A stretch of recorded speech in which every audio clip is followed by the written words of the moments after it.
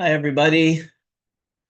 Welcome to Hash Church, Season 11, Episode 5. The Skunkman Sam tribute. I gotta let you know I'm gonna be a mess this entire show. This is very difficult. I have such enormous amounts of grief right now and stress to make this show perfect and do right by Diana and his family, his daughters, uh, Maya. Haley, Sienna, his granddaughter, all the girls.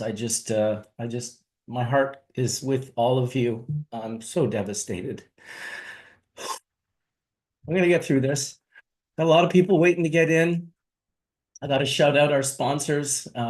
Just the two. Thank you so much for Heritage Seed Bank, who's with us every week here in Hash Church. He reached out 2 or 3 weeks ago and wanted to do a sponsorship. It happened to fall on this day. I thought about it. I wasn't sure if I wanted to do sponsors, but I do want to shout them out, give them the props that they deserve, read a small little blurb from them, and then I'll read another little blurb from Craft Greenery.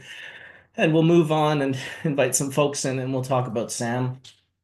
Heritage Seed Bank, they're not just distributors, they're passionate cultivators, preservers of cannabis heritage with decades of breeding experience. They collaborate closely with top breeders to offer only the highest quality genetics. Their goal is to empower all growers with access to the world's best genetics, knowledge, and support, ensuring cannabis remains diverse, potent, and accessible. I feel like that was Skunkman Sam's mission in this life. And when I hear of younger people picking up that torch and doing that, it really brings joy to my heart. These guys pride themselves on ethics, integrity, transparency, working only with reputable breeders for ethically sourced, top standard seeds. They offer exclusive, hard to find cannabis seeds with unmatched customer service, including fair pricing and accurate information. I did reach out to Fletch from Archive to find out about these guys. He said they're good people. He sells his seeds to them. I got to give a huge shout out to Fletch. He's been absolutely amazing during all of this. He's really been super supportive with donations, with concepts and ideas of making things better. I know he's as devastated as the rest of us. So shout out to Heritage Seeds. You can support both Fletch and Heritage Seeds through heritageseedbank.com. I also want to give a shout out to Craft Greenery, Dennis and Mark over at the local dispensary here in Vancouver. They've got a premier cannabis dispensary and they've sponsored today's show as well. They were very imperative about sponsoring today's show. And their sponsorship funds will be donated 100% to Skunkman Sam's celebration of life happening here in a few days. These guys are all about bringing the highest quality and the widest variety of cannabis and extracts right to your doorsteps across Canada, whether you're a connoisseur or whether you're a connoisseur. Oh, I'm having a hard time here, guys. I'm really having a hard time here. Or a curious newcomer. Craft Greenery has something special for you. I do want to show ever so quickly their logos. There's Craft Greenery. Thank you guys, Dennis and Mark. I appreciate you. And I also want to share the logo for Heritage Seed Bank. Thank you guys as well for sponsoring today's show. It's going to be a tough one, but we're going to get through it. I had so much love for this man. The grief that has come up since his passing is very reminiscent of my father's grief of his passing 20 years ago. I know tons of people are going through this. And I just want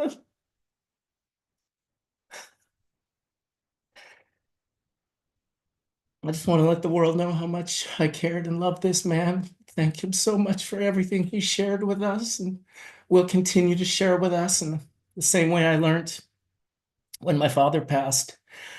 That every time we talk about him, every time we bring him up, every time we tell a story, we're bringing him back. So when we say he's gone, I can't believe he's gone. He's not gone. Yes, in this form, he's not here anymore, but in spirit, I can't imagine a day where Sam isn't with all of us. So I'm going to invite some people in, and we will get started with a beautiful episode of Hash Church in honor of David Watson, aka Skunkman Sam. So here we go. Look at this incredible group of people. Oh my goodness. Thank you everyone for coming out here today. Rob, it's so good to see you, brother. Jesus. I'm sure Good to be here. Love you guys. I can't imagine how devastated you are. You spent more time with Dave than any of us. You know, you guys, like Brian has said many times, two sides to the same coin. I met Rob first before I met Sam. Hey, Rob. Met So Rob, must have been back in 95. you're Brought him by my house maybe a few years later, 96, I think, 97, whenever he was in BC. And soon after I would meet Skunkman Sam soon after I started the bubble bag company, and he would reach out to me aggressively with his aggressive old school nature and say, if it don't bubble, it ain't worth the trouble. You know who said that first, right? And that was the email that I got from him. And I wrote him back and I said, I absolutely know. I've only heard Rob say it. I've never met you, but he always gave credit to you when he said it. I know it's your statement. I said, I don't have to use it. I apologize for using it without. It was really an homage to you, I told him. And, for some reason, I somehow unlocked the David Watson friendship dome, and it opened up after I told him that, and it was slow but sure. And I appreciate Rob, you being a big part of sort of getting me in there, to such an amazing person. Both of you really have been influential, and I call both of you mentors of mine. And I'm happy you could make it today, Rob. I'm just a little numb today. Yeah, yeah, I hear you. It hasn't been the easiest of times for any of us, but yeah, it's good to see everybody's faces. nice to see you, Rob. Haven't seen you in a while. Yeah, it's been a long Nice time. to see you. Nice to Get see my all of headphones you. working here. Nice to see all of you. Blessings. Looking good, buddy. Rob, you're looking Staying good, alive. too. You're looking really good, man. Yeah. Well, I'm here in Laos. Laos is a very nice place, very calm, quiet. Went to a raging birthday party this evening, which is good for my spirit. But yeah, it's And nice. how old are you now? Oh, I'll oh my turn God. 72 this year. Ricky, Rick DeLisi. What's up, Soma? Hey, I love you, bro. I love you. hey, Rick. Welcome, What's up, everybody. everybody? Welcome, How Rick. y'all? Welcome, Dr. Ethan, Johnny B. I see Mel Frank with Todd McCormick is in the house. Wade Where's Laughter, Todd? Soma, Dr. Mark, Colin, Aaron from DNA Genetics, Etienne, Dragonfly Earth Medicine. I really want to make today a celebration, but I feel that it's pretty okay if all of us just want to melt down and fall apart for the first little bit of this. I spoke to Todd yesterday, and I felt his grief so deeply in my soul. It's just sad. It's just one more way Sam is uniting us, and I know that grief is love. I know that grief is fairly selfish behavior. I know that I'm grieving for Diana and the girls, and I'm grieving for all of you guys, but I'm also grieving for myself. I have some selfish greed going on right now. Absolutely. Such a dear friend and great man and an absolutely unbelievable inspiration to so many people.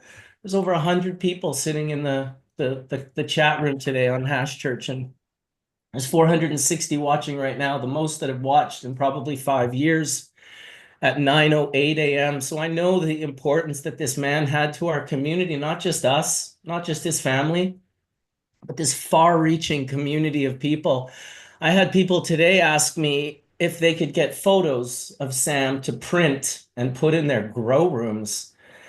And I just thought, what a beautiful idea. I just pictured thousands of these images of Sam all around the world in people's grow rooms, and seeing people post these pictures on Instagram of Sam in the background overlooking, some of the pictures you've taken of Sam over the years, Todd. I don't doubt that those will be the pictures that will be used. And just want to thank everyone for showing up today. I want to thank everyone in the room right now. There's a very big group of people watching that had deep love for Sam. One of the people had written a couple days ago, I never met Sam, but the hearing of his passing stopped me dead in my tracks. And it just hit me so hard, you know. It's not just us. We were the lucky ones. We got to know Sam and we got to spend time with him and go on trips with him and travel with him and, you know, visit cannabis fields and smoke hash and just, you know, be around this man's absolute and utter and complete fiery passion for cannabis. And then, you know, for the lucky ones to meet his wife, Diana, and see a woman who could support this man in such an unbelievably unashamed, beautiful way. It was very inspirational. And I know when Diana first met my family, she told me, she's like, wow, you really remind me of like young, beautiful Shar with the two babies. We took a trip to Jamaica. Rob was there. He was working on one of his books that year, and it was just it was kind of the beginning of a really, really beautiful friendship. And I just really want to take this moment to thank you, Sam, for trusting me, for sharing with me, for showing me your static process when very few people on the entire planet knew it. I held that dear to my chest. I never shared it with anyone. I never showed it to anyone because the respect I have not had, the respect I have and will always have for you is it's just at the highest level. I'm not going to go on too much, but I have a very deep love for this man, as I know all of you do on the panel. And if anyone wants to pick it up from here, please do so because I'm just going to fall apart for a little while. Well, while you do that, I'll go ahead. For those of you who don't know me, I'm Ethan. I met Dave in 1999 on the beach at Acapulco, same time as Rob and Dave Pate. Was introduced to him by Jeffrey Guy, the founder of GW Pharmaceuticals. This was shortly after the genetics of Hortifarm were assigned to GW. And for those of you who didn't know, that work became the foundation for what later became Sativex and Epidiolex, also the isolation of cannabinoid-free plants, CBG-only plants. It all started there. So that was the beginning of an amazing friendship.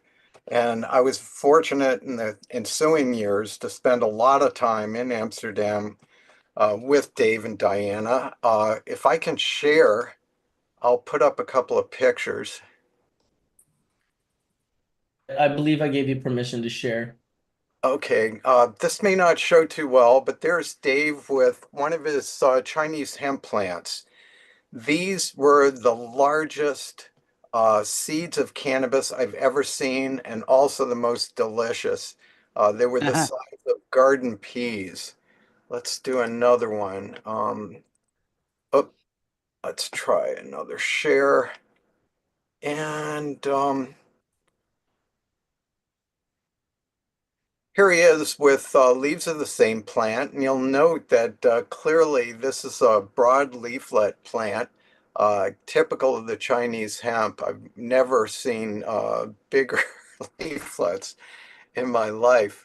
And then one more, I hope will be amusing.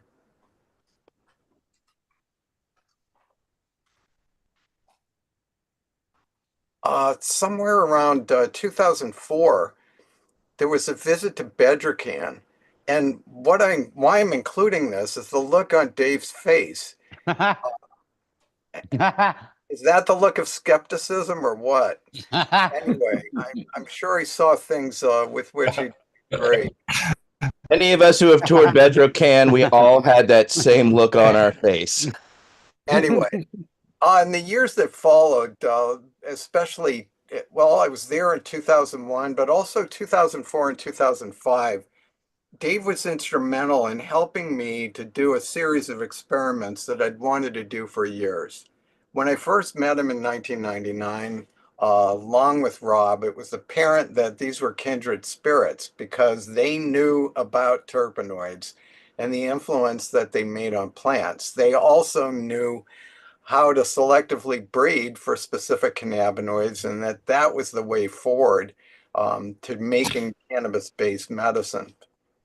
In 2004 and 2005, in a series of long stays with Dave and Diana, we did a bunch of blinded experiments with a volcano vaporizer with Diana's help to put them together so we wouldn't know what was in them. But that's when I had the opportunity to try various cannabinoid isolates and combinations with terpenoids that form the basis of a lot of my subsequent work, particularly for taming THC.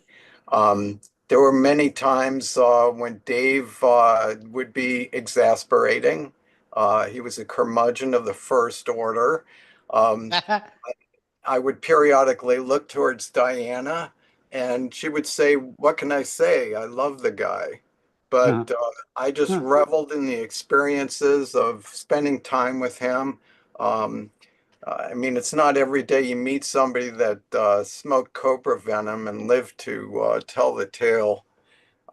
Also, to enjoy his collections, the India Hemp Drug Commission, the only set of books, the originals that I've ever seen, and his drug force patches and everything else. An amazing collector and personality of the first order, and I'll miss him greatly. Thank you for sharing, Ethan. Really appreciate that. And definitely not wrong. He was definitely a curmudgeon of the first order. And that's what we loved about him. He had a bullshit detector that was so fucking sensitive when it came to cannabis and cannabis breeding and growing. And he had no problem. He understood that blowing smoke up people's asses wasn't how you moved them. He inspired people with truth. And it was sometimes a brutal truth. And there's people in the chat room right now. I believe it was Tony who said, you know, this is a guy who would answer he would comment on my posts on IC Mag. He would let me know what I was doing wrong. He would decimate me. And then he would continue to send me private messages, just me, some nobody kid from middle America. And I love that about Dave, that he was willing to share his time with people. Any way that he could find access into the cannabis community. I noticed recently he started posting on LinkedIn, and he was just super like posting like so many times every day. And I was like, oh my God, this is another amazing place for people to gain access to, you know, the kind of one and only David Watson, which even I can't tell you how weird it sounds to me hearing my voice say his name on like in a setting like this. It was the weirdest thing to see pictures of him posted. I texted Diana right away. I was like, is it okay to post pictures? And she said, well, I don't think he minds anymore. I'm pretty sure I was just like, oh my God, okay. Like that's a way of thinking about it. Oh, there's a great picture of him on a plane there with in Ryan Lee's. I just loved his smile. I loved his personality. And I just had no idea when I was learning to become friends with him how much I had in common with him, how similar I was in my own personality. And just yeah, I'd love to hear anyone else's So, little introduction.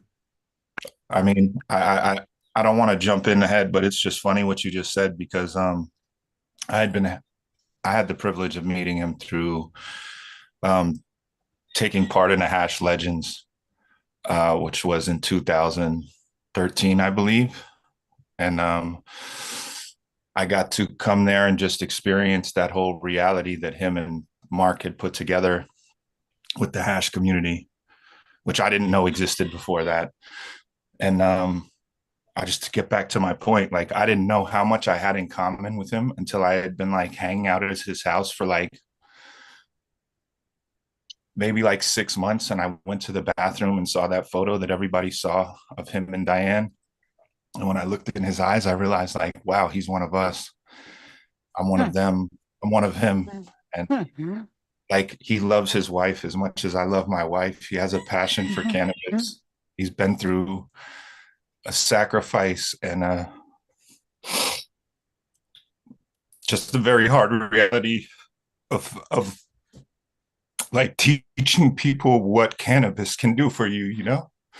It was a trip. So from that point, I remember coming back into his living room and being like, this is so fucking awesome that he's embraced me, you know? So I'm sorry I'm getting emotional. Big love, It's, homie. Big love. it's my moment to let it out. He was a really cool dude. I hate that anybody talks shit about him. It was he really brought me near all of you, and I'm grateful for that. Yeah, and he kept me near all of you, and as I even as I left Amsterdam, I still kept very good contact with him. Spoke with him the day before he died, actually, and yeah, I feel tremendous love for him and his wife, and I will miss him greatly. You were a good friend to them, dude. You were a really good friend to them. I know how much it meant to him to have you visit him in those days when, things got quiet in Amsterdam. Yeah. He was cooler than most people even could understand. That's what it was.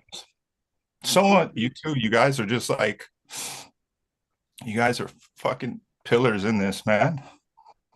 He was 27 days older than me.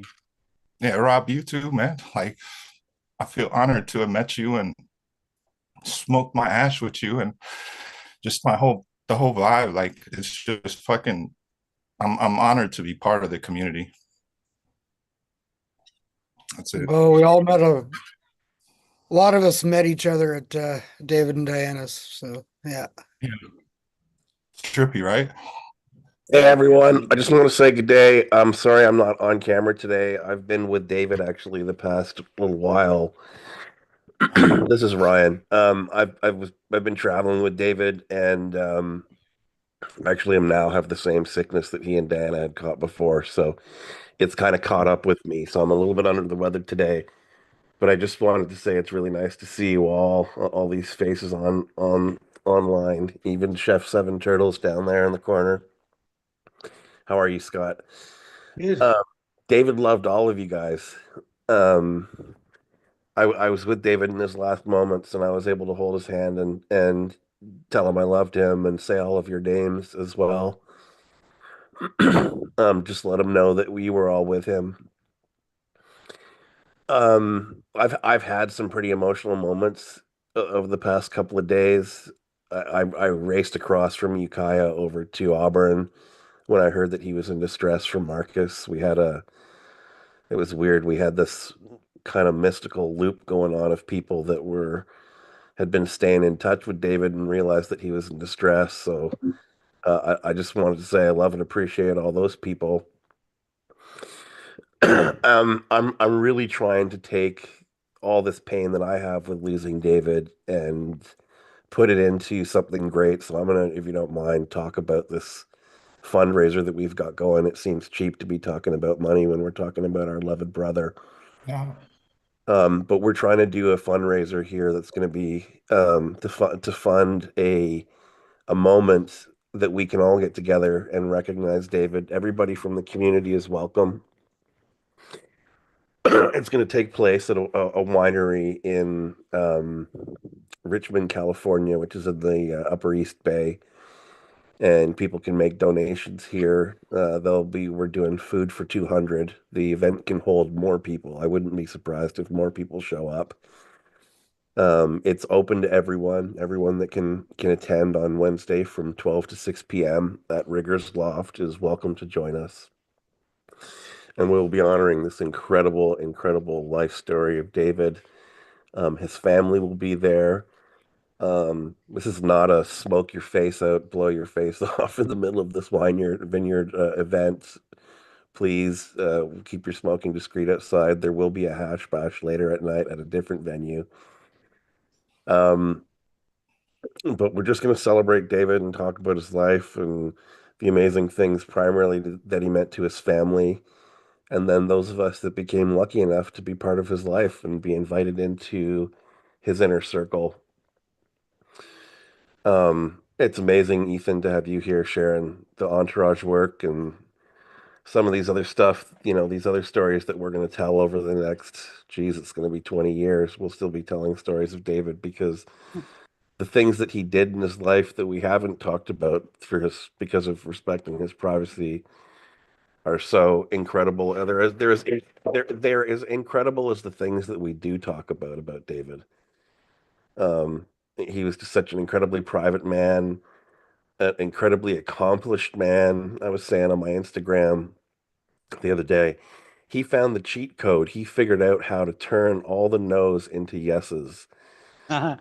Um, he really figured out how to do things that nobody else was able to do. And that involved things like bringing the former head of the chief of police for Holland onto his security detail team for the company. He knew how to, he figured out, he didn't know how to, he figured out how to walk these very difficult paths that allowed him to have the right to grow cannabis. And from that, he took this incredible passion that he had for cannabis. He founded the International Hemp Association. He started the work with Hortifarm. There's the seed work that he did that supported the recreational or non-medicinal side of the industry. David is truly, truly the real only godfather legend in cannabis. We can talk about other people with their work with seeds or medicine, but David did it all. Like he did all he did the hemp side. He wanted to normalize with Rob. I mean, the work that you guys did at the International Hemp Association to normalize cannabis and provide genetic resources to people that were starting hemp programs and information to people that were starting hemp programs in every country. He had his fingers in all the pies on the cannabis side. And with Rob, they became the hub in the spoke of the wheel. They became that central hub. And like photosynthesis, like chloroplast can't photosynthesize without that central ion of magnesium. Like like the same with blood vessel or with blood cells, that central ion of hemoglobin. That's what David was to the cannabis industry. Um, and we've clearly lost so much, and it's so clear seeing my friends, these people I love on stage here today, talking about David and shedding tears. That's because of how much David would love. When you love someone that deeply, and we remove that person from the part of the equation, we feel this huge loss. But it's because he occupied such a huge place. And I've had a few deaths in my close circle in the last few years, and I've realized this time we have on the planet is so short, it's so fleeting. All we can do is really try to make the most out of every day and be happy every day. And so when I think of David, I'm really trying to be happy for all the things that he brought into my life and not focus on the sadness of losing him. Because David really did try to live his life with joy every day. Diana recently sent me this picture that we're going to use on the pamphlet for the memorial. But it shows David. I mean, everybody knows Skunky Sam, kind of maybe angry Sam, the one that would get up in your face when he first met you. But on the other side, there was Sweet Sam.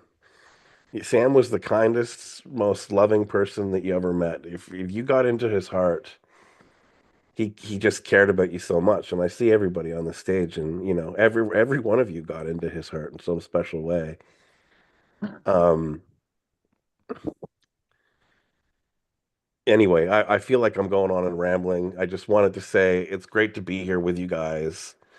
It was really Wade. It was so great to be with you and get to see you meet David for the first time on Thursday. Um, all of you guys, Aaron up in the corner there, all of you guys, you all played a role in David's life. And even last Friday, we went to this breeding laboratory in Davis, California. And it was, they're doing some pretty advanced stuff. They're doing high dihaploids and haploid plants and, creating very true breeding plants. And it reminded me that, like, even right up to the last days, David was doing what he wanted to do with life. He was doing what he enjoyed in life. He was with people that he loved in life.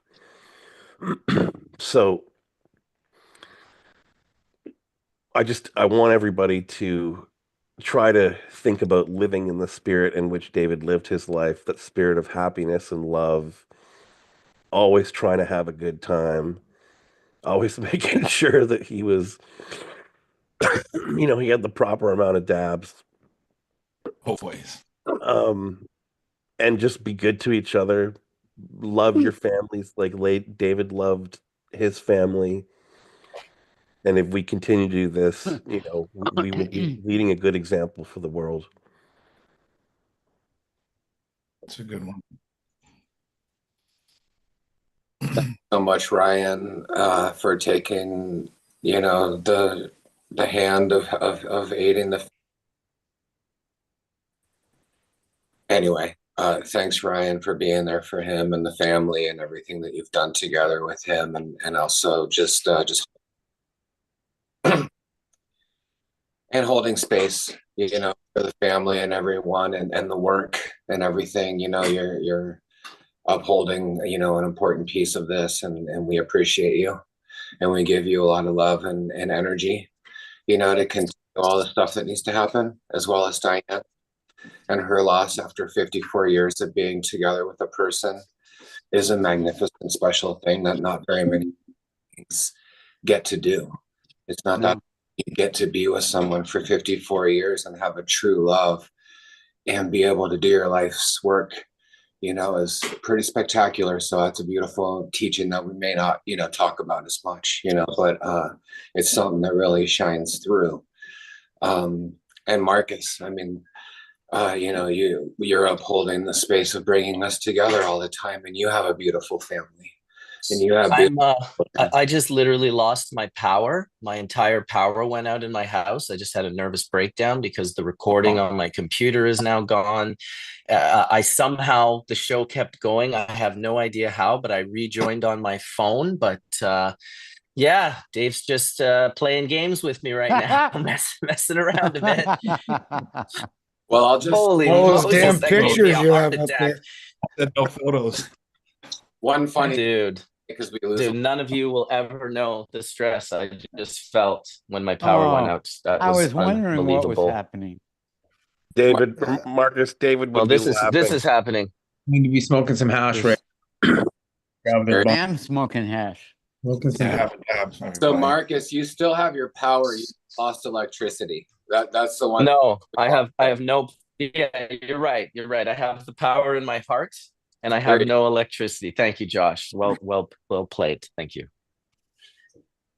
Marcus, goodness. take a dab, relax. Thank you for putting this together. We understand your stress.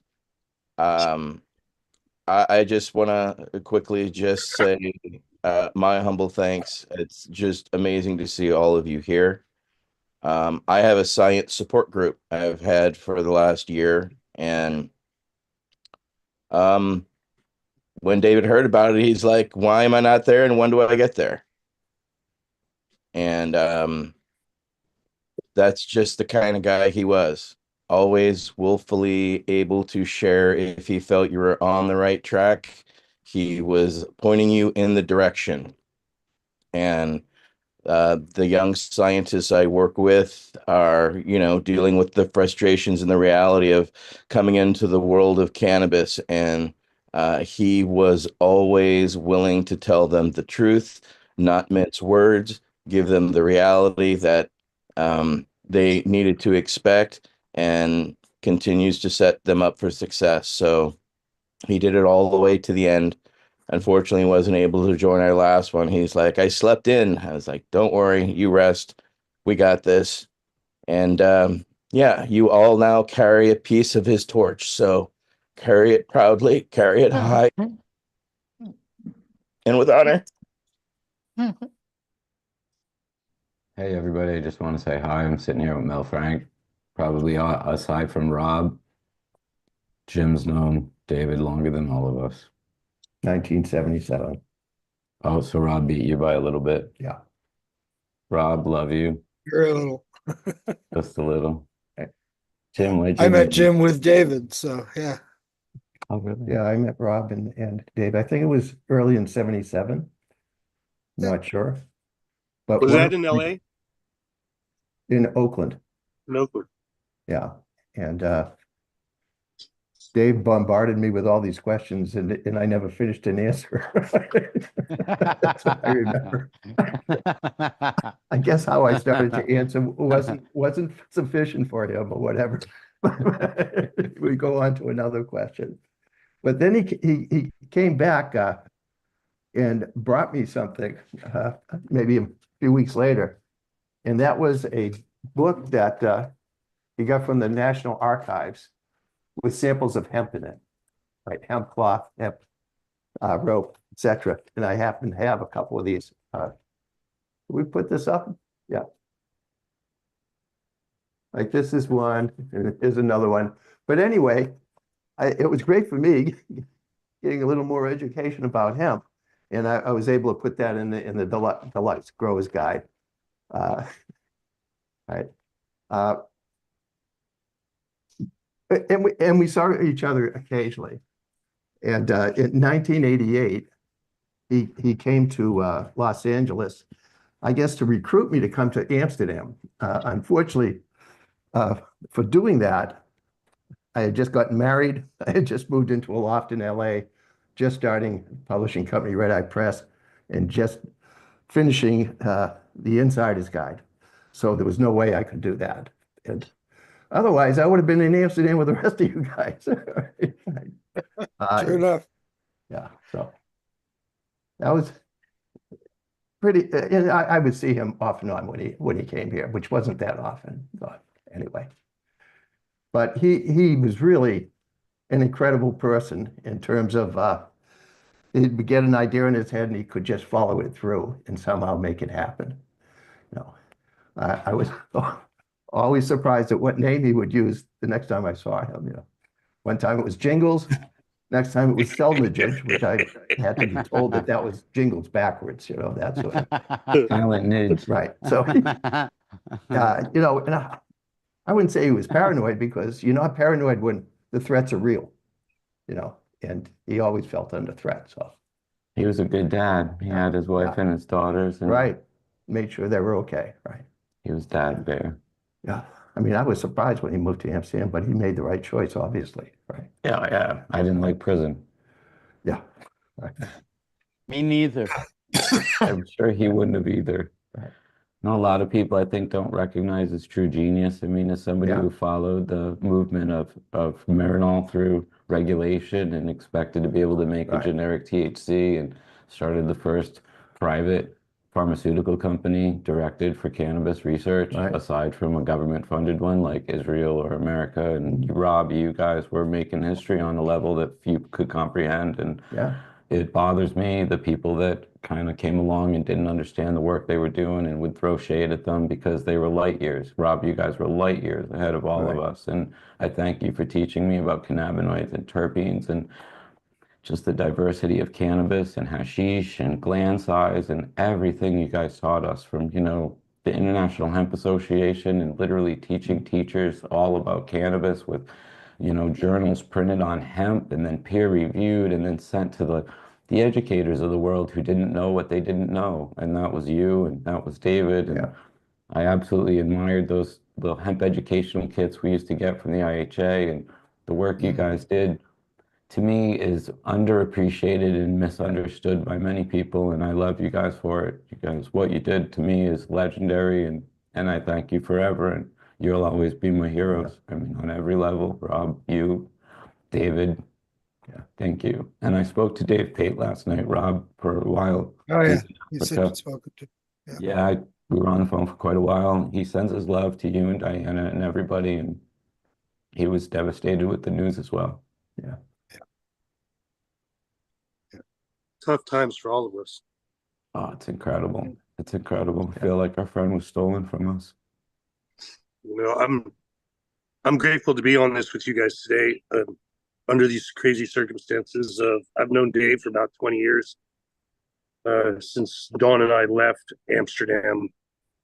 Left California to follow our dreams and moved to Amsterdam, and you know, maybe show some people, you know, us Cali boys can do something. We always, you know, we always try to make the older people that we knew, the Somas, the Dave Watson, the Rob Clark, everybody who came, Mike Richards, all of you guys, like, Mike Richards. You know, we try to impress you guys because we were the young guys in awe. You know,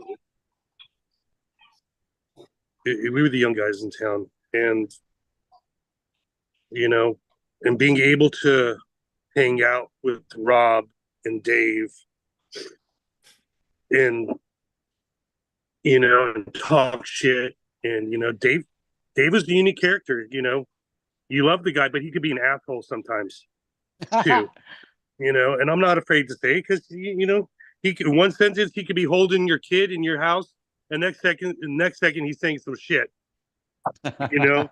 And you know, like, I'm grateful to have spent the time that I got to spend with him. I'm grateful to have been able to bring some dry sift hash over to his house that he couldn't clean up. You know, we were always amazed about how he would go into his little room, come back out licking his fingers, and have these 3 piles of hash out of the dry sift you brought to him. You know, you'd have your trash pile, you'd have your pile that could probably be cleaned up. It's mostly trash. And then you have your A pile. And, you know, it was always Don and I's goal to just come and bring something that he couldn't do and impress him to the point where he had to say something fucking nice, you know, something really nice. And you're like, that's great work.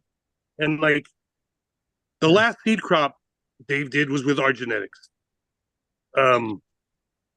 We did a little project together. This is true. This is all very true story. I have a big pile of skunk cross slee stack in my possession.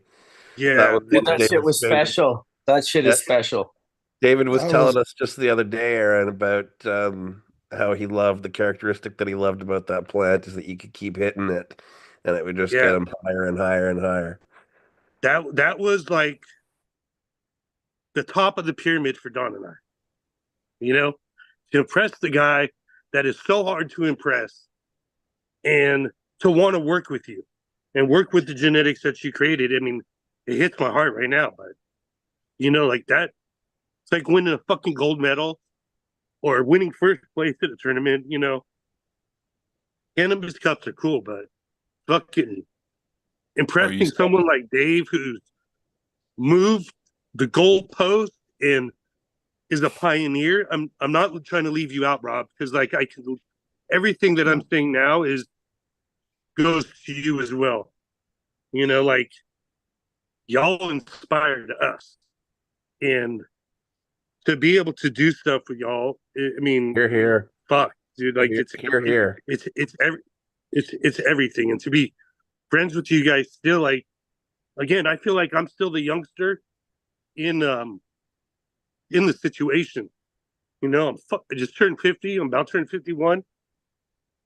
Yeah, it's an interesting time to, you know, to deal with this shit. Like, I'll be honest, like, I've been dealing with death from a young age, and it sucks, and people around me dying, and this year is no different. I've lost other good friends. It turns you into the man that you are, and you know, I try to wake up smiling every day and hug my kids every day and just pass the knowledge that I've learned. Although I'm not smoking in front of my kids, like, they know about weed, and I don't know. I don't want to ramble on. Like, look, I love you guys. I'm glad I got to learn. I'm glad I got to, you know, try true tests with terpenes and stuff like that with Dave. Feels weird saying, like Mark said, it feels weird saying his name, you know, because of all his aliases. Me and that guy grew up in the same town. We're both from Hollywood.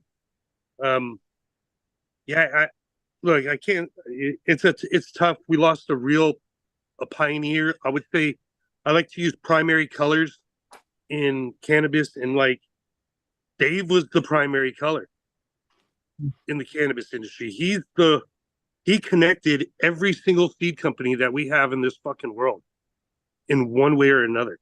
They don't even know it. Some of these guys don't even know Dave bred skunk. You know, like these are he's a pioneer. Like his work will live forever, and that's one thing that is the coolest part is his work will live forever, and everybody that grows a cannabis plant has a little bit of Dave in their growing. And I'll just leave it at that. I'm glad I got to shed some tears with you guys. You Thanks know, for reaching out last night too, Aaron. I yeah, appreciate I it. look forward to seeing you guys. You know, it's been a minute. I don't know if I'll make it to Richmond. My wife's in Miami with my daughter. She just had a gymnastics competition, and I'm home with my son, who's he's got his baseball and basketball and flag football shit. You got a life to live, dude. Listen, No, everybody. I know, but you pay your respects, and for someone that's been held my daughter when she was just a baby with Diana at my house, and we were all friends. We might not see each other every day, but we're all friends, and I'm gonna pay my respects. I don't mind driving the 6 hours. That's nothing to me. I'll drive 6 hours and 6 hours back home for a friend. Well, if you can be here, that's lovely. There's something that you just said about a little piece of David being in his grow room, and this is not going out to this. What I'm saying here is not going out to everybody, Joe Public, but David's wishes are that all of his friends get some of his ashes and they incorporate them in with their next crop soil. And David wants to end up in your cannabis and then end up in you and end up in the seeds that we share around the world. So everyone on this panel, you guys are all very close friends of David. If you would like some of his ashes, Fletcher from Archive Seeds has just been incredible in this whole thing. I want everyone to know. He's provided the anchor funding so we can do this memorial, but he's also sourced these incredible hand-blown glass vials that everyone will be have to be shared with some of David's ashes. So if you're willing to take on that responsibility, please get in touch with me or Todd or Marcus, and we'll make sure that happens. David's entire life was around cannabis, and he wants it to continue to be within cannabis. So we're gonna make that wish of his come true. That's awesome. No, I met David on the forums the first time, and as a 14-year-old kid, I read Mel's book front to back, back to front. It was maybe the first book I ever read straight through, to be real. And I read it probably 100 times over, and it felt like a movie almost from reading that book to going to the forums to getting a message from Jingles to not knowing who Jingles was. To getting all this knowledge and, hey, you should be doing this, you should be doing that, read this, read that, sending me information, not knowing who any of these individuals were, meeting Marcus on the forums, not knowing who Bubble Man was.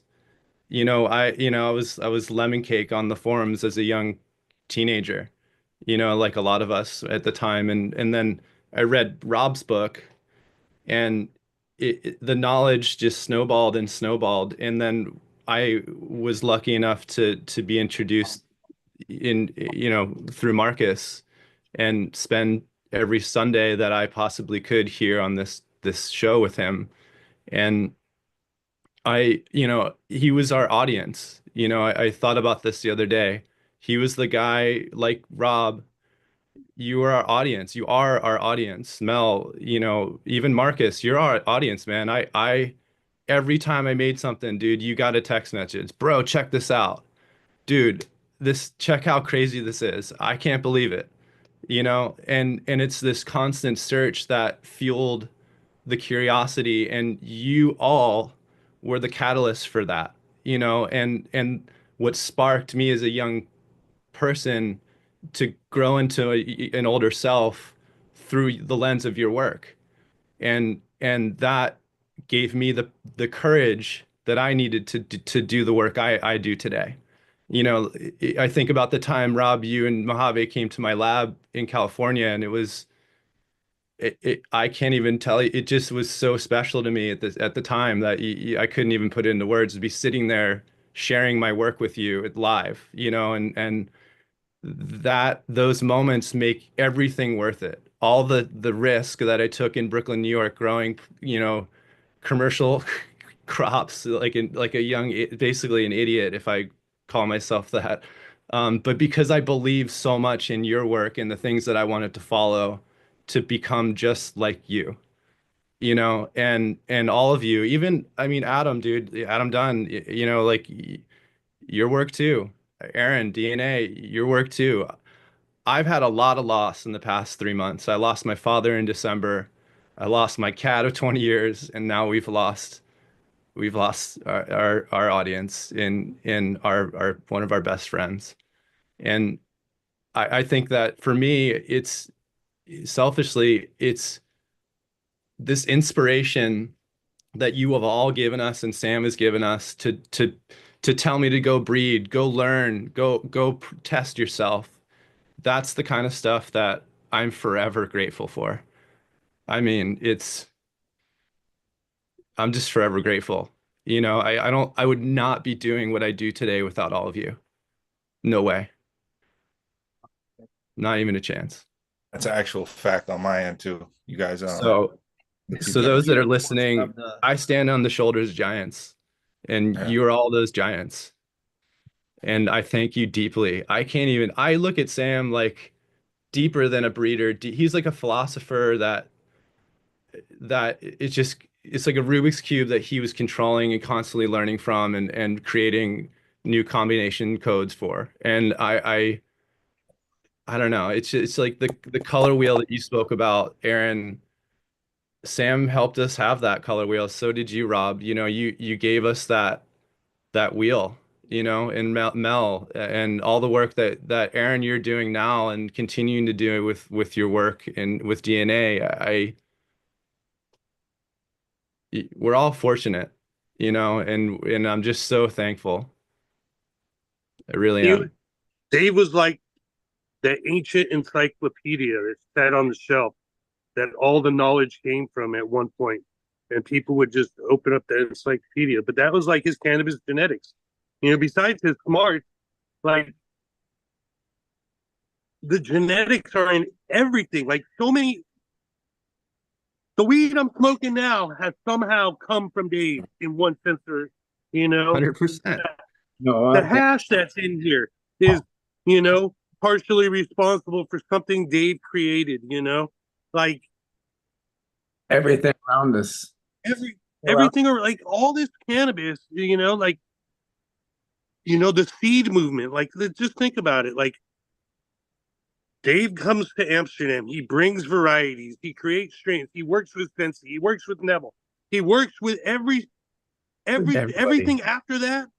Yeah. Everything after that, you know, is still probably because of something of his, you know, and like it's fucking cool. It's cool to see, like it's cool to see my work in other people's work, but like a lot of my work probably wouldn't be possible if it wasn't for someone like Dave. You know? 100. Yeah. And like, I think you're 100% right. And the thing that I think I hear you saying out of all this is that without that foundational work, I don't know where we'd be. I don't know. I mean, you'd be playing with other primary colors, you know, landrace varieties. And into what though? It would be landrace to landrace, right? And then you know, you have a new strain, but like it's not skunk that's, you know, touched every part of the world. Let me tell you, I've gotten so much shit for selling millions of seeds to bulk customers around the world, right? And then people see these pictures out in the world and they're like, oh, you're the reason why landrace varieties are dead in that part of the world. Da, da, da. And I'm like, you guys are like 30 years late on this thing. That's not my fault. Talk It's David's fault. Talk to the guy that bred skunk. All Africa, skunk. Morocco, skunk. Iran, skunk. I mean, all these places that they grow massive fields, Mexico, South America, all skunk, dude. Like, it wasn't me. I'm just trying to give them more females in their crops. But like, skunk was introduced, and I'm not saying it ruined the crops because they go back. Morocco goes back to what it is. They're still selling the same hash. The hash, you can put in the greatest strain in Morocco, and it's still going to taste like Morocco soil. It's a drop of water in the ocean. It's a drop of water in the ocean. People get all emotional on themselves about this stuff, but as well as I do, Aaron, it's a drop in the ocean.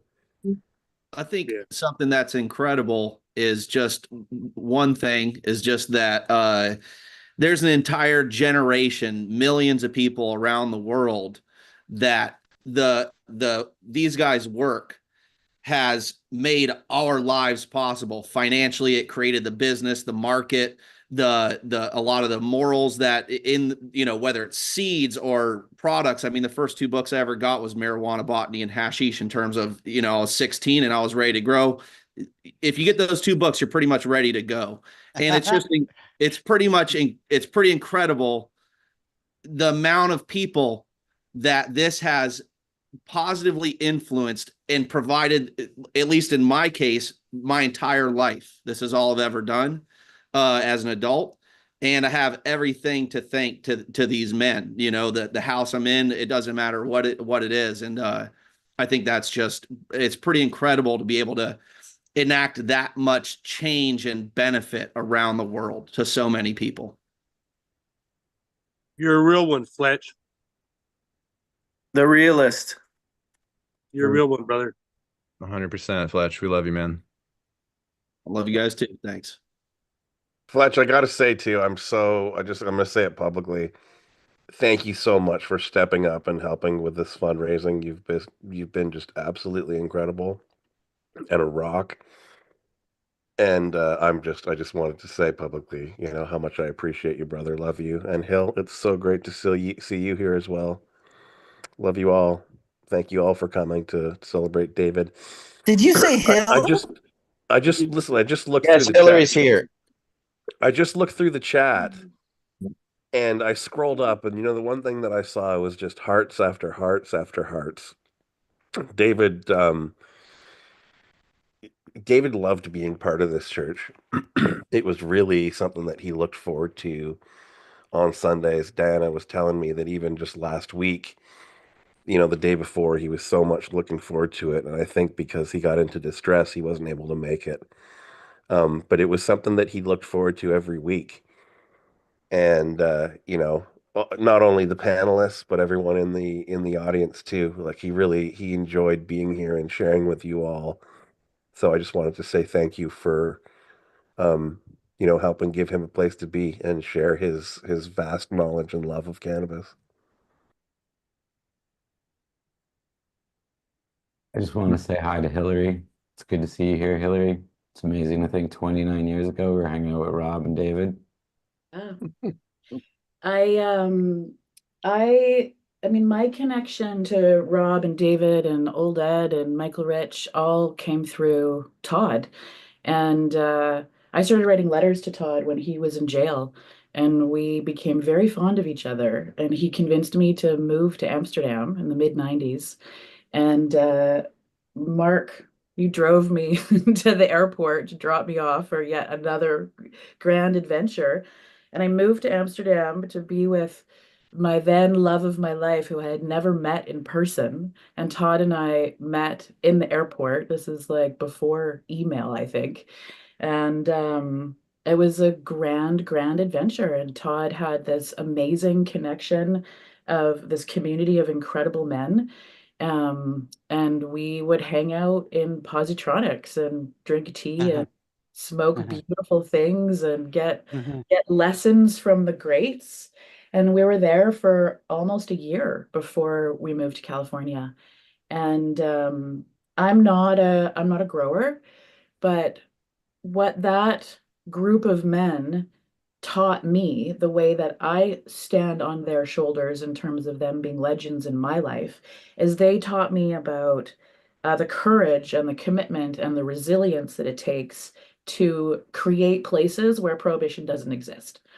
And you start with a room, an organization, a place, a city, and it grows from there. And from the inspiration and the learning about the plant. I mean, when I came back to Canada in, in the 90s, nobody was talking about, there being a variety of cannabinoids in the cannabis plant that have different therapeutic effects. Like this was like not the conversation that was happening around medical cannabis. And yeah, like they lit a torch for me that I brought back to Canada and kept carrying that work and carrying that space and continuing to make places where basically prohibition didn't exist. And I met another man that was a part of that community of people, Marty, who also is no longer with us, who ended up being one of the most important producers and providers and teachers and generous and very talented grower that supplied my Compassion Club for years and years and years. And I know that he told me stories about David taking some of his best genetics and giving them for free to Chaling from Bedrocan back in the day because he was starting to work supplying people that were living with HIV and AIDS through the pharmacies in Holland. Is this Blackfoot? Yeah, Blackpaw. Blackpaw. Yeah. Wow. And when I heard about David passing, the first thing I thought was I imagine that Blackpaw is probably on the other side, ready to greet him. And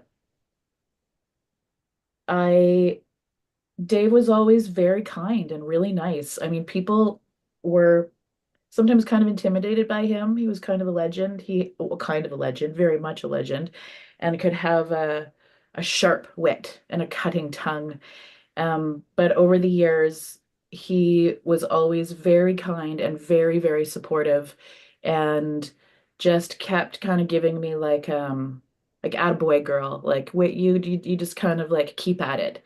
And he was always just one of the really like just forces that kept my chin up when things were really, really, really hard trying to create space for medical cannabis in Canada. So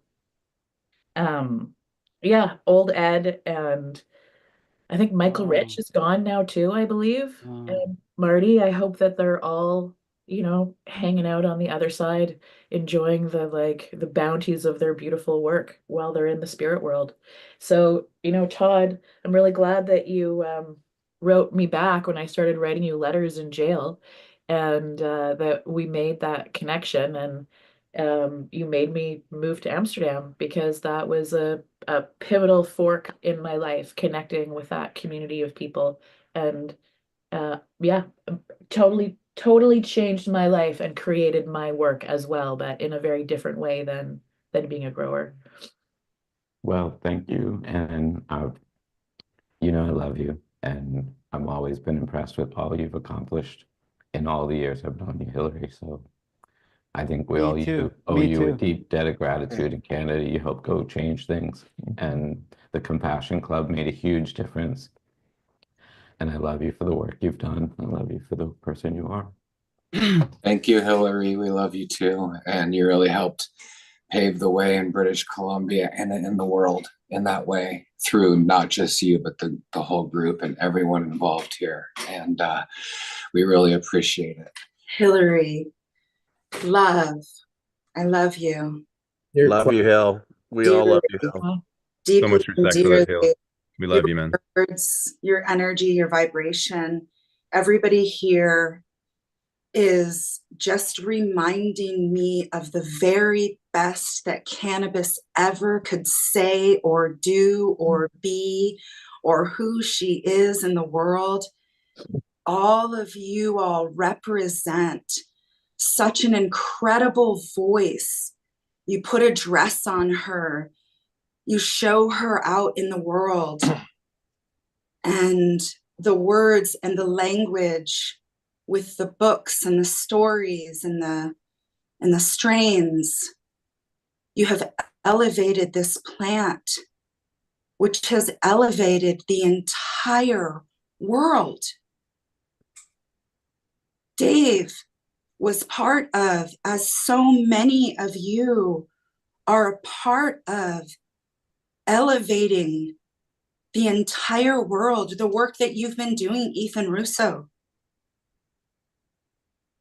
Every single person here on this panel, every time that someone takes a smoke, every person here is a part of that elevation, of that person, of that family, of that community, of that world. My gratitude is so beyond words. To Dave, to Diane for allowing him to do all that he did. For sure, Diane, all the love to you, girl, for allowing him and being his sidekick. Yeah.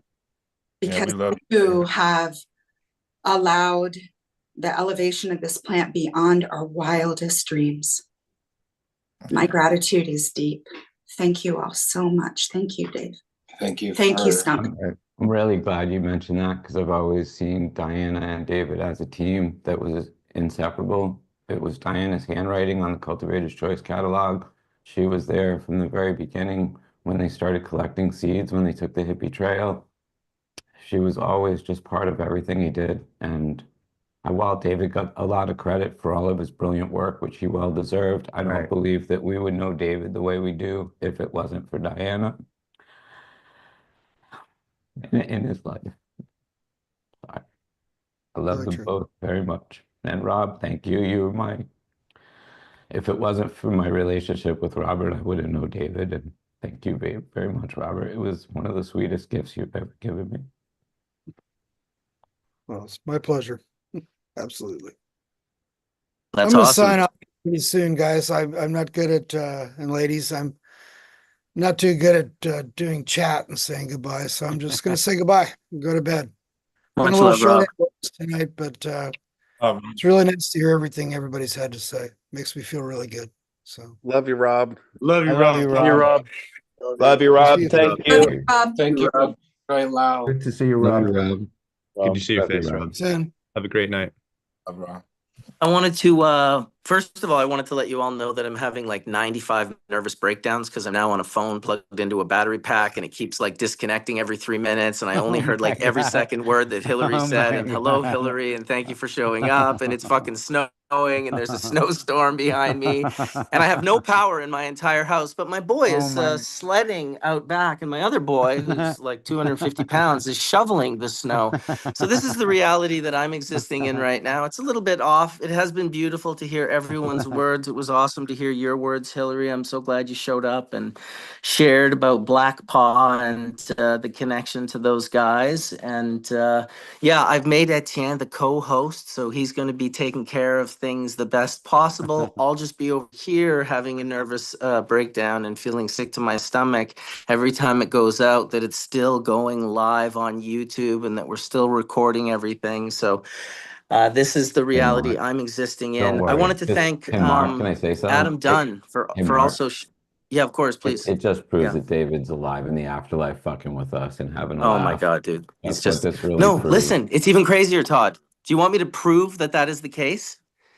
This feel it's fucking true. guy right here, this fucking maniac right here, just drove from Chilliwack through a snowstorm to bring me six-star bubble hash, 6 different varieties of 6-star bubble hash. John Hatch on Instagram, champion of champions. I'm like, so David's fucking with me. He's knocked out the power. My whole He's telling computer you to system's dab. not working anymore. Telling you to dab. But he's had 6-star hash delivered. He's got 6-star hash being delivered. So He wants you to focus There's on what's proof. important. He Y'all wants you to woke up, Mark. Yeah. That very well could Yeah, but be 7-star hash. All in. Jeremy Plum, welcome. How are you doing today, sir? Joining us from Colombia. I'm so glad that you ported in. I am so grateful to be a part of this moment, to see all of the amazing eldership and care and love represented on this call. And the reality I exist in right now is a bit chaotic. It's, I'm in Colombia. There's technology issues and a variety of things. I'm very grateful that there's a signal now. There's a little bit of a fight to get to this outcome, but I just really want to share from the bottom of my heart gratitude to you, Ryan Lee, and Rob before he left for the opportunity to have a bridge to David. And that I know without your love and brotherhood and eldership, there simply wouldn't have been those unbelievably profound exchanges that in a limited period of time, of course, above and beyond Marcus's hosting of David here, there was, I think, some key and pivotal exchange that happened that I am just obviously deeply and truly grateful for, in love with. I feel just obviously a bit overwhelmed at the notion that sometimes when somebody holds so much knowledge and wisdom, even in this vast community, facets of it could be gone, could not be expressed, could be lost. And it's my great hope that through the course of today and any other opportunities that we have to connect or exchange, that we don't lose any of the wisdom and love and care, the insights about the plant, the things that help to continue to usher forward something that is a truly meaningful expression of what we love. And I think David is just such a mind-blowing storehouse of experience. And I know I can feel that in a sense now. There's that anxiety about what could possibly go with him, and the huge gratitude to everybody here carrying the beautiful torch that you do. And in any case, a huge privilege to be here today. So much love for everybody present, and looking forward to hearing a lot more and sharing moments. One last quick thing. I know that one of my first interactions with David that was truly meaningful was when he was kicking my ass for being involved with the Open Cannabis Project, which at the time was sincerely a very earnest expression for me in an attempt to try to defend and buttress against corporatism in my community. And in an instant, he like saw right through this multifaceted web of relations at a level that I could not, and gave me the gift of a liberating perspective through like what is the equivalent of a chiropractic adjustment, like a quick, sharp snapping with a loud crack where you start to wonder if a vein could get severed and you could have some kind of greater consequence, but in fact, you're actually just aligned instantly. That was one of the, I think, first moments I came to understand the magnitude and gravitas that David carries. It wasn't without pain. It was certainly connected to a bigger picture. In any case, grateful to be here. Thank you so much. Thank you for sharing, Jeremy. So eloquently put. I'm also suffering to the whims of technology. I'm in a snowstorm right now, and my power has gone out. So I'm running this church on my phone right now. So I felt your that energy of like, please just get a signal, please stop cutting out, please stop. So very, very beautifully and elegantly put. Appreciate you for sure. I wanted to maybe welcome Adam Dunn. I did his show the other day. I always felt that Adam and Doug were kind of two of the first in the early days to sort of break the dome of Rob and Dave and kind of get in with those guys and spend time with them and really start sort of slowly extracting all of that incredible knowledge. So Adam, welcome, brother. How are you today? I'm great. Thanks. I wanted to thank you also for putting this together.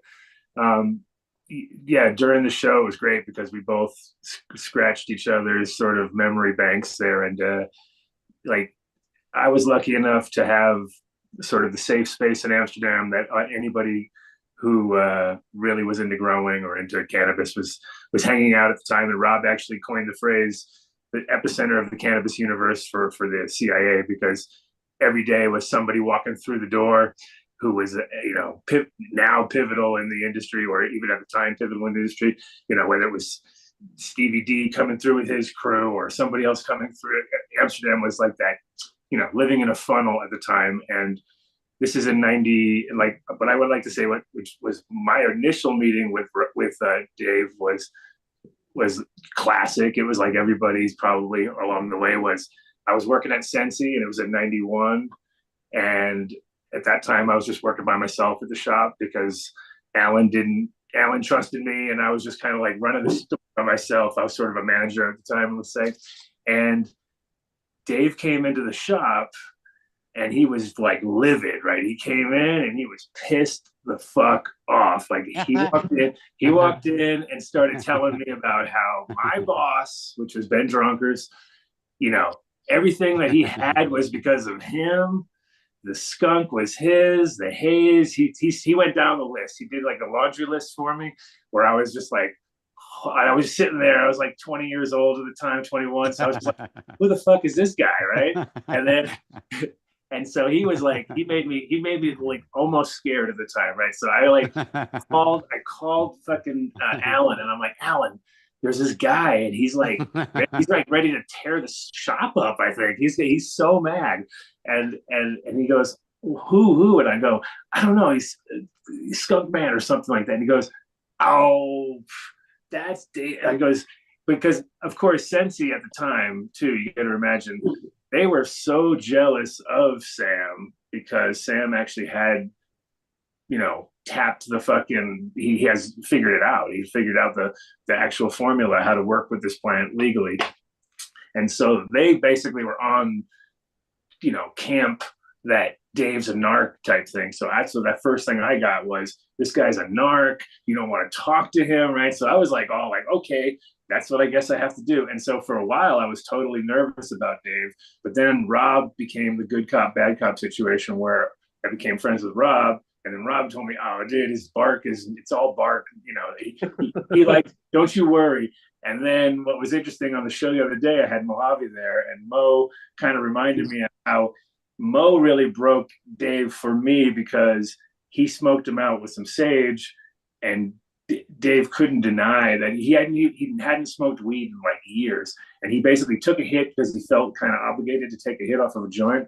And he really was like, wow, dude, that's like, where'd you get, like, it just sparked something. And so he got respect from Mo, and then from me overall in that way. It was just kind of like, it was a classic way of learning how he really is, where if he likes you, he's going to even be more on your ass. You know what I mean? Because that was what I noticed. And I always I felt really in a weird privileged way, because I had Rob to bounce all my ideas off of.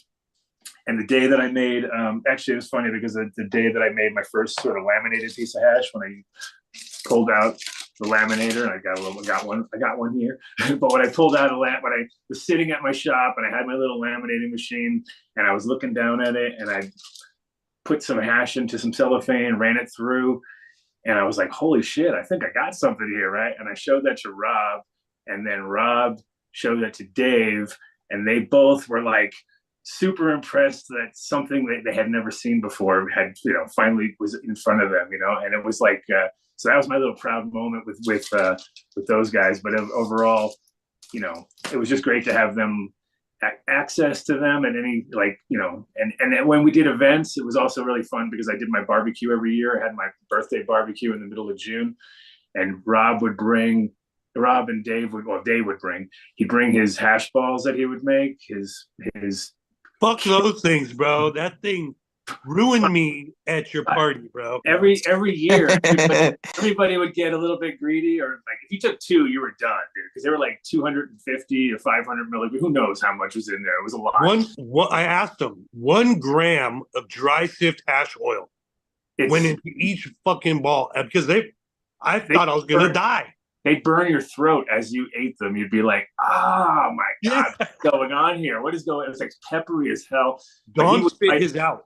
he would wipe They everybody out. they Like lasted for a long time. yeah, people would call me for the next 2 or 3 days, like, dude, why didn't you tell me? Like, oh, dude, I'm sorry.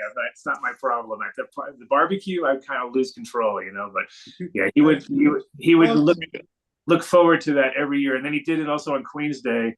And my mom one time was hanging out with Rob and Dave, and she doesn't like edibles anyway, so I don't know why she even did it, but she ended up on a tram and she couldn't get off the tram. She like had her head against the window, and she called later on. She told me, she said, I just kept going on the tram on and on and on. I just couldn't get off. I see the stop, and I'd be like, tell your body to move, but you wouldn't move. You know what I mean? So, yeah, he liked to do what we all like to do, which is get our friends really, really high. You know what I mean? Like that was Really high. awesome. And right now, like I'm sitting here, I got my matches, I got my film canister full of hash. I even got glasses on now, so now that I can pull it down to the end of my nose as I pack it, and I feel like I'm channeling him a bit. You know what I mean? So it's pretty awesome. Can I say, Adam, and just because you know, I believed a lot of the absolute bullshit that I heard from Alan and Ben and others and in regards to them. And, you know, I'm really grateful that you brought it up because unfortunately, you know, everybody knows I carry haze and skunk and other genetics I got from David. We were very close, and it bothers me to my soul how many people spread the lies that Neville told about David being DEA when it wasn't true, and then Ben Dronkers and Alan Dronkers and so many others jumped on board and talked mega shit because they didn't understand what he was doing. They had no concept what he was doing with medical cannabis or the research he was doing or the money he was raising or how he was growing legally. And because they didn't understand him, they threw nothing but shade at him. They lied about him. They dragged his name through the fucking gutter. And they, you know, it was just nothing but a character assassination attempt. And he did not deserve it at all. He was not a narc. He was not DEA. He was none of those fucking things that they accused him of. And I despise them for saying it. Well, it sucks because other people latched onto it too, and then they became their whole thing. And you're like, Jesus Christ, is this? You have no idea what you're talking about. You know and I will say right here, Adam, to you anyone said it on listening, it's not true. It wasn't Adam, true. It wasn't true at all. And when we found the affidavit for Neville, we found out it was his own employee, Raymond Anthony Kogo, who turned him in. And along with Neville, turned in 11,000 people. Let's focus on David. Todd, well, David told me the day before he died, 18, that I basically saved him finding the affidavit because it was only until the affidavit was found that a lot of these lies that Adam brought up, finally people understood it wasn't David. David was not guilty. David was not the bad guy. He was the hero in the modern cannabis story, and people should really understand that. And that's why we all love him, because of the work he did going back to the 70s, collecting genetics, sharing information, sharing breeding information, starting the Horta Farm, starting the HAA. All of it was what we owe this guy for. And most of it goes unknown because people spread horrible rumors. So I'm glad Adam. Well, listen, I want to tell a story. You're on, Jim. Go ahead, Jim. I want to I've tell been here since the beginning, and Dave has done more for the cannabis world than anybody dead or alive. And that's the truth. Yeah, it's definitely like a fact because when you look at every image of what's going on in the marketing of cannabis nowadays, he had these books with so much awesome art. He was so into the art side of marketing cannabis also in such a cool way. Can you hear me? Yeah. I hear you. Yeah, we can hear you, brother.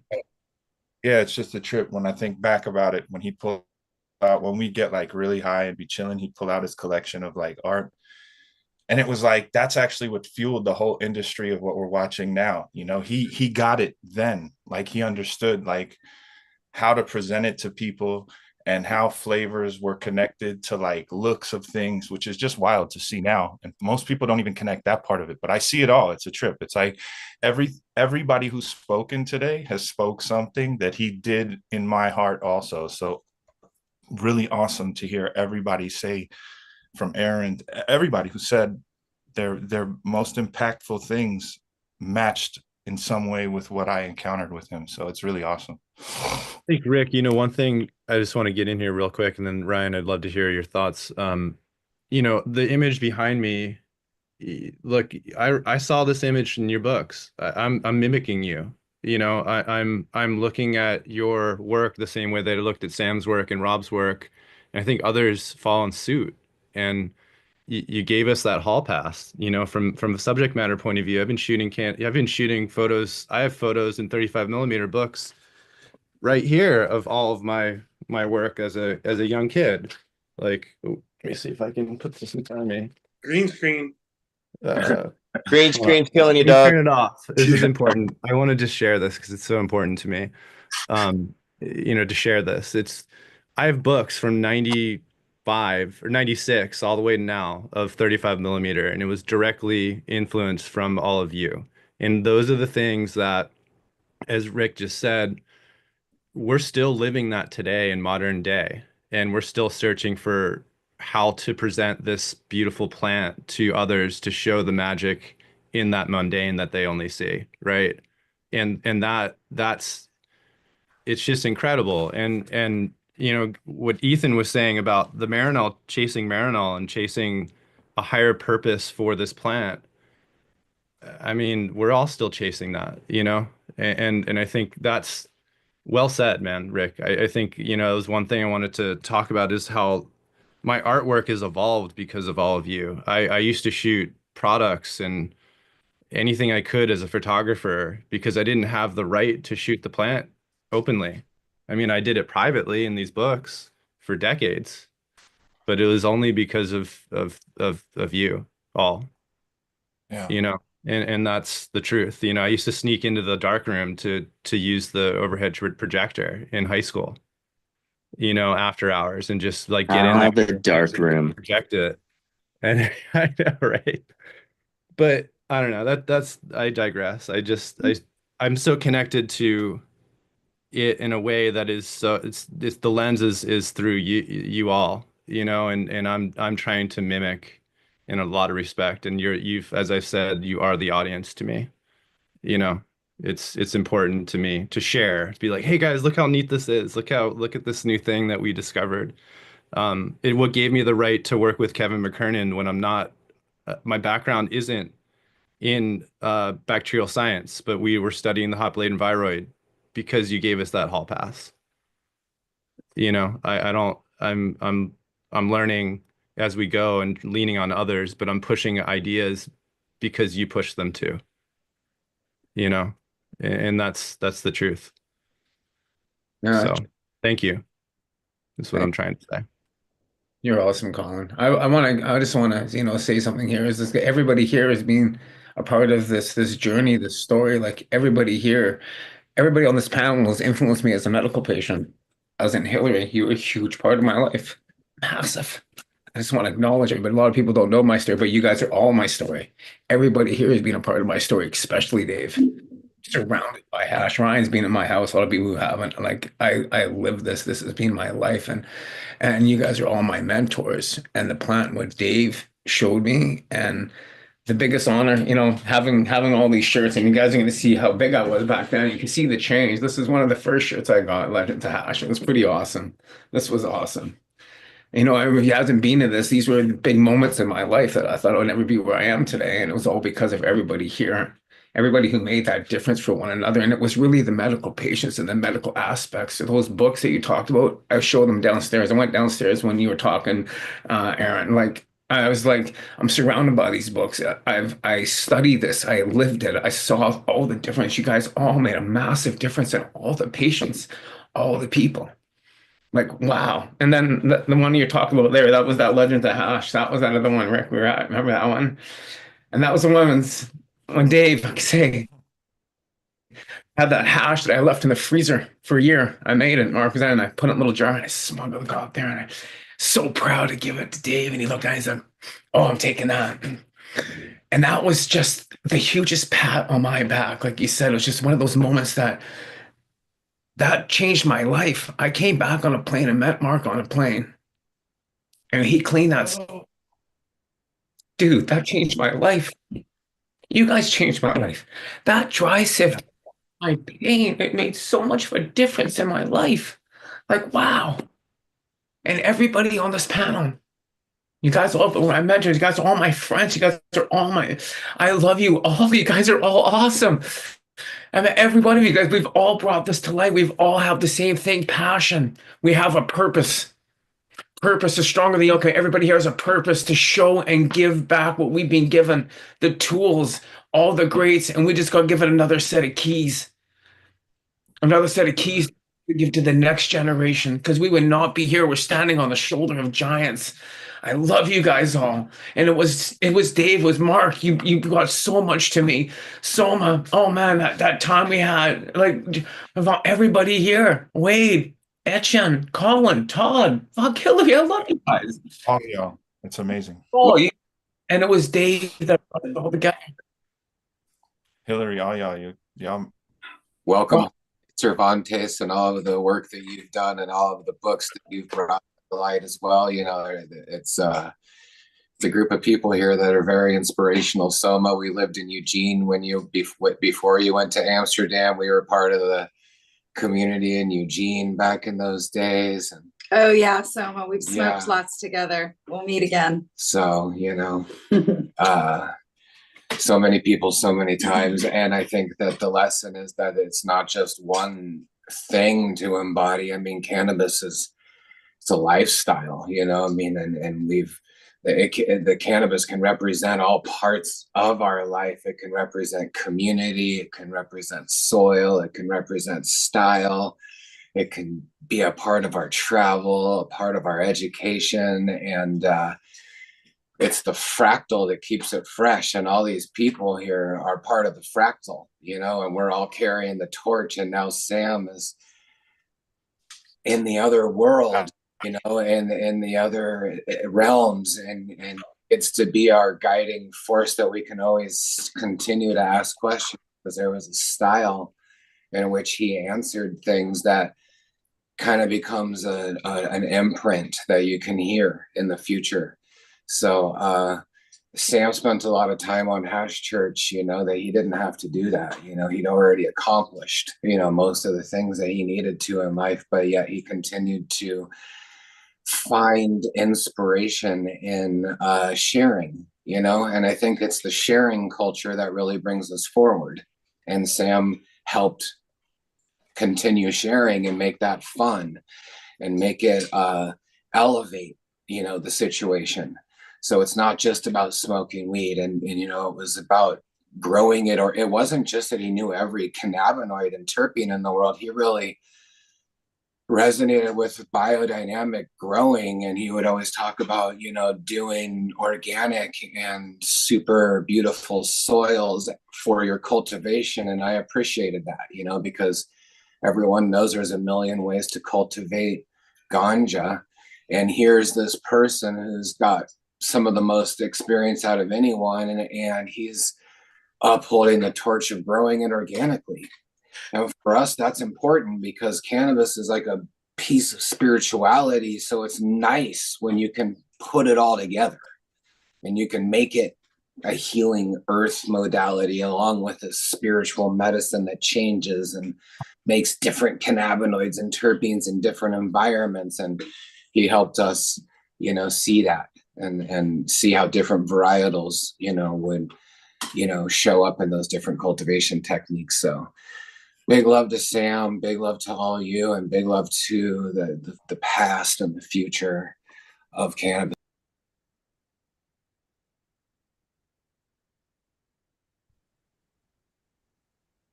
Yeah. Thanks, brother.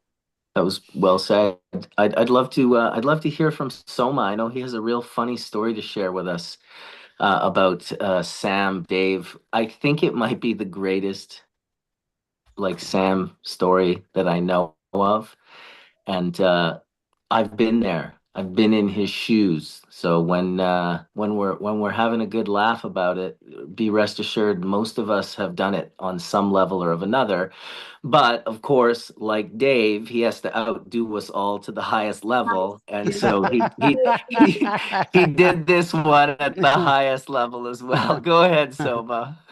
Okay, I have to start with this one story back on Adam's June 15th birthday party in 2003. It was a nice day. It was a nice birthday party. I used to love to go to Adam's birthday parties. They were so abundant and so giving and so sharing. I love Adam. But anyway, I went to this birthday party, and Dave, he had those hash balls Adam was talking about. And I never ate one of those. I mean, I had made hash candy and stuff before, but never those balls. So he gave me one to eat. I ate it. About 40 minutes later, I ended up going home because it was, it was getting dark. And at that time, my 24-year-old granddaughter now, back then she was 3, and she was living with me part-time. So when I came home, I had other friends here too. My girlfriend was here, but she said, Opa, Grandpa, can you tell me the story of the 3 little pigs? So I started telling the story. There was this mama pig. She lived in the forest. She had 3 little pigs, and they grew up, and they went out to build their own houses. And the first little pig went out and built his house out of straw.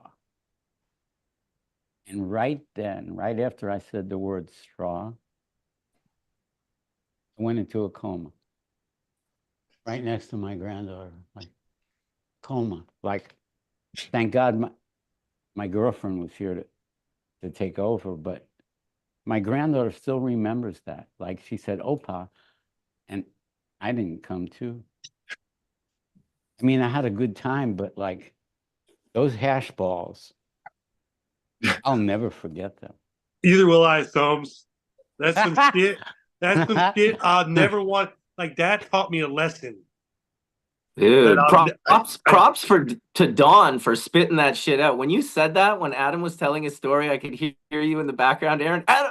Don spit his out. That made me laugh so fucking hard. Dude, we both put him in our mouth at the same time, and he's like, oh, and spit it out. And I'm like, dude, I don't want to be rude and spit out like like the gift of, the dessert that whatever was given to us. So I was like, I'm going to eat it. And I got like, literally, I'm sitting there maybe 45 minutes later. I thought I was going to die. Ed Rosenthal was like shooting pictures of the ducks and then started pointing the camera at me. I'm like getting paranoid. I was, fuck those balls. Adam, thanks for letting me go to your party, but those balls really jacked my ass up. Thanks, Dave. Choking on Dave's balls. How's that feel? I got I was one waiting more for that story. one. Go ahead, Soma. Go ahead, Soma. This one is from 2007. Dave used to come over. I used to love when he would come over to visit me because I knew I would get so fucking stoned. More stoned than fucking anything, So when he let me know he was coming by before cell phones and everything, I was excited, and finally he rang my doorbell. He'd come in. I knew he would have some of that dry seed. Oh, that full melt dry seed. Oh, man.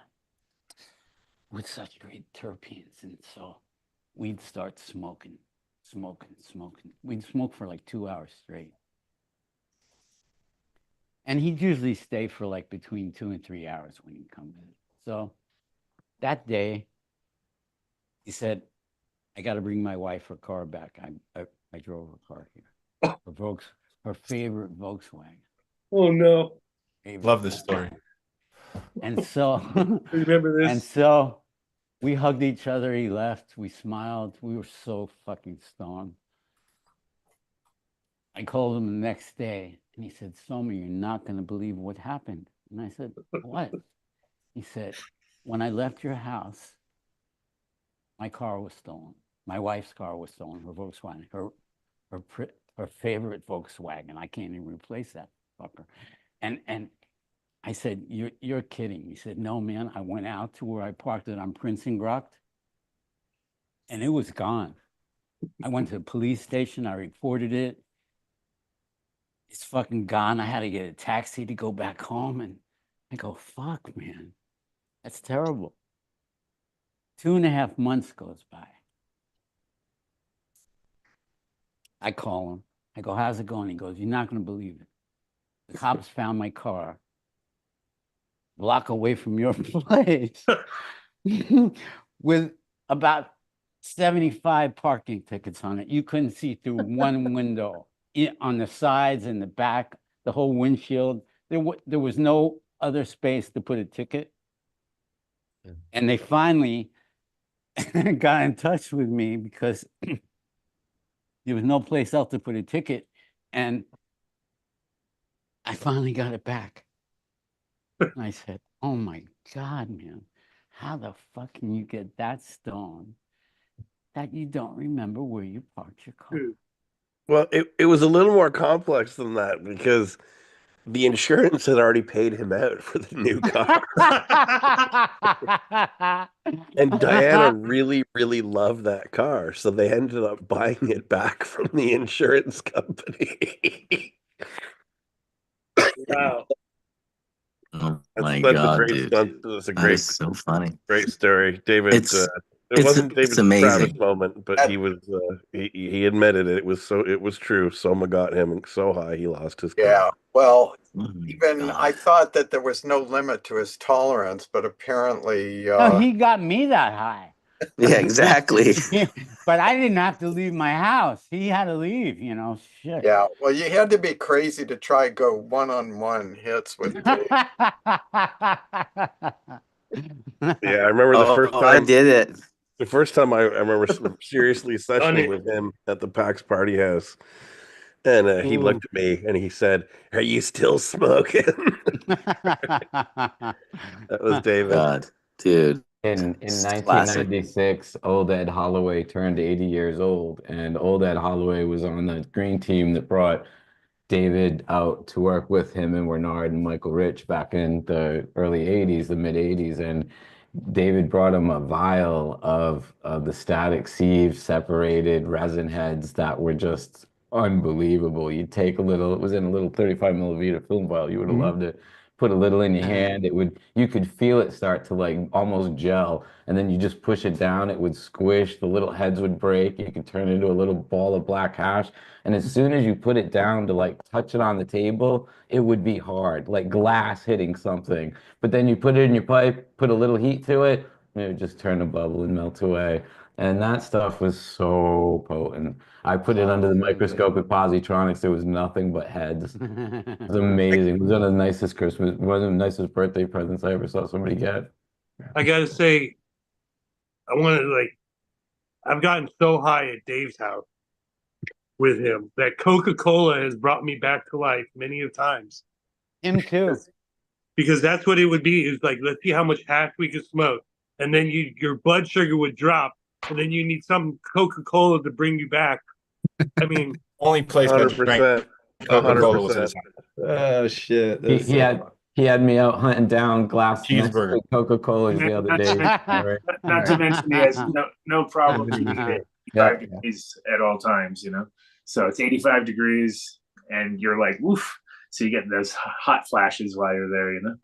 Oh, I mean, I remember he smoked me out on some purple haze dry sift over there. And we had been already smoking, and he's like, I'm gonna bring out something special. And he brings out, we all get a hit of this purple haze dry sift.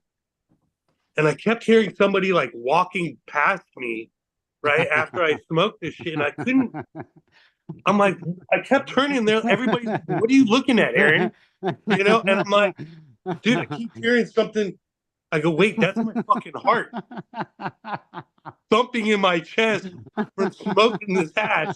And I was like, holy shit, guys, that was my heart.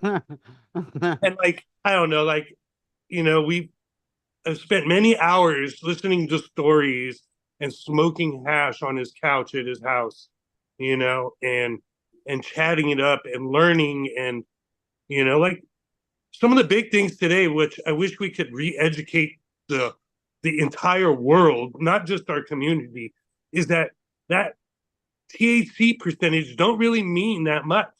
And that it's that terpene that's found with that THC that really drives the high, left, right, up, down, happy, sad, you know, hungry. Like great tasting food. Yeah, I mean, like like great tasting food. Can I it give was the like great metaphor that David used to give, that when we got high, it was like we were getting in an airplane and going up to altitude, and the cannabinoids were the engines that would bring us up and get us high, but the terpenes were the rudders that would direct the whole flight and make it enjoyable. And I always thought that was a great metaphor from David. yeah, Todd, truly. Todd. Hey, Todd. I'm with you, Soma. Oh, yeah, I'm with you too. It's so I nice. love you, bro.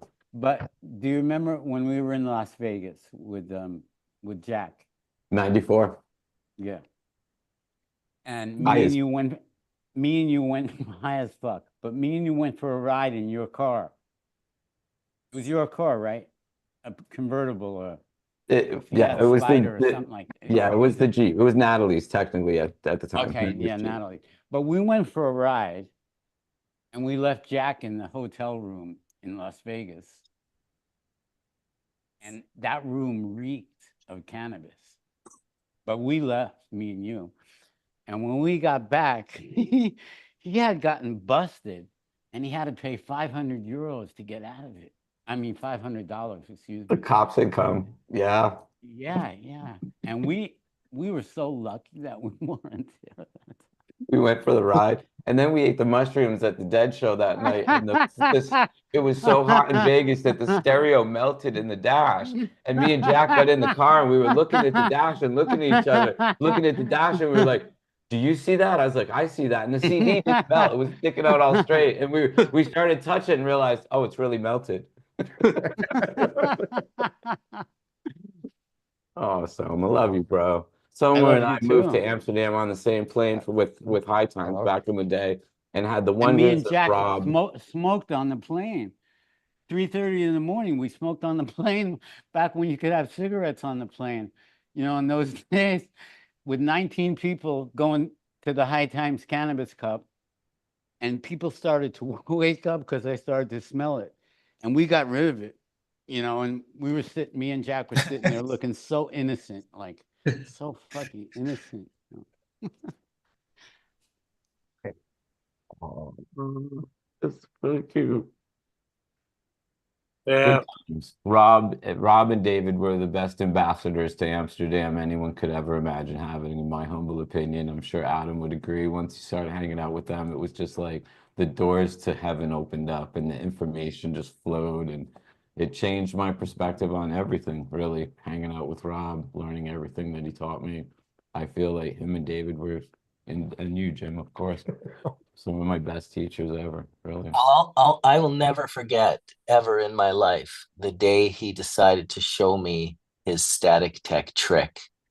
And it blew my mind so hard at the simplicity of it, but yet how just knowing a small secret can change your whole life and give you access to something in a way that you've never had access to it. It really made me start thinking about, you know, what great secrets there are in the world that could change and transform people's lives. You know, at the time when Dave showed me that, he had given a lot to the cannabis industry, and he kind of had it in his mind that, hey, maybe there's a machine to be made, or a business plan to be done. And we had talked about it for a long time after he showed me about potentially creating a machine or somehow.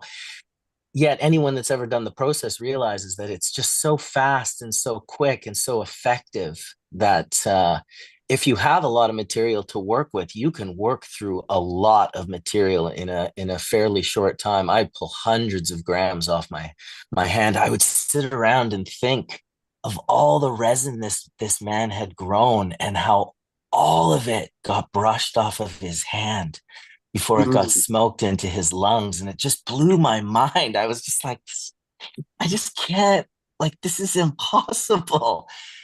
Anyway, yeah, beautiful. Can you tell us what that is? The static? The static tech is, you know, Sam shared it on Hash Church. If you look at the book, the Hashish book, there's a picture of a guy in overalls and he's holding his hands up and they're covered in like finger hash. Well, he had been rubbing the screens in a circular motion and breaking up all the plant matter.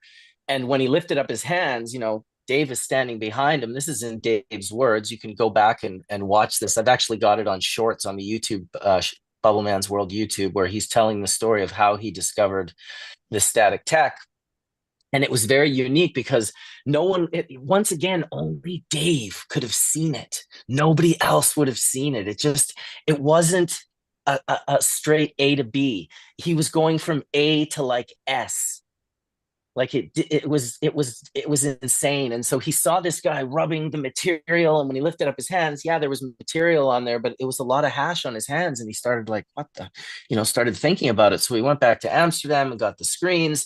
He started doing it, and in a very short period of time realized that he was creating a static friction on the screen while rubbing your hands in a circular motion. The resin, now you have to do it on like a 200 lines per inch, which is like a 70 micron screen. Those are counterintuitive numbers. Mesh, LPI, lines per inch, those would be 200. If you're buying silk, if you're buying polyethylene Nitex, then you would do it in micron, which would be 70 micron.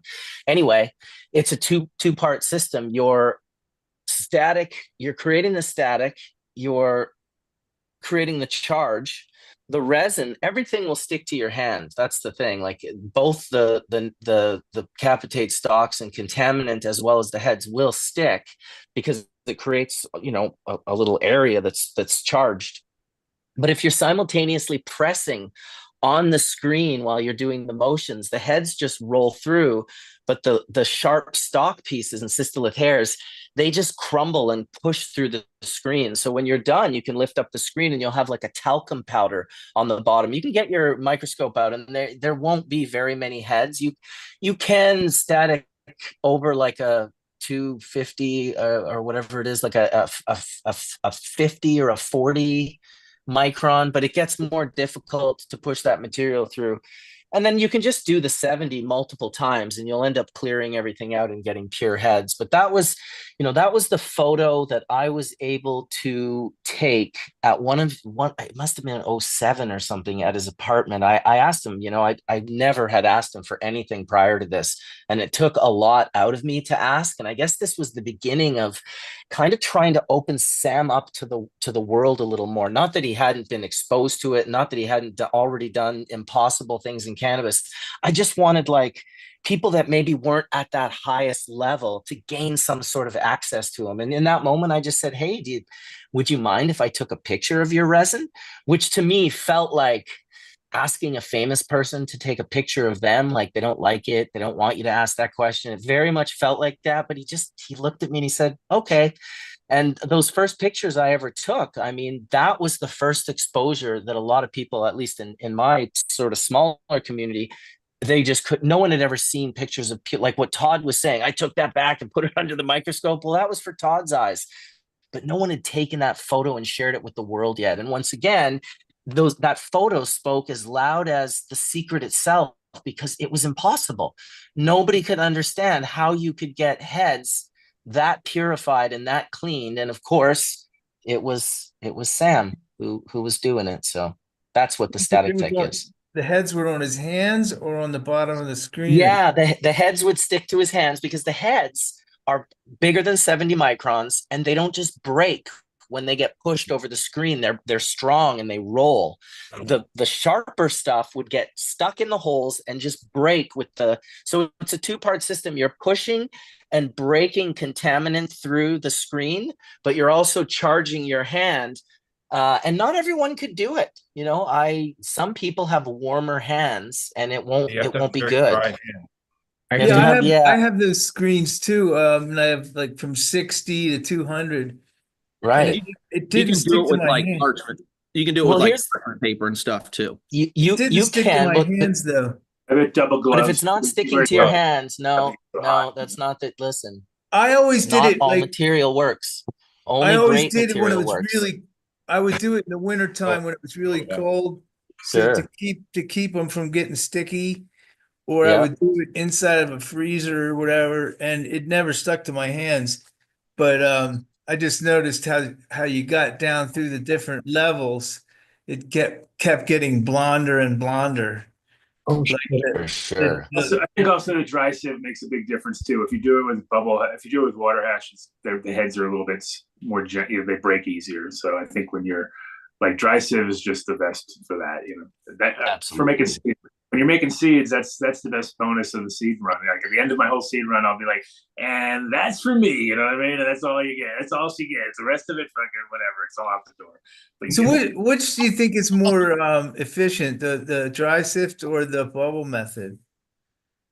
Well, bubble is bubble method, but bubble quality. And if your hand doesn't work because it's too clammy, put on one of those gloves, like the little like the fuck am I thinking, guys? The little surgery gloves kind of thing, because that'll work as well. And what you're really trying to get is the static electric charge, which creates the glands to attach to the rug, and it's kind of on the outer edge of the fingers. The stuff that's on it is really kind of the smush.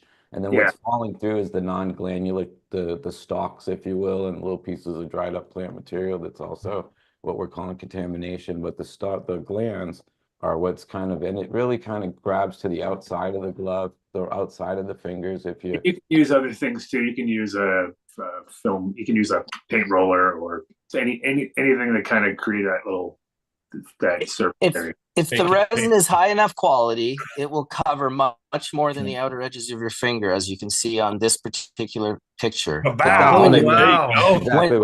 When you're doing this process, you have to understand that not all resin worked. Of course, all of Dave's resin worked, but I've used this with plenty of people's material and got the same response of, oh, it's not sticking to my...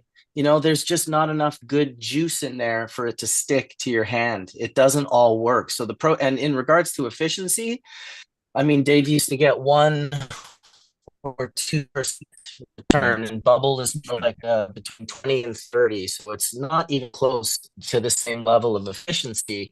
But in regards to rarity and specialness, it is in a category of its own. And also because it doesn't touch the water, none of the terpenes are washed away. I mean, the reason that water smells so good after we process water hash is because those terpenes are gone and they don't come back. Doing it dry sieve, you keep. On the note of dry sift, I want to let you guys know that I have a bunch of dry sift I've made for Wednesday. So bring your pipe and your screen or whatever, and it's pretty clean. I'll probably throw it in the jet sieve over the weekend, but it's already static. So I was going to say, if you didn't static it, you should put a big screen out and give everybody gloves and let them do their own fucking static. Yeah, I've already done the static from the raw, and then I just need to throw it. Sick. Little That is a sick idea, though.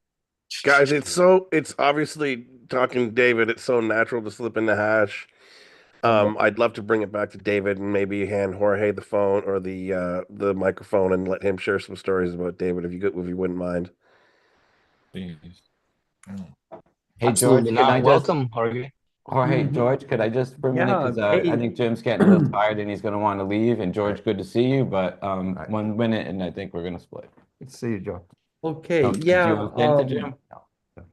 Yeah, it's amazing, like well, I've known Dave now, but yeah, before Sam, like over the years, God, I remember when he used to come over to Neville's and sell seeds, it was and he had like, oh man, he was so far ahead of everybody else. It was amazing.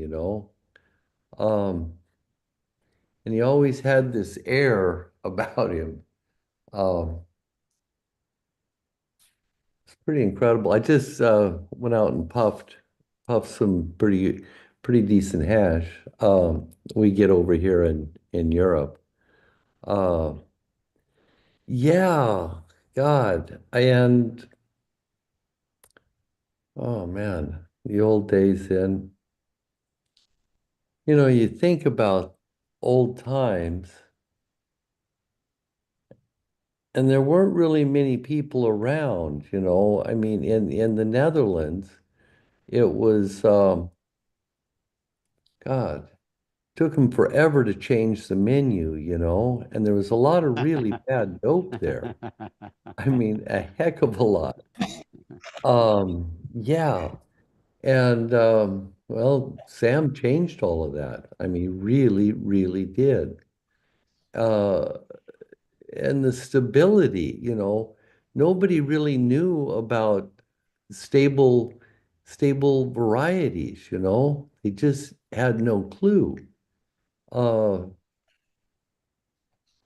and then he worked a lot with Neville too, or well, they kind of had a love-hate relationship. Um, but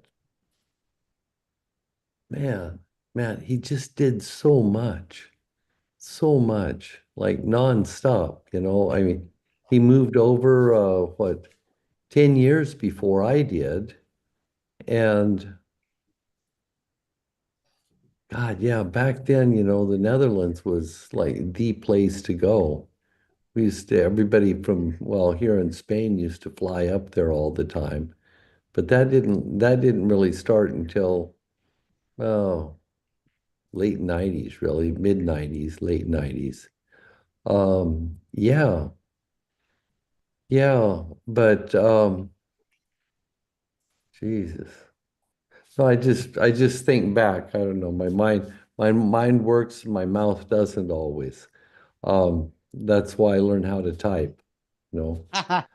Uh, yeah, yeah. Um, and When was the then first George? When was the first time that you met David? it was over at Neville's actually. Yeah, he used to have the seeds. He brought them over the skunk seeds, those, and then later the hay, and then the haze too. But I remember, like always the skunk. And then there was haze as well. And Neville was growing both of those. Well, Neville was the collector to resell and everything. But yeah, it was over at Neville's house. Gosh, maybe 95, 96. Yeah, yeah, yeah, that's when I remember it. And that was, well, they used to call it the big house by the dike, the Cannabis Castle. It was an old brewery. Um, yeah, and then those were old times. And then we would see each other, but I mean, I didn't spend tons of time with him. I really didn't. We would always see each other periodically, always at the cannabis or the fairs. Uh, Usually the ones, well, it used to be NTV, and then later it turned to Green Tech, but I'd always see him over there because he lived close by. And then the other times I'd see him were, oh, usually at fairs because that was really when I would go up there to the Netherlands. I lived there for a while, for a couple of years. Um, but yeah, yeah. So I'd see him periodically, and God, it was always really a trip.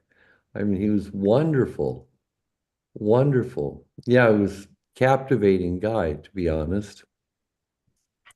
So, I mean, I wish I had tons of personal stories, but I really don't. I mean, that's my honest relationship with well, Sam and later Dave. Uh, I suppose there's details in between that, gosh, I don't know, I don't remember everything. Um, like I used. Did you ever smoke his hash? Oh yeah. Oh Do you my remember God. that? Oh yes, of course. Of course. I mean, it's impossible not to remember.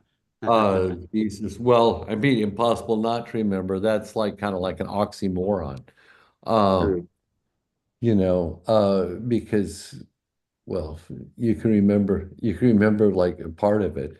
But yeah. And also he had that you were talking about the fine sieve, what was it? It came up just before The uh, static sift? static sift. Yes, yes. It was unbelievable. Very nice, very smooth. It definitely opened my eyes as a hash maker. in a very big way. You spend like decades on something. And, I had figured out over the years from reading the right books, obviously, that we've all been mentioning today. Hashish was a big one for sure, but just learning about sifting. And, and it's kind of actually how the static sift came out, because it wasn't certainly publicly shared by Dave ever. It kind of came out because before I learned it, I kind of learned that if I carded the resin, and I learned this from the microscopic shots and learning about the makeup of the trichome, and I kind of learned that, that the heads were stronger and that the stalks were more brittle, they could break, especially if they were properly dried. Like Adam mentioned, it's not a misnomer. Dry sieving is dry sieving. And yeah, just the carding, using cards and scraping back the resin over the screen. I did this. It was a very painstakingly slow process. Johnny B and I did it one time for 40 minutes to get like a rip of full melt dry sift in Yeah, 2012. But it was a right. way that we were like, I could share this out and give people access. If they had the right material and they put the work in, they could make this product. And eventually, it was D420K who was like, oh, I can use the iTunes card. And he was like, he's using the iTunes card. He's like, man, I'm like seeing that on one side, I'm getting a lot of contamination sticking to the card, but on the other side, it's like really pure heads. And then this other guy online who watched the video Darren made was this guy Mies, and he was like, oh, because Darren at that point was wrapping the card in parchment or something. And then, or this guy, I can't remember who came up with the parchment idea. It might have been me. He said, oh, wrap something thicker like a DVD or a book. And then people started using that. They were so close, but no one understood that you could simply use your hands. So it's an interesting history. I'm super glad that the world has access to it now. And if they like, they can make some beautiful dry sift. I think to this day, it's as rare as a unicorn. There was years ago, I spoke at the Cannabis Cup in Amsterdam, and I asked the whole room, I said, who has flower? And every single hand went up. And I said, well, who has like really beautiful water hash? And like maybe 30 or 20 hands went up in the room full of people. And then I asked, who has full melt dry sift? And no hands went up because Dave wasn't in the room. Ramon had Yeah. some soon. What was that next year? Yeah. Next year, Ramon had some, right? Oh, Ramon, yeah. I'm Yeah, not sure when Ramon. this was Yeah, early. When I spoke at the he did. Cannabis Cup, this was early though. This was years earlier. And through all that 15, yeah. bounce came into play for me was that first bounce on the screen when I got those Purist heads and I started, because I mean the sift for me was such a huge part of everything. It was learning it, trying to all the balloon. We tried so many different ways, and then all of a sudden it was kind of like I was just put in chat and I just said fuck it after Tan had shown me. I put my hand into a pile and started moving it around, and my hand came up and I was like, holy fuck. And like what that was the change. Really understanding that carding that you showed me, Mark. Wow. Wasn't that fun? Darren, everything. I liked bursting into laughter after, but yeah, it was just one more thing that Dave had his fingerprint on, which was so insane because it was like whether, the first time I saw Dave in person speaking, which Richard Rose just posted the other day, was at the 1997 hemp symposium in Vancouver, and Dave was speaking at it. And Richard Rose just posted a video clip of another David Malmo Levine, a longtime cannabis activist from Vancouver, was asking Dave Watson, aka Skunkman Sam, on the podium, what he thought about, people getting arrested and this, that, and the other thing versus industrial hemp. And it was just neat to see. I was like, that's the first time I saw Dave. That's exactly, he was wearing the hemp clothes. I saw him speak. He was very just like curt and quiet and quick, and he wasn't like hanging out for long periods of time. And I had been a hemp activist for maybe 3 or 4 years at that time. We had just gotten hemp growing legally in our province for the first time in 73 years, probably a year or two prior to that. And so I had known the work that he had done in hemp more so than I had known the work that he had done in cannabis. And yeah, 97, I didn't actually meet him or speak to him that year, but it would be just a couple years later that I would create the bubble bags with Mark Rose, and that seemed to be my introduction to Skunkman Sam. He absolutely had to know, who is this guy doing this? Always had his finger on the pulse. Can I tell that story the last time I talked to Sam? Please. It was just FYI, I moved to Colorado in 2019 because I was getting sick of growing illegally.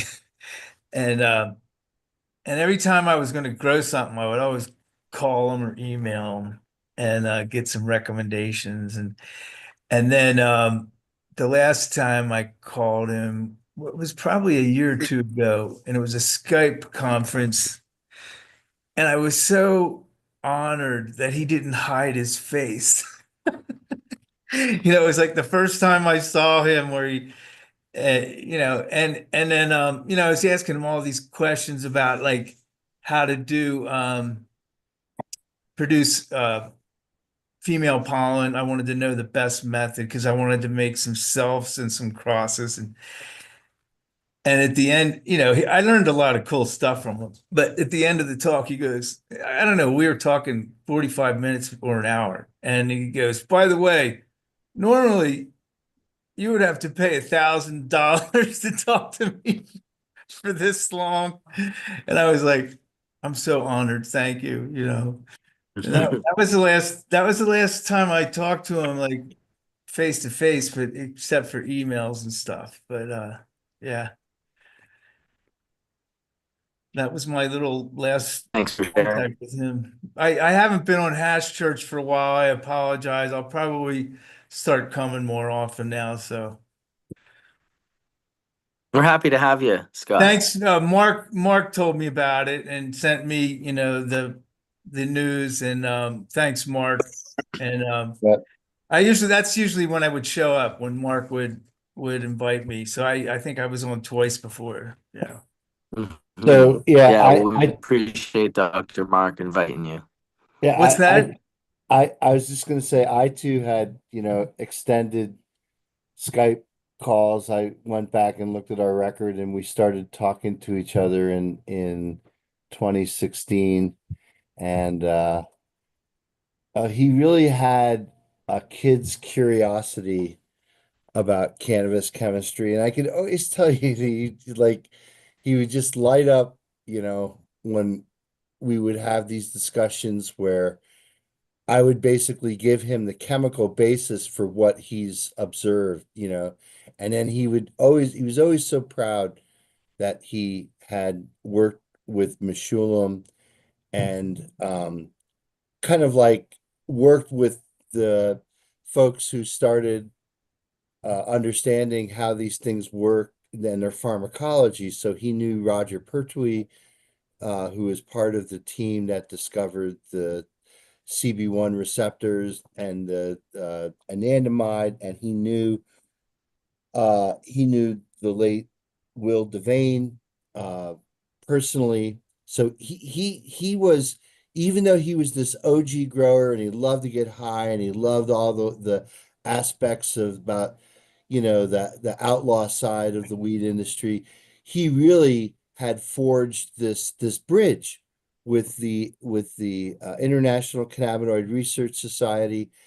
And when I don't know, when you brought up his name and you were talking about like the starting of GW Pharmaceuticals, yeah, there was some kind of like, I guess, not to say that it was ill will or anything like that, but just always this notion that, oh, well, that's the pharmaceuticalization of cannabis. So now some big company is going to come in on the heels of an OG grower and an OG breeder. And I know, Ryan, did you try to reach out to John? John probably didn't respond, but John and you, Scott, have this connection too. Like, why don't you tell everybody about that connection? Well, yeah, he was roommates.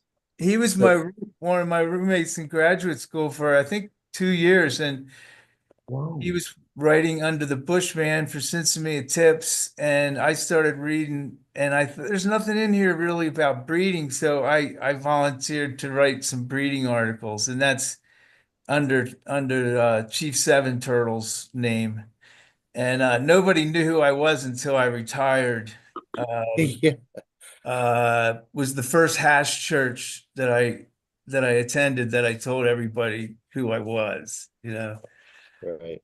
Yeah, but I haven't That's been awesome. able to get a hold of John either. In fact, I've read a lot of his papers with Ethan, so this is the first time I've seen Ethan, you know, like this. But yeah, an incredible amount of work they did on cannabinoids and stuff Yeah, like that. so if those of you who don't know, we're talking about John McPartland. Yeah. I think he was the co-author on Taming the THC, or was it the Sum of the Parts? I think Some of the his, parts. yeah, Some of the parts. some of the parts, right. And you know, it was that article that, you know, he talked about, I think, the boiling point of THC, and I was like, hey man, you forgot that Meshulam measured this under a vacuum pressure of 0.05 atmosphere. So everybody thinks the boiling point of THC is this at atmospheric pressure, and it's not. And yeah, I don't know. But yeah, so John's up here in Vermont, and he's a doctor, and think, He's you an know, incredible cannabis researcher that he was also co-wrote with David and Rob. yeah, yes, Advances in Pest Research, or what was it, Hemp Pest Research, is that what it was? Having right. a block on the name, sorry. Well, he Don is also like did, maybe one of the most right. prolific cannabis writers on a whole width of top. It's not one single stream, but he published on the plant, he published on insects, he published on the cannabinoids, he's published on so many things. Well, he was Origin getting of his cannabis use, right? I mean, it wasn't his article the one that found the seeds and the residue of this in Asia as opposed to Africa. I don't know if that was one of he his. was when I was living with him, he was working on his master's in mycology. Right. So he was an expert on fungi, and we were growing mushrooms, of course, and we had like a mushroom parties every week. But he told me that he was going to write a compendium of marijuana diseases eventually, and he did. Yeah, And and he's updating it right now. Scott, we can't let you go by too here without mentioning that you were the one that brought reciprocal recurrent selection to the cannabis community. yeah, and I didn't know for 30 years whether anybody read those articles because I was incognito. And I got a note from some guy in Spain. I still don't know who he is, but he called himself the urban trichomologist. Does anybody know who that is? No.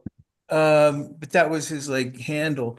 And he said that uh it changed his whole breeding program, and that he said it was one of the coolest papers he ever read. And I didn't know because I was out of the loop for like 30 years, you know. Well, it showed people that there was a different way to look at it, I think was the most important thing. Not that RRS is not an interesting technique. It just it broke the mold for a lot of people and allowed them to look outside. And yeah, that article was highly discussed on the forums. Yeah, But I was David, oblivious to all that. I didn't even know it was being talked about until it's, you know, I still don't know the extent of it, really. well, it's like when you go back through the archives, when people are going back through these old records, these old books, and finding these things and saying, "Look, back then there was people talking about this kind of thing," you know, and it didn't catch on for most of the culture, but I think it did for a lot of people. Well, that's how they domesticated corn, really. Right. Yeah. Hey, Hillary, I also remember walking through the commercial space, the pharmacy with David and Marcus and you together one day. Do you remember that? In what was it? Must have been 2009, Marcus? This is in Amsterdam? No, in Vancouver at commercial. Oh, am I in my place at the Compassion Club? Mhm. Yeah. Yeah, I can't remember what year that was, but yeah, he definitely came to visit. You guys brought him to come and see the club. That's awesome. Yeah, and I remember we had a bunch of Black Paw's strains on the menu. And Mark, I'm trying to remember the name of, like, all of those genetics had all come from Dave. And there was the strawberry, but remember there was the Pochi, there was the Max, there was The Crush. Crush. That's the one that I'm thinking Ah, about. Yeah. the Crush. That And was special. what did we call the kind of hazy sativa that we grew that grew up the lattices of the big grow room? So of this farm that was, all of the genetics came from Dave that supplied my Compassion Club for so many years. Mark has some incredible photos in that he built one of the huge rooms in the barn to look like the huge theater in Amsterdam where tons of the shows were that I can't remember what Yeah, it's the Paradiso. Yes, exactly. So he dug out the floor of the barn to get more room for the height for these plants to grow. And it was all just planted in like soil in the bottom of the barn. And on the second story, he built a walkway that went all the way around the edge of it so that you could kind of tend the plants from the second story where the lattices grew up. And then he put in a chair on it was like a chair that you would use for what, like picking apples or something, Mark? Like where did that thing come from? But you would hook yourself into it, open the gate from the second story, and then It was a zip line. yeah, like hit the button and you could like cruise through the top of the canopy to deal with these beautiful, beautiful buds that must have been like, I don't know, 14, 15 feet high. Do you remember what plant that was, Mark? Oh my God. It definitely would have been Crush. I think we put some, like maybe got some. I want to think of if he ever had sweet skunk. It was like the narrow leaf drug cultivar Yeah, room. I don't think And it it was was, sweet yeah, skunk. that is the only photo. It might not have been sweet skunk, but he definitely had Crush in there. There was definitely Crush. There was multiple varieties. It wasn't just one. He Uh-huh. planted like, I'd have to go back and look at the pictures. Was it the strain called the Max? Because you guys had a strain. Because that was a huge part of my life. 2005, 6, 7, 8. So I was smoking all those strains like crazy. And that sativa that would help me clean the house was called the Max. And it was always you bring it a couple times, and I waited to buy that. It was awesome, by the way. So you got me on memory lane. I can see the menu right now. I can see the coach, the Legends Ultimate Indica. I can see when things came in, when to buy. It was like I went in there in a wheelchair and I walked out of there late year. It was awesome. So just like, was it the Max? Do you remember what the sign on the door said, Hillary, on the way into that particular part of the grow room? Oh my God. I'm trying to It was a little square sign and it said, "Give weed an inch and it'll take the whole yard." Oh yeah. Awesome. I spent Shout so much time at that farm, but mostly in the trim room. That Yeah, you did. valley between Blackpaw and Jimmy, that valley produced a lot of medicine for the club. Yeah. It absolutely did. It was And I mean that's my sort of direct but indirect connection with Dave was the genetics that Blackpaw had and his growing style that came from their kind of shared expertise of that collective of incredible men. And then the thousands and thousands and thousands and thousands and thousands of patients that we were able to improve their life dramatically because of those genetics. Like I got to experience it on sort of a different part of the relationship in terms of getting to distribute it and touch thousands of people's lives thanks to those guys. Well, you definitely did an absolutely incredible job, and no doubt that it wasn't it was definitely seen. Well, it took a village, right? It's not that kind of a project is not something that one person can do. It took people like you to be willing to go pot shopping for me when no grower in the world would touch me with a 10-foot pole because I was the biggest heat score in the country. It took Heat score Hillary, that's what we'd call her. Oh, you were a beacon, Hillary. I mean, I was across the country and following your work and what you were doing. You were laying a path behind you. You were burning a path with your heat. But also just carrying on the work that I had been taught, right? Like the time that I lived in Amsterdam, the year that I spent with those guys, with Todd, sitting around the table at Positronics, looking at hash and learning about trichromes and learning about like the culture and the revolution. Um, it's just carrying on the work, right? And we have so much left to do. There's so many countries where we don't have medical access and we still have prohibition in place. And there's so many countries that are doing it wrong, where it's, there's the path has to be continued on, and now at least we have We're enough. working on that. We're still working on that. Yeah, we are. Yeah, we are. It's lovely, so lovely to see all of these beautiful humans, some faces that I haven't seen in a very long time. And my beautiful friend has just made a gorgeous breakfast, and so I'm not going to make her wait anymore. And I One said, one more minute. I just want yeah, to introduce you to Wade Laughter. I don't know if you ever met Wade. He's in the room right now, and you guys need to know each other. okay. Wade is very much followed similar paths in your footsteps of supplying and helping out catastrophically ill children with free cannabis through the Caladrius network with Forrest and his son Silas. And I thought I would be remiss if I didn't just get you guys to say hello to each other. What a perfect day for you to meet Wade, and Wade for you to meet Hillary Black. Hello, Wade. A pleasure.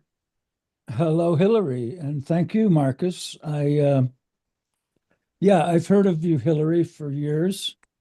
And I have to say that it's been very interesting for me to be here this morning and listen to all of you folk who knew David for so many years and had so many opportunities to work with him and share space with him and share smoke with him. And I'm sort of at the opposite end of the spectrum on knowing David. I knew of him for years. I'm pretty sure I grew some of his genetics. I met him here on Hash Church a number of years ago and very much felt a kinship with him. And then, I don't know, 2 weeks ago, Ryan Lee and David Watson showed up at my farm. Wow. And sat here outside in the sun with me for a couple of hours. And Hillary, I don't know that it's probably inappropriate of me to say so, but I'm pretty sure you were there in spirit because we laughed about so many different things. And there was joy. That There was sounds joy at lovely. what the plant can do. And anyway, thank you, Marcus. And yeah, it was a joy to have the opportunity to hang out with him. And then, in a certain way, there's grace and torture. I had the opportunity and the grace to hang out with him and know him in person, literally for a couple of hours. And then the next bit of input to my heart and mind about David Watson was the fact that he had died in a hospital just down the street from where I live. Mm. And it was a devastating moment. On the one hand, I felt such a connection with this man, and then to have it cut off in that way was, yeah, there's a grace in it and a torture.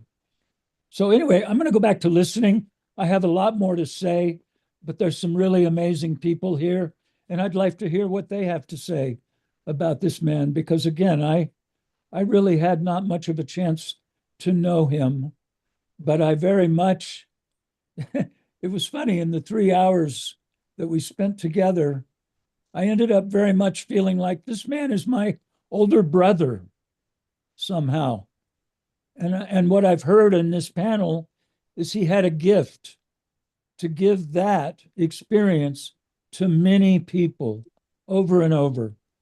So yes, I feel grateful to have met him. I feel grateful to know him. And I will henceforth have him in my heart. Wade, you got to I see never David read- at who he was that afternoon. I mean, I was there, so I know. And I also know I recorded a little bit of those conversations, so I just want you to know I also have that I'll share with you. Um, yeah, he was David was very pleased to come over and spend some time with you. I know, having driven him there and home. So we really I have to release Hillary because I delayed her. Hillary, thank you so much for bye, showing up. Go Hillary. eat your beautiful food and thank whoever made it for you. And we'll see you soon. Love Go you, ahead, Hillary. Ryan, Love you, sorry. Hillary. Have a great day. All right, Hillary. Yes, thank you. And a real pleasure to meet you. And welcome, Dee. Guys, I hate to do this again. It just seems so cheap in the context of David, but I just want to again ask the viewers if anyone can contribute or make a donation. We're doing a lovely memorial service for David that's going to take place next Wednesday. All are welcome. It's going to be in Richmond, California, from 12 to 6 p.m. at Riggers Loft Winery. Everyone is welcome to join. It's really family first. Please don't come in and light up a whole bunch of joints in the facility. Everyone is happy to allow, consumption can take place outside. And we will be having a separate event from 12 to 10 p.m. at a local consumption lounge, a legal consumption lounge that ATN has found called Rooted in 510. But it's going to be it's a lovely facility. It's a beautiful place. It looks like the weather is cooperating, and we're going to honor David's life. And if anybody can make a donation, there's links. I think there's probably links in the Hash Church description and on Yep. all our social media. It's in the chat right now, pinned to the top of the chat. I really want to thank as well Lele Dubois and her nonprofit organization Humboldt Grace that have really beautifully and generously stepped up to take on the fundraising logistics. And with your help, we're going to be able to give David this really beautiful ceremony for he and his family, and everyone is welcome to join us. And I want to give a shout out to Ryan Lee, who has stepped up this week to be there for Diana and the family. And I want to thank the community for rallying around them and stepping up. I also want to thank, and I want Michael Krowitz to pop on here. Dave was a collector, and Michael Krowitz is a collector. But Michael Krowitz changed the world in the sense that he worked at the UN, works at the UN, and is guiding me at the UN as we work towards 2030 legalization. But Dave gave his contributions while we were in Vienna last year. And of course, I went and visited. I was very fortunate to be invited over by Dave and Diana, and my wife and I went. And Diana, of course, took a picture of me and Dave together. I was not allowed to take a picture of Dave, of course. I was allowed to take a picture of the cat in the hat that was sitting on the seats. And I used that when we were at the UN last year, which brought, of course, a great laugh and cheer to the UN people in attendance. But he thought not only of the past and the present, but he thought of the future. So, Michael Krowitz? Yeah, Etienne, thanks. I'll tell you, it's an amazing moment to share with y'all. I've been listening with great interest in everything that everybody said. I can't remember when I met David. I for the life of me, I cannot remember. I could tell you what we were doing, what I was doing, and sort of a life quest for me is this connection with the history of cannabis.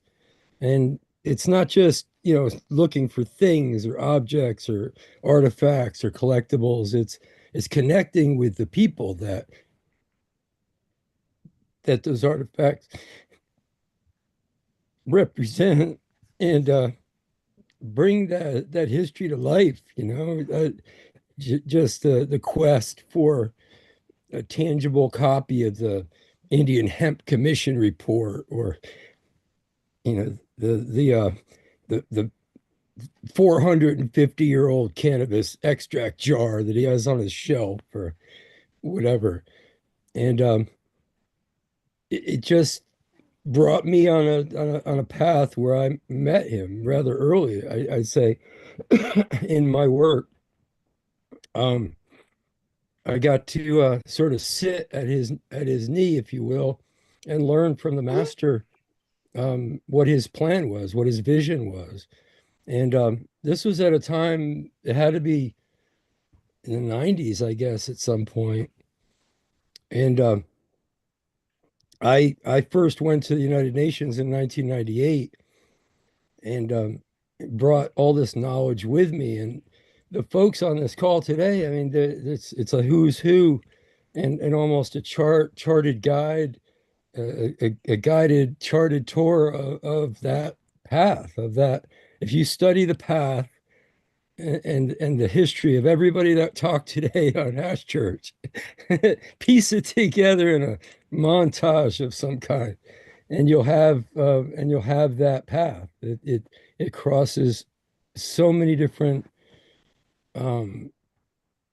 sort of parts of our lives and pursuits of our mind and places of our heart. But anyway, it's been a true honor, an absolute honor to even be a fly on the wall of any of this.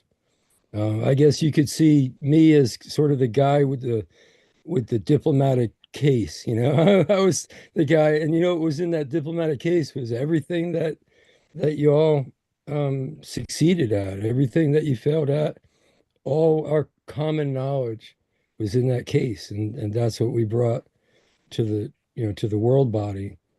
The last thing that David got to do, and I'm so glad that he got to do it, was we did a rather pioneering side event last year at the UN meetings on drugs. They're called the Commission on Narcotic Drugs, held in Vienna, Austria in March every year.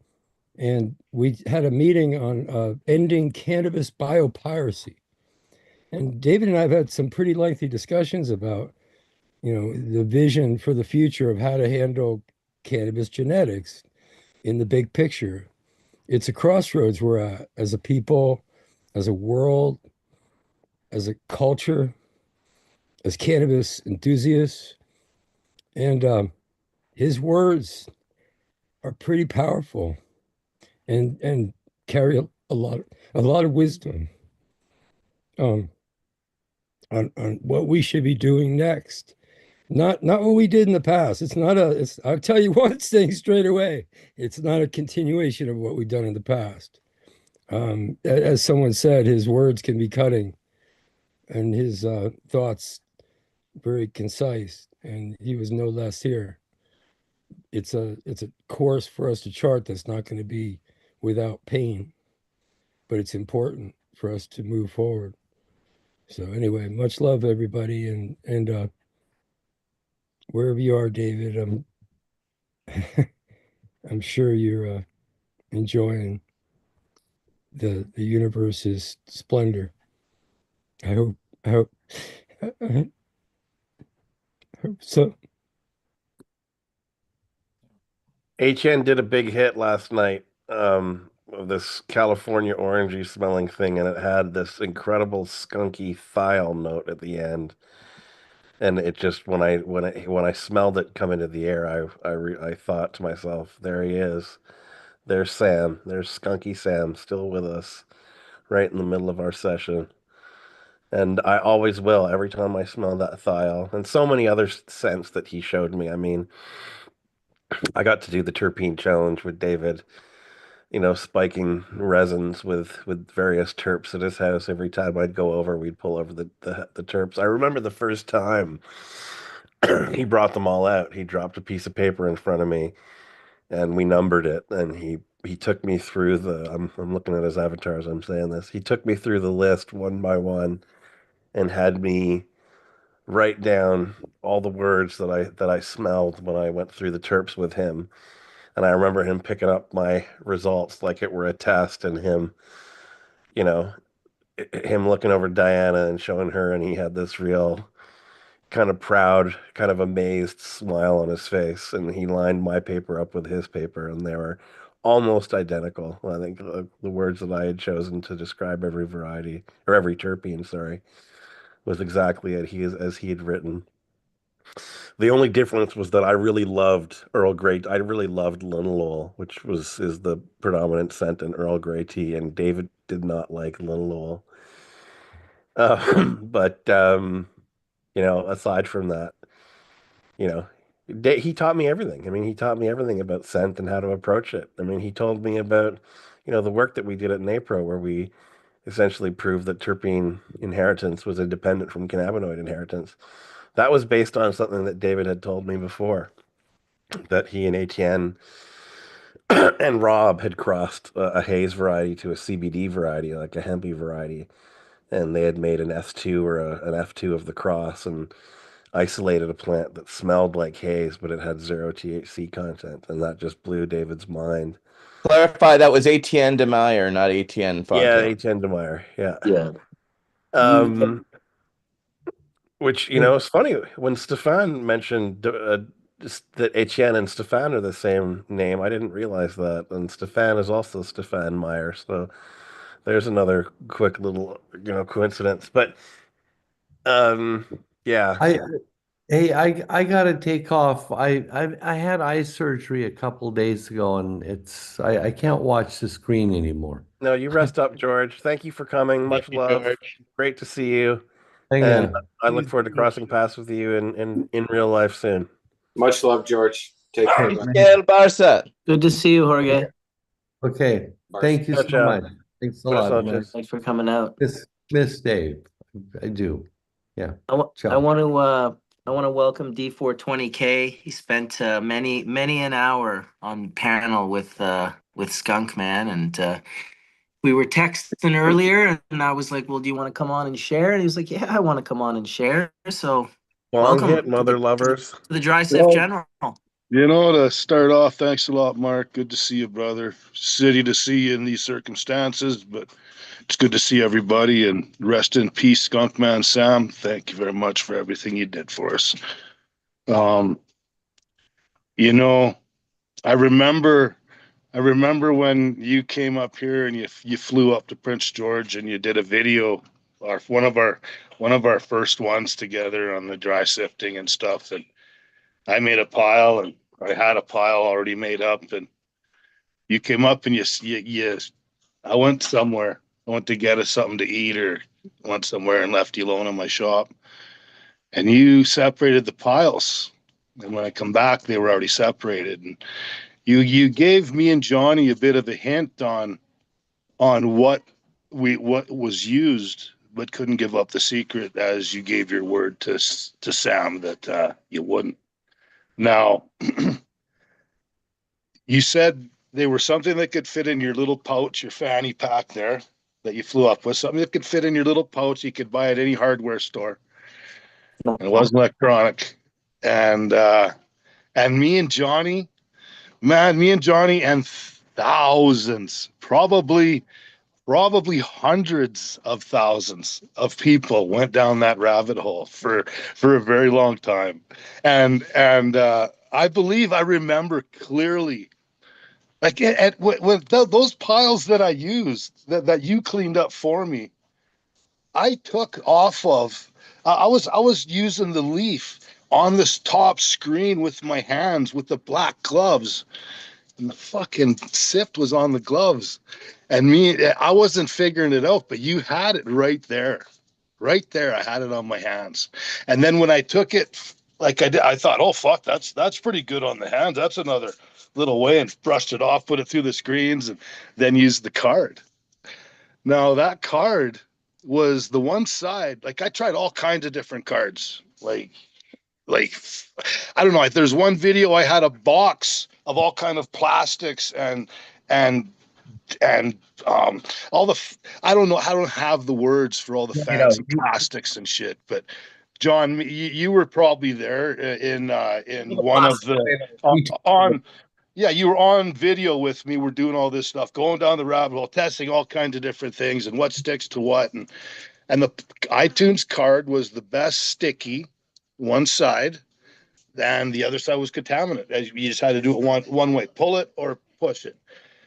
And then there was the little bit of resin. So I'd brush that off, and I'd make a little pile, like a loony sized pile, in about 2-3 days of sifting. Literally 2-3 days of hours and hours and hours of sifting, pushing with the card on the 73 screen.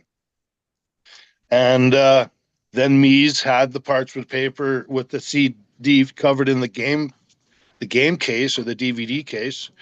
And it was like, holy shit, that side of the card was now sifting off, picking up like 0.3, 0.5 of a gram worth on the parchment. So holy shit.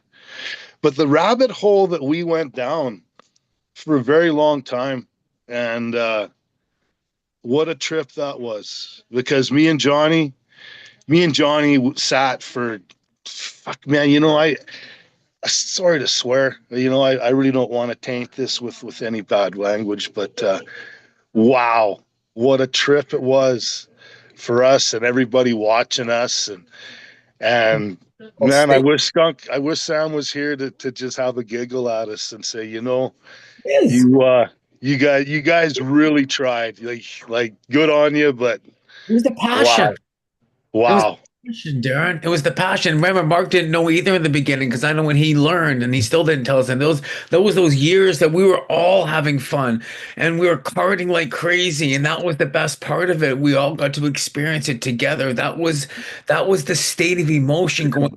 Legalization. It was like it was given to us to actually bring it to where it is today. Like we all had that moment in time where everybody here has gone down a rabbit hole. I know Colin has, I know Dragonfly, I know you guys have, Kelly, Josh, I know Aaron, I know Mike, everybody here, Mark, I know you guys' passion. That was the fun. That's what brought us. One of the things that stuck out to me that Sam always said, and he asked me this a couple of times, is where have you been keeping your dry sift? Where did you store that at? And I'd say, oh, I had it out here. Do this. He goes, put it in the freezer, in the fridge. Always, your terps will stay good. And I was like, so I got sift. Are you cleaning it? From no, this stuff needs to be cleaned.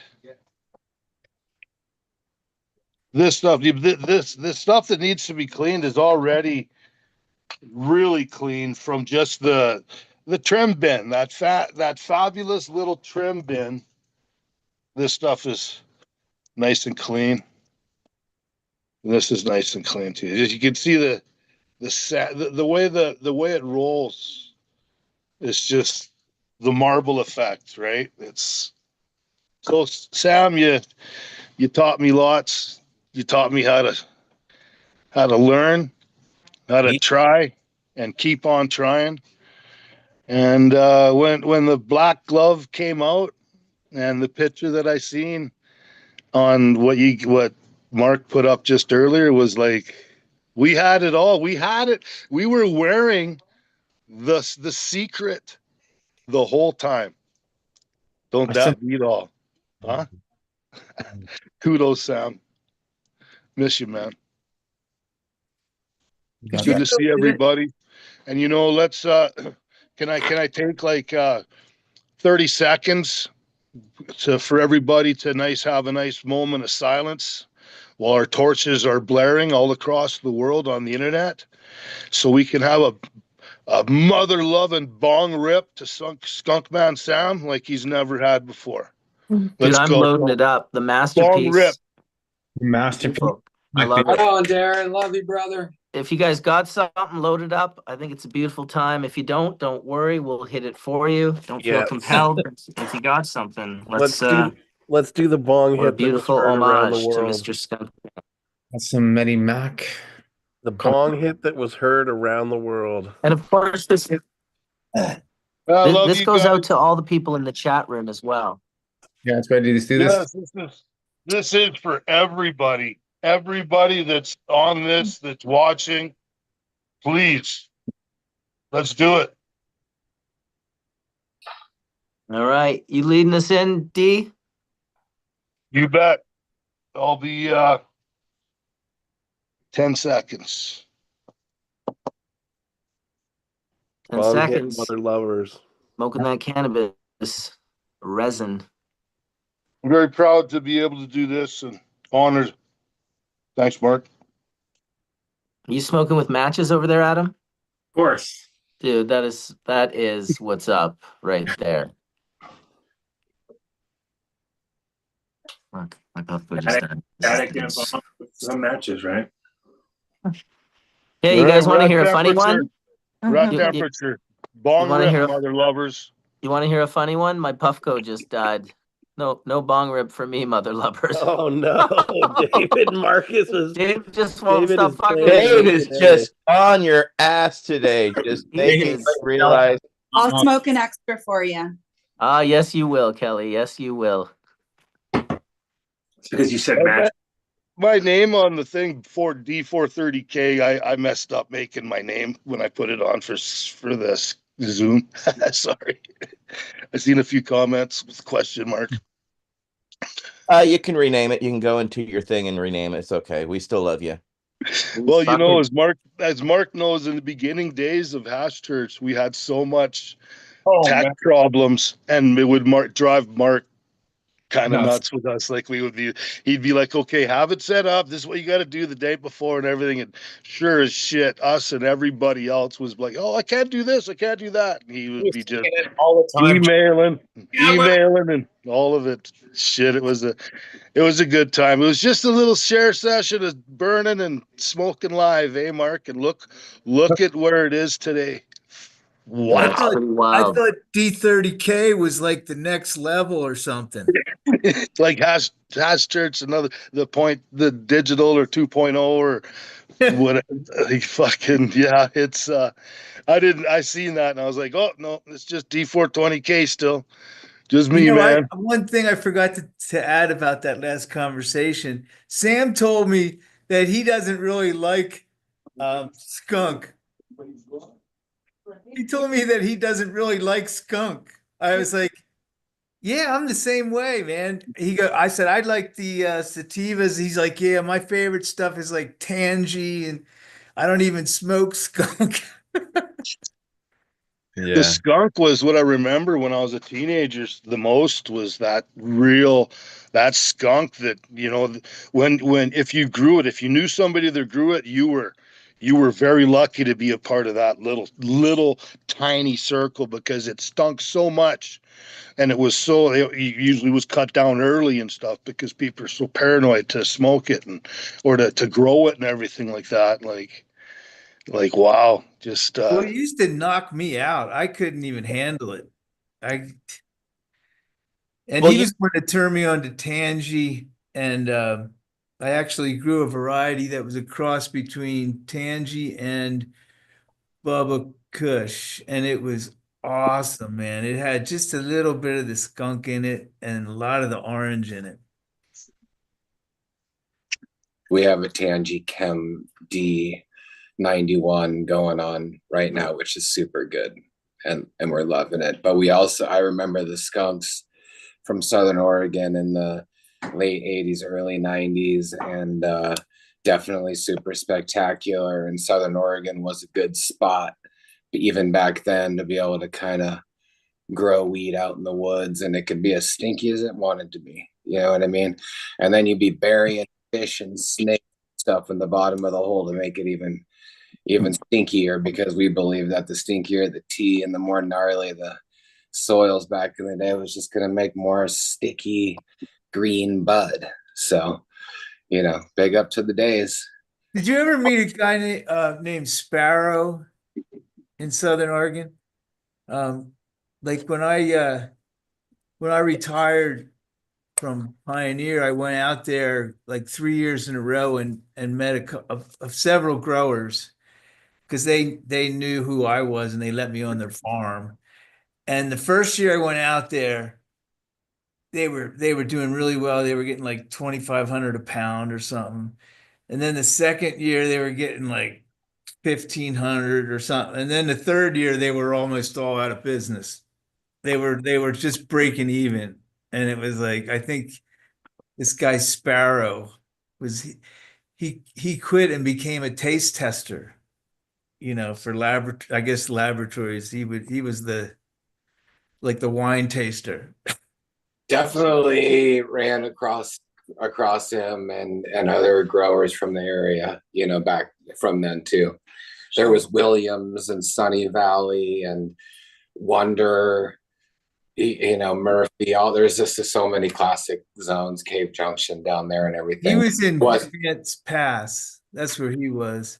That's what I was thinking, and maybe up around Sunny Valley during a period of time, which is just north of Grants Pass. But anyway, yeah, no, that's exactly. I think it's great that every area, Southern Oregon or Northern Cali, and then people in even in Northern New York area, everybody always wants to claim that their terroir is the best for skunk, that they've got the best skunk.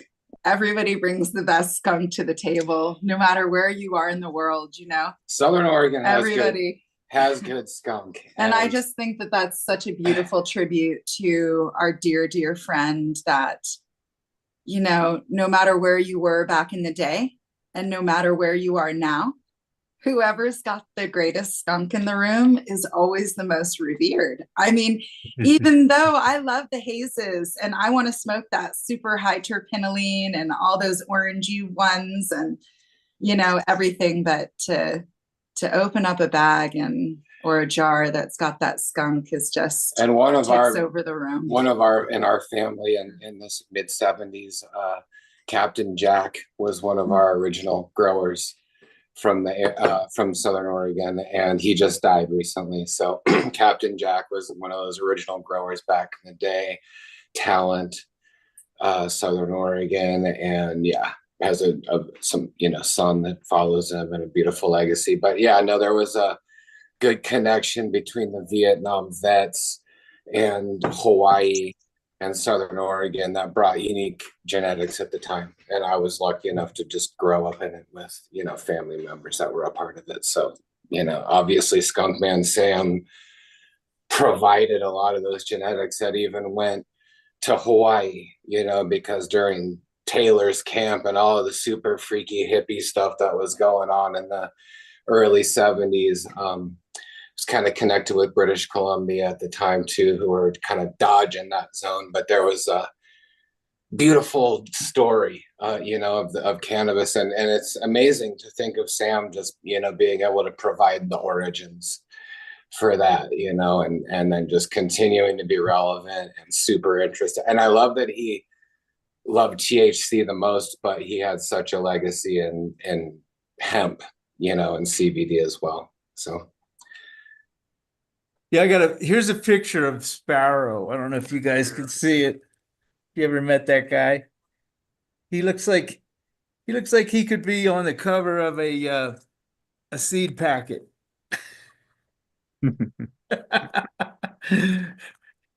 He's a cool dude. Definitely loving the Atari shirt that he's got on there. It's like, and like the third year I was there, he was out of business. I mean, I called him later and he said, "Yeah, I'm doing taste testing now." He goes, "I can't even break even."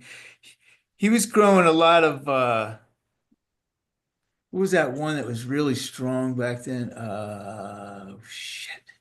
I just want to remember. I was just thinking right now of really being at the Legends of Hash and smoking out of that bubbly and having that experience that was really the Legends of Hash and all those different flavors that went through that bubbly. And I'm just thinking, Mark, how many Legends of Hash that were actually part of that whole journey. Who was here at Legends of Hash? I know Ryan.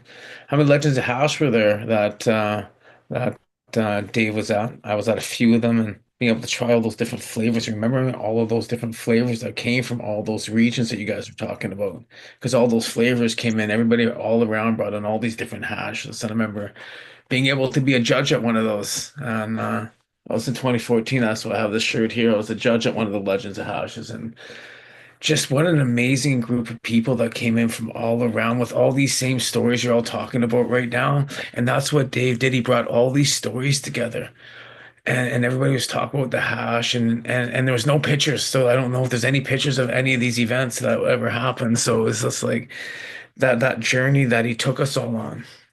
It was an amazing journey, and just kind of thinking about that. And as we were all sitting here thinking about that, and got our bongs out, and Darren was doing the rip, I was thinking about that first hit I did in that big bong, Mark. And boy, that was the fire that was thrown in there, all the hashes that were thrown into that. It was pretty cool.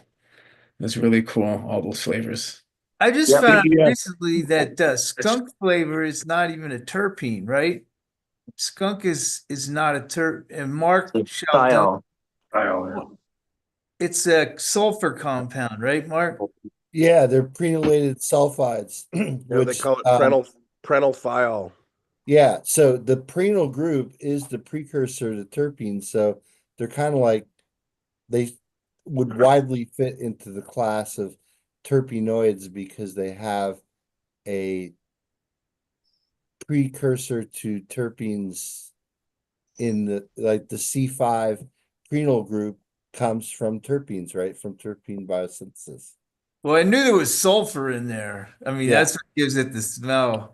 Yeah, and they're like an order of magnitude lower in concentration, or even like 3 orders of magnitude. What am I saying? I mean, these things our noses have developed sensitivity for these things down into parts per billion, even lower than that. So that's why they're used as the flavor natural gas, right? Because natural gas doesn't have any smell to it at all. But yeah, Sam was super interested in those compounds, and the guys from Abstracts had reached out to me, both Ian and TJ, and had mentioned that Sam was interested in getting samples of these prenyl sulfides, but they're so stinky. I mean, you can't, it's not like a vial of terpenes where you're like, okay, this is beta caryophyllene, this is limonene.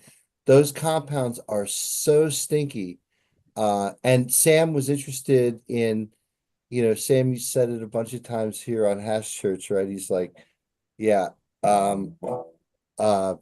terpenes not only modulate the cannabinoids, but they potentiate it. And so modulate means what? Change the activity, but potentiate basically means turn up the volume, right? So or down, yeah. So Sam was totally interested in doing that with the thiols, but the thiols are so potent that you couldn't just take like a dropper and say drop it on a nail or anything like that. I mean, they're just so more potent than terpenes that you couldn't sample it.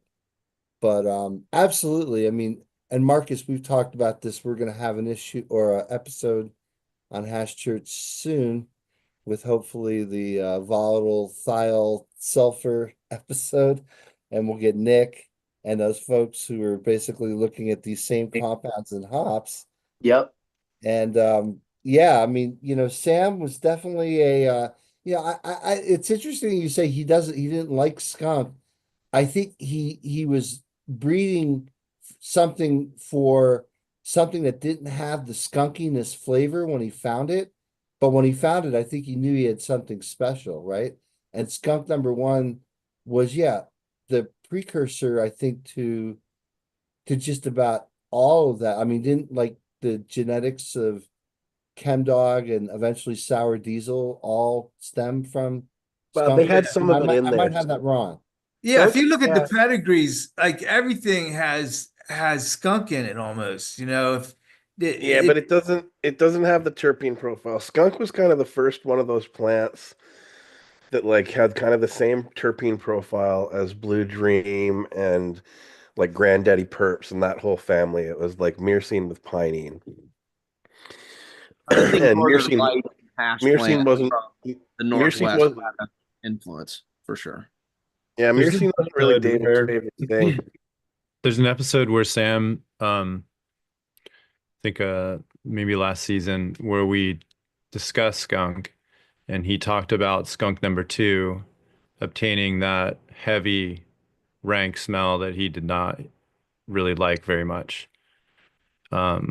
So we can, so those that are interested that want to find that nugget, it's out there. I think people associated that smell with potency. They thought if the more of that smell. Yeah, they thought pungency equaled potency, and to a certain degree, I mean, it's true because scent plays such a role, as we've said today, about driving the effect. But pungency and potency are definitely not the same thing. Well, because the molecules are so volatile, it is a measure of freshness, right? Because yeah, so yeah, yeah, and that's the one reason terpenoids and THC are kind of linked is through freshness. But we showed in our work that they're actually not tied together. That high terpene content is not tied to cannabinoid content. Listen, guys, I my battery is going to die here. I just wanted to say one thing before I go. And I know people don't want to.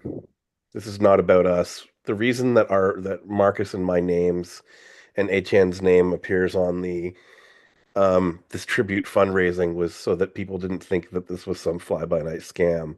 We wanted people to understand that it was people that love David that were backing this project, and so we never really, we didn't intend this to be we present. It was just so that there was some accountability. So I hope people understand that. And this has been a really difficult thing, obviously, for all of us to go through. I wouldn't have been able to do it without support of Marcus and Kelly and Josh and Etienne and Donna, his wife, have been so helpful.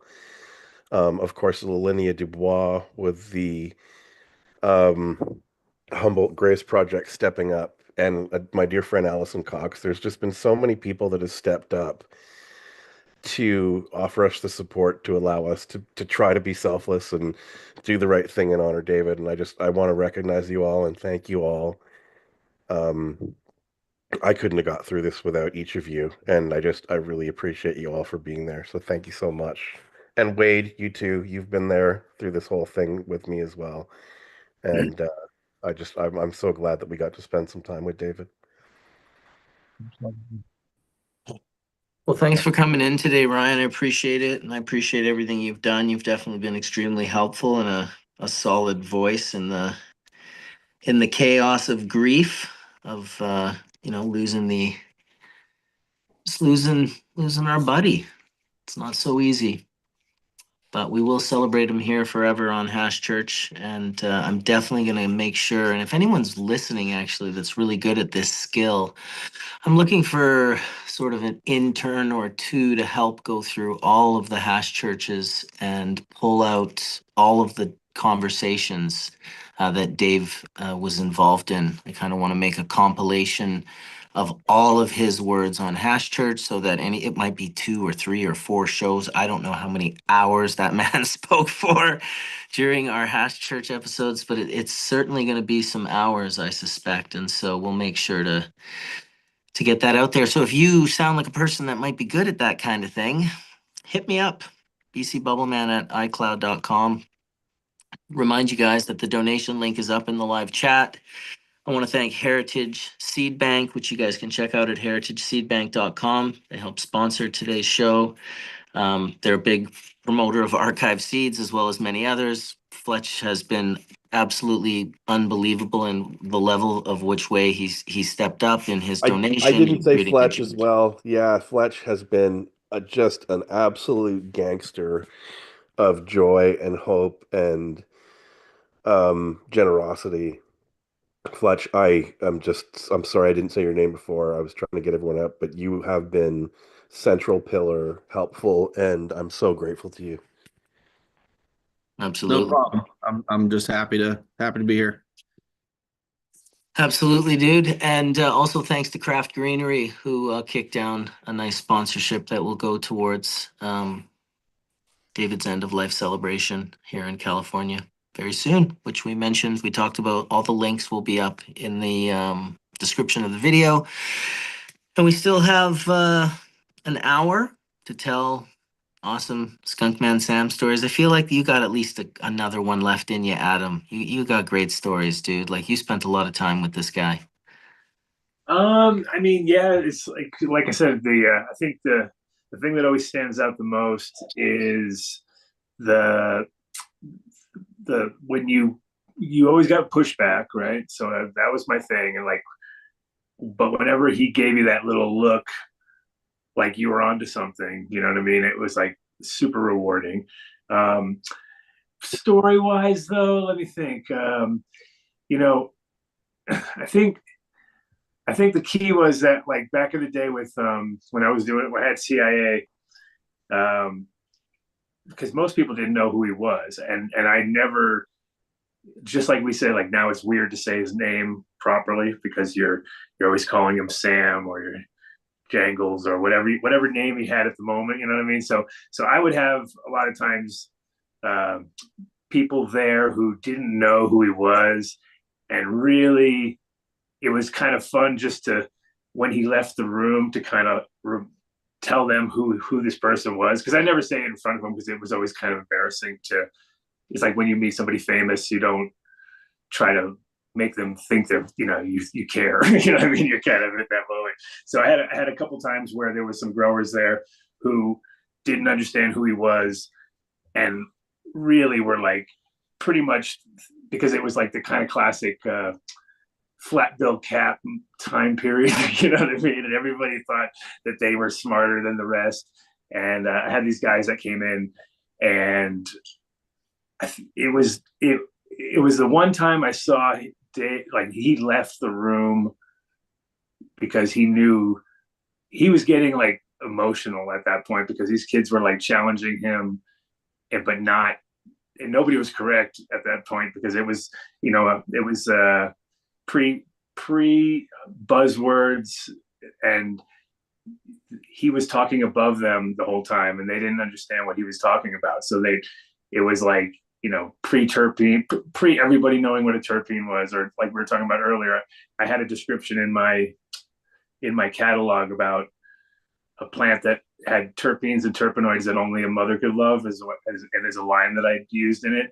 And I looked at it the other day and I was like, this is from like 1995, and like nobody was even thinking about those things, you know what I mean? And of course I spelled it wrong. I think I spelled it T-U-R instead of T-E-R. So I had no idea what I was doing either, honestly. But no, I don't. Yeah, it's like I don't have a direct story so much about him as much as just the vibe that he put out, and you know, the fact that I was always super happy to have him and Rob involved. And at that time period, which is 91 or between 93 and 95, sorry, which was the CIA days. Kind of like you said earlier, Marcus, it was like, I felt like we were the kids, we were the young kids, and they were the generation before us. And like, we kind of opened up the doors to them to be able to hang out with the kids, you know what I mean? And that's kind of where I felt like, and then I don't think he ever stopped from that point on. It was kind of like the doors were open, but before that, I think they just were just working really hard, you know what I mean? So I kind of got to see the moment of, it's almost like when you get to see your grandfather chill out too, you know what I mean? Like you get that vibe where when we first met him, he was very, very combative and everything was difficult. And then the last times I saw him a few years ago, it was like hanging out with your grandfather, who's now ready to tell you all the secrets. And the funny other thing too was with the whole static tech is that, like, you actually cracked the code. You actually got him to tell you directly how to do it. I begged him over and over. I'd be like, dude, I know it's static. I just don't know how the fuck you're doing it. Like, and he wouldn't tell me. Like, he literally was like, looked at me like I was crazy. And I was like, is it a wand? I was like, it's got to be some sort of a wand or something, right? You're like, you're placing this wand over the hash. And he would always be like, nah, no, you're wrong. You're wrong. It's not a wand. And I'd be like, then it's something. And I actually had a guy who used to work for him who told me, like, the balloon tech of like rubbing the table with the balloon first, put the screen on top, and then screen the hash over that, and kind of clump up. It would clump up in little circles, you know what I mean? And so that was like, I thought that was the tech. And it was funny though. Now it's like, it comes down to something so simple as a glove, you know? So we should actually honorary Dave Watson gloves, you know what I mean? Like, just have them made. Like, Adam, I gotta tell you, dude, I was listening to your show yesterday, and you made me laugh so hard because I'll never forget David telling me about the doot to do. So I had a really good chuckle thinking of you saying that, and Yeah. remember Dave going doo doo doo. 100%. Yeah, it's funny. I tried the wand as well. I remember that. We had it on, didn't we, Darren? I had the thing vibrating on screens because we thought he was using things to vibrate on screens. Had the Dremels.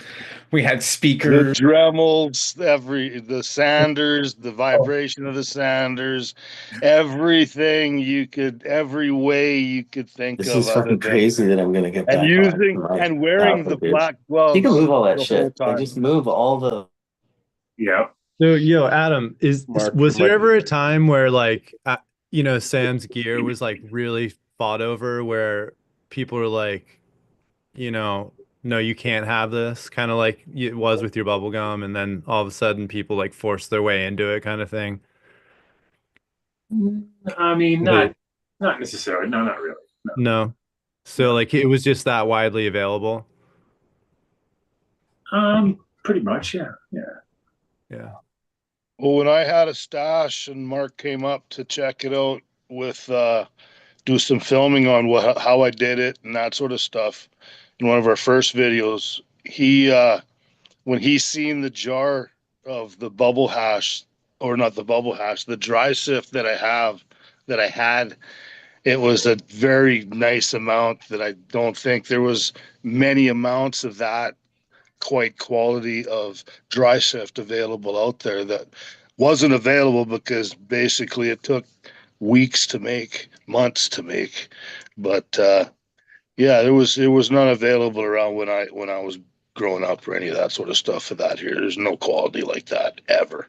Good old gold seal hash or whatever. But when Mark opened that jar and he smelled it and he closed his eyes, he just looked, he goes, I want this. Like he just looked like a kid in the candy store and then we did that bong rip that I did, that monster bong rip. That was another one of the first that fucking destroyed me. The bubbling up on the what was it? The D nail. The D nail was the big thing. Well, like talking about earlier at Legends, I remember also when everybody like stands in the conga line, right, to get up to the hubbly bubbly, and I had conga line. And then I got up to the thing, and it was funny because it was Rob on the right side and Dave on the left, and they both had big just chunks of hash, and Dave was so fucking happy because everybody was like I came up and I just started ripping on it, and I just remember thinking to myself, like, I'm not gonna pussy out.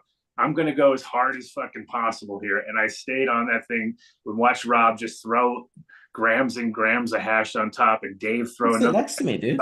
And they just kept throwing it in, and they were like, "Holy shit!" You don't have to be on camera.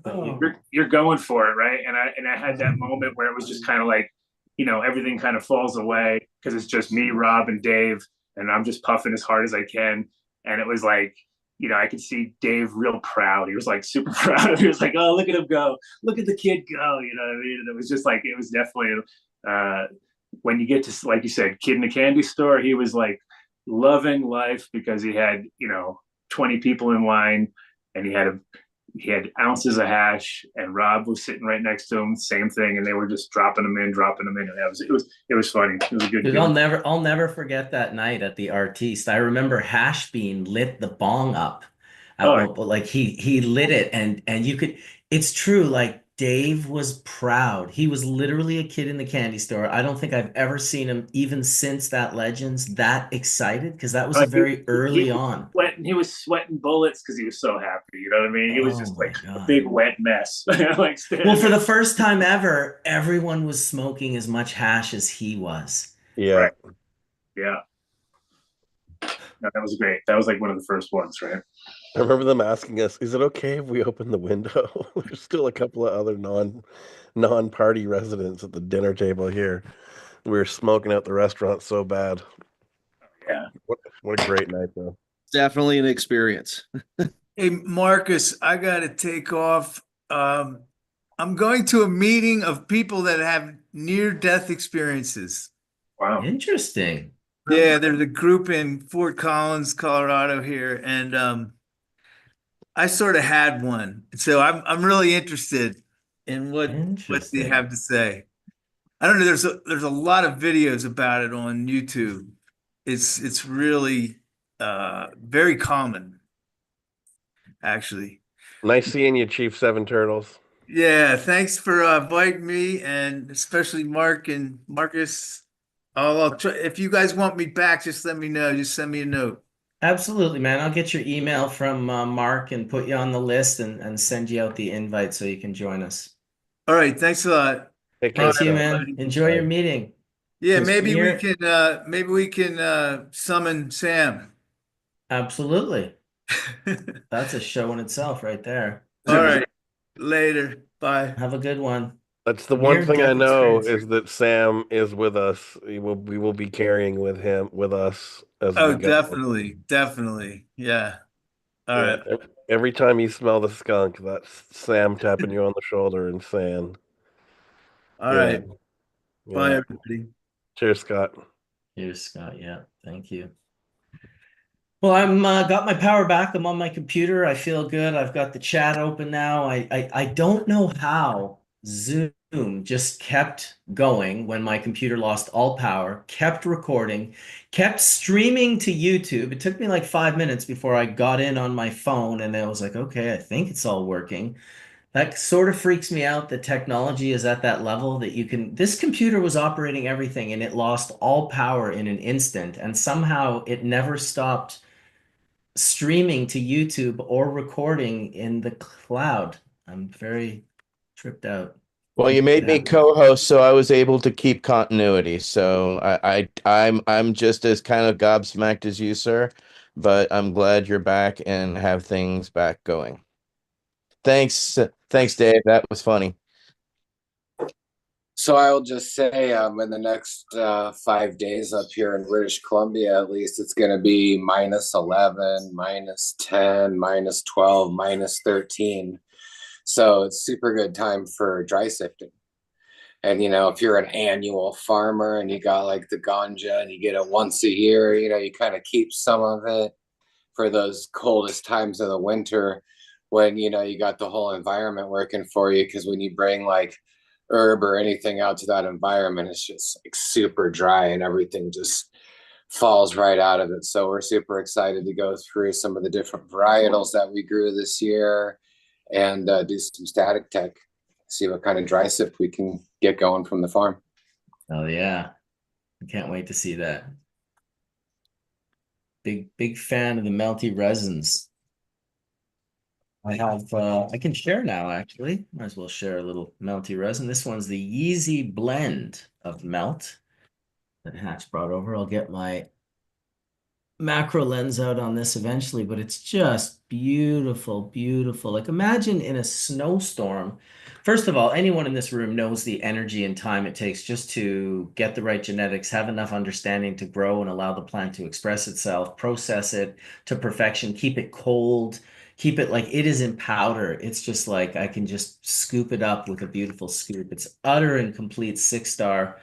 This particular one, he's got 5 other ones here. Event Horizon Melt, which is one of my favorite ones. It's already kind of starting to self-press as the office is a little warmer. Then actually, I'm gonna put it in the baller fridge right now. I don't need to mess around. The honey bun sweet. You'll like it. Oh yeah.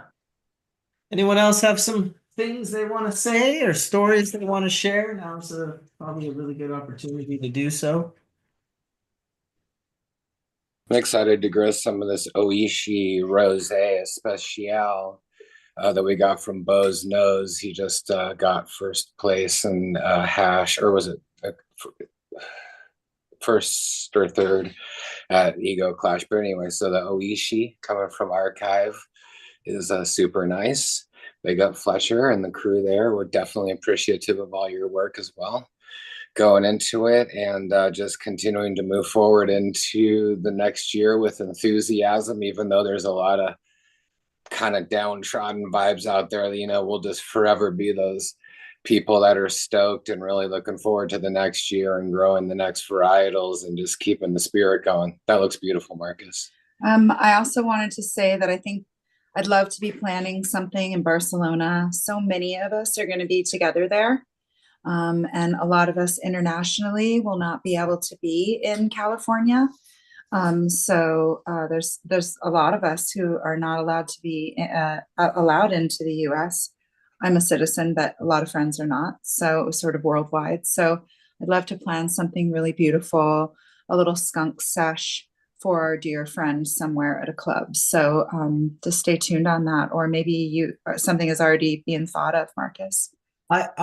I love the idea of celebrating him as the ultimate legends for a Legends of Hash. I don't know if I have the energy to get that done by March 15th or whatever it is at this point in time. I've talked to Lorenzo a little bit about it. You know, he certainly was one of the founders of Legends of Hash, and he, like the story that Adam told earlier, it was one of the most excited I've ever seen him. Like truly a kid in a candy store, just so happy that there was one evening where the whole focus was our love of hash. And I think part of it that made it special back then as well, because Sam was so private, was that there were no cameras allowed and no cell phones really for people to kind of go on and sort of be pulled out of this moment. And because we were all willing to share the moment simultaneously, something about that made the moment even more special. You know, the collective unconsciousness actually being present in the moment. And it was quite a moment. I mean, anyone that had ever gone to those early legends can tell you, like, you inevitably got pretty much as high as you've ever been. I've seen a lot of people, you know, I've seen Wally Duck's hair start on fire because he passed out on the table and then the candle lit his hair on fire, like the Australian grower Wally Duck. Some hilarious, hilarious stories. At one point in time at a Legends, there was a TV that was wheeled in, and it was like old school, like the one that would like get wheeled into your classroom when you had to see like a movie in the like late 70s or early 80s with the big Betamax or VHS. It was one of those, and we were watching videos of Afghanistan hubbly bubbly sessions from 1970.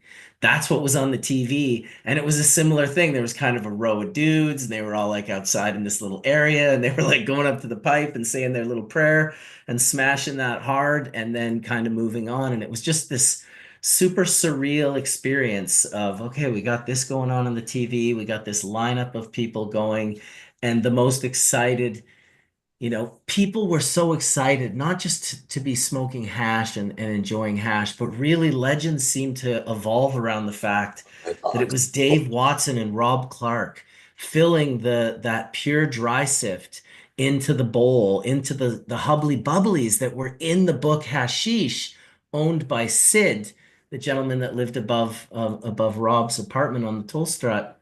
Just this beautiful collection of people and a real unique perspective and love of cannabis and hashish, and to be able to, you know, kind of be creating our own culture with an event like that. It was more of a cultural event than, and you know, got to thank the whole High Times really, because they were throwing an event that brought all these people, and all we were really doing was harvesting, you know, what we considered the most ripe and terpene rich people in It the was the group. cup within a cup, right? It was the cup within a Yeah. cup. It was the elite, you know, you'd made it in the Amsterdam scene if you got, or you were recognized in the Amsterdam scene if you got the invite to that event.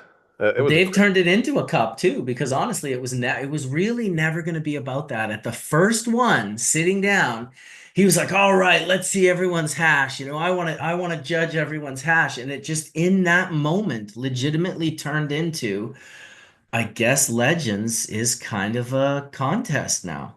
Yeah, but the thing that I liked about Legends, it didn't ever feel like a cup to me. It felt like, No. who is on the top shelf? Like, did you get invited up to the top shelf? And it wasn't about who was better with on that shelf. It was just like, are you in that top level of quality? Yeah, totally. Well, I'm definitely, I love the idea of doing a Legends. I think it'll probably be more than likely next year, and it will definitely be to celebrate Dave Watson, Sam the Skunk Man. 100%. That's Well, what it'll be about. I can hear Dave in my head going, "Oh man, I'm gonna miss it." Yeah.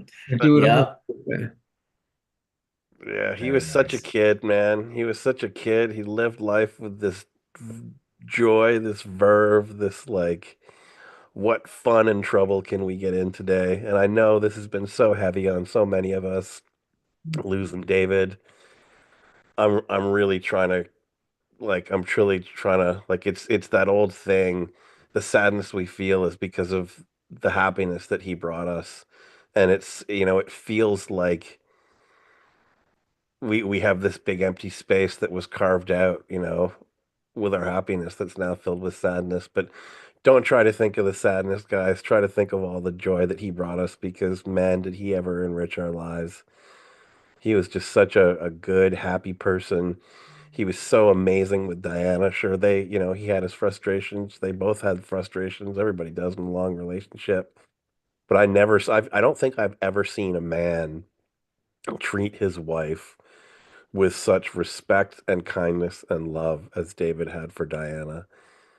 He just he loved her, and he wanted, even just the other day, we were talking, he was supposed to go down to LA to see Todd, and we got screwed up in the schedule because of this illness that they had and that they had caught on the plane. And he said straight up, the only thing that matters is my wife, right? Everything else can wait. The only thing that matters is my wife. And that's just the way that he felt about her. She was his number one priority, his love, and he always treated her and spoke to her with that love and kindness and mindset. And it was the same thing with his family, with Miley and with Maya and Haley. They were just, when he spoke of them, he just beamed. He was so much to all of us, but he was dad and he was grandfather to Sienna, and he just incredibly loved his family. And as we go through this transition of losing David, I want to make sure that his family is first, because that was the most important thing to him, and I want to be able to honor them for David, right? I want to keep that mentality, that the comfort of the girls and his wife first and foremost through everything. Well said, brother. Well said. Appreciate that. It's yeah, it's gonna be different. It's gonna be different. I love the idea of his wishes with his ashes. I think that's amazing. I love the idea that people have been reaching out to me and asking if they can get pictures of him to print and put in their grow rooms. I think that's super. Like who have you ever heard that happen for? Who's thinking of that? I want to also thank my wife Donna for the help she's done, but she also made sure Donna's that been amazing. She's been incredible. we're gonna have Sam I Ams there at the memorial, so we're gonna have the cat in the hat there. Yeah, Donna has been just an absolute angel. She's been one of the angels in this whole thing, but she found the venue, and she's just been absolutely incredible. So thank you so much, Etienne and Donna. I mean, to both of you, but Donna's been incredible. So grateful to so many people throughout this whole process. Again, Fletcher, Dragonfly, Lele, But Marcus, Ken, and as you Donna. said, it's not about us. We're doing this all for Diana and the family, right? We take no credit. We appreciate the shout outs and the love, but none of us seek any of this. This is all for Diana and the family, so that Sam would be proud. Exactly. And I got also shout out Fletch. Thank you very much for stepping up, and everybody who has. It's been really challenging, and we wanted to take the weight off of Diana and the kids. So we've got them set up, and we're just trying to make this as painless on them as possible. And that's it's been a lot of work. So much And love. thank you to the community and everyone that's donated. Through your gifts and respect for Sam, we're able to take care of the family and throw this celebration of, of life, this memorial for the community.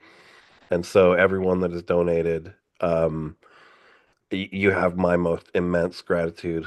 Thank you so much for allowing us to be part of this passing with the family and honor them and honor our beautiful friend David.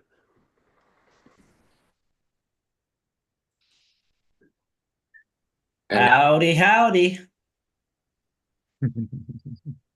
Thank you, Ryan, again for holding the space, because it does take a lot to, uphold in person, everything from grief to logistics and everything like that. So, we're definitely recognizing you in this time and all that. So, and, just again, just echoing the notion that every day is a blessing, and that there's no such thing as work when you're excited about something. So I think just keeping that excitement going on and continuing to be healthy and try and live as long of a life as we can, because that's kind of part of the gift that cannabis gives us, is insight, into other parts of our life and other parts of our world. So, there's everything from making hash to living well to being able to have stories that you're talking about forever. So, wellness is the new black, whatever, so like, I think we should try and be as healthy as we can in this future moving forward. Absolutely. And I gotta say, like, how beautiful are these people right here? That's a beautiful picture. Like, how crazy is that, man? Like, look at the first time I saw that picture, I thought it was like David Gilmour with his girlfriend or something. I was like, is that the guy from Pink Floyd? It's like, no, dude, that's David Watson. I remember I used Dave to and have hair like Diana. that. Yeah, how long ago was that, buddy? Long time, bro. Me too. Me too. Yeah, I just love to share that one photo of David and Diana. It's just a powerful image. It's you see that image and you're like, man, these people are cool. Like, these are cool people. And to think that picture was taken before they did so much. Like you can almost see what they're gonna do in their eyes. So welcome back, Aaron. I've been here. I've been doing dishes and listening. I just mean on camera. Yeah. What do you think you guys want to watch me make breakfast and wash dishes and stuff We like would have that? watched it, dude. Being a good father, Hell yeah. It's funny. I think about some of the things Dave would say, like, weed is for peasants and hash. What is it? How did it go? Weed is for peasants and hash is for kings. Peasants and women is like Hashish is for men. That's right, Marijuana Adam. is You're right. For women and slaves. Yep. Ryan got it accurate.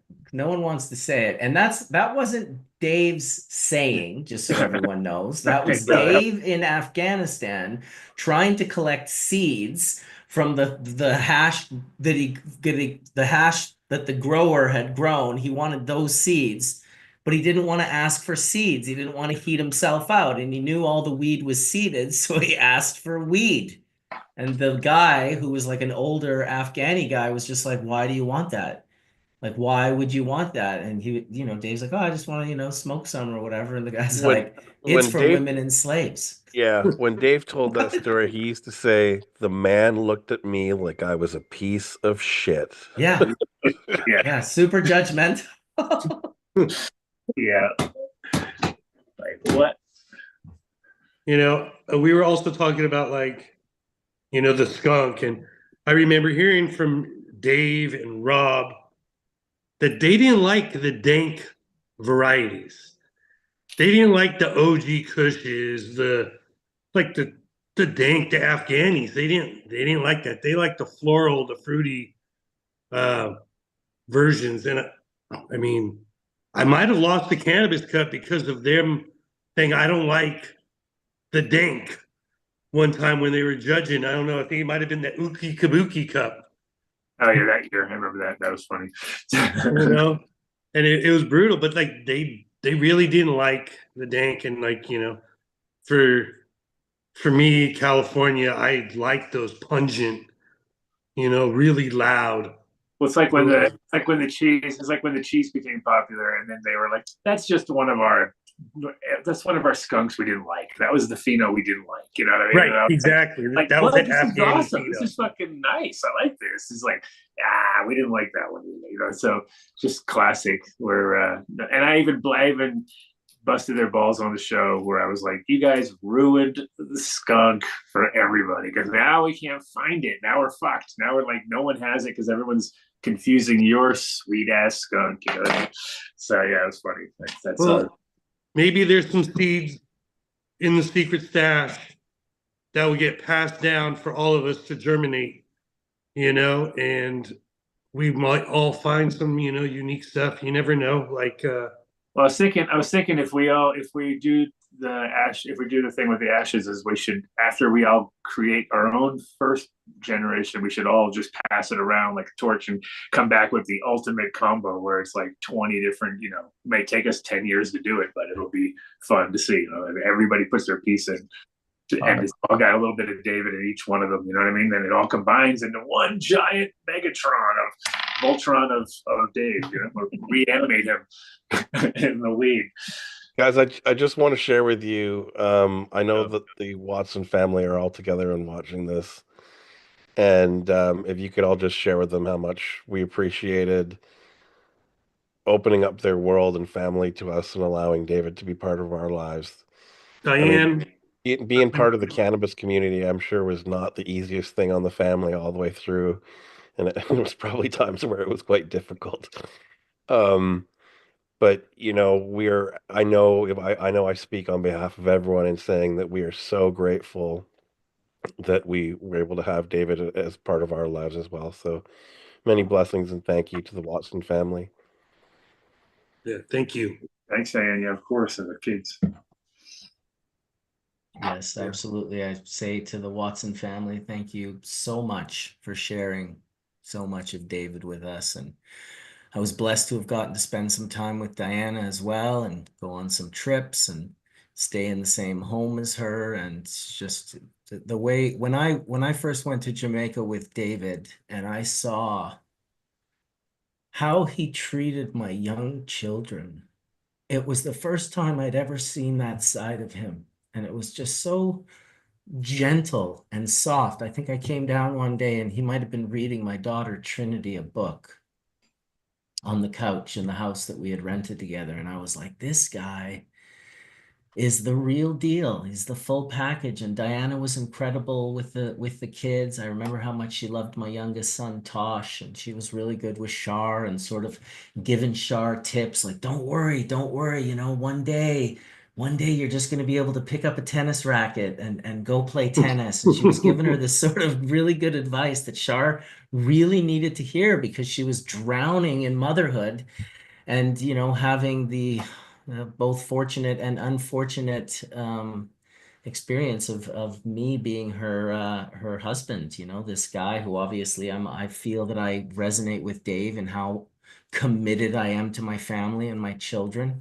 I've always been that way. I always was impressed that Dave was, I tried to emulate Dave in the sense when I was going out to events, I never would ever flirt with women. I would never show any interest I would never allow that part to show any disrespect to my wife. And he certainly carried that with him always and everywhere I ever saw him go. So yeah, thank you to the Watson family. Much love. And I hope we're doing you all justice with our conversations here today. I hope some of them made you smile and I'm sure some of them made you cry.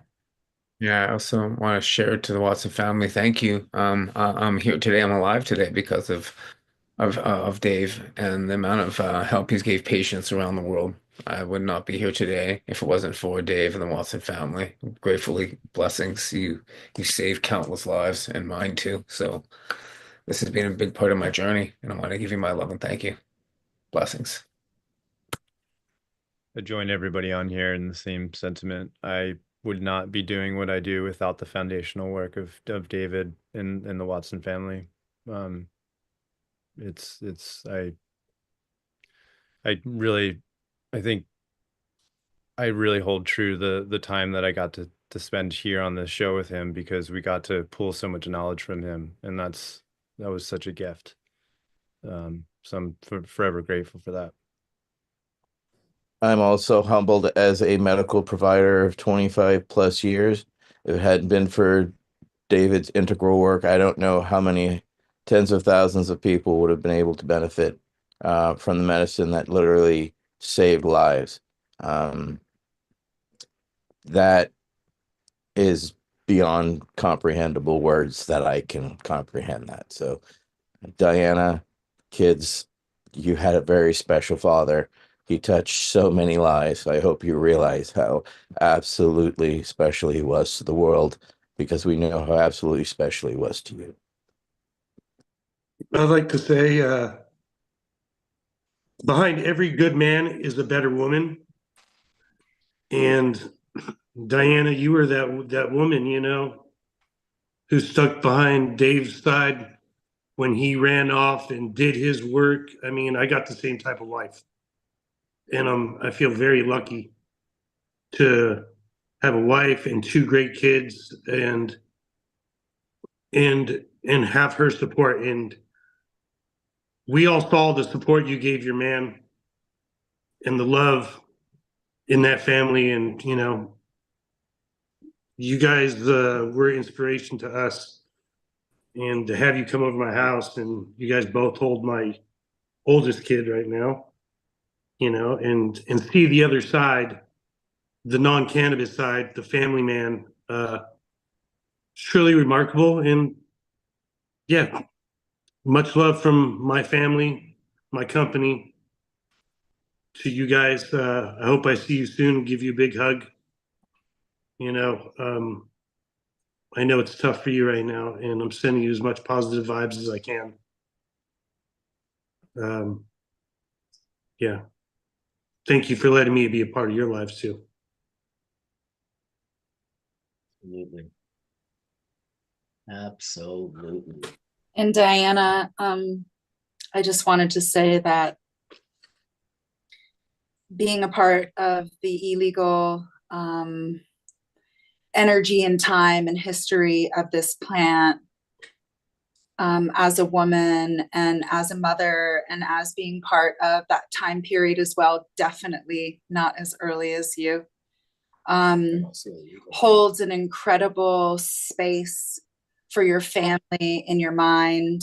Not only just allowing, but feeding Dave and making sure that his clothes were clean and allowing him into that space, when honestly I know that some nights probably were left sleepless because of that time.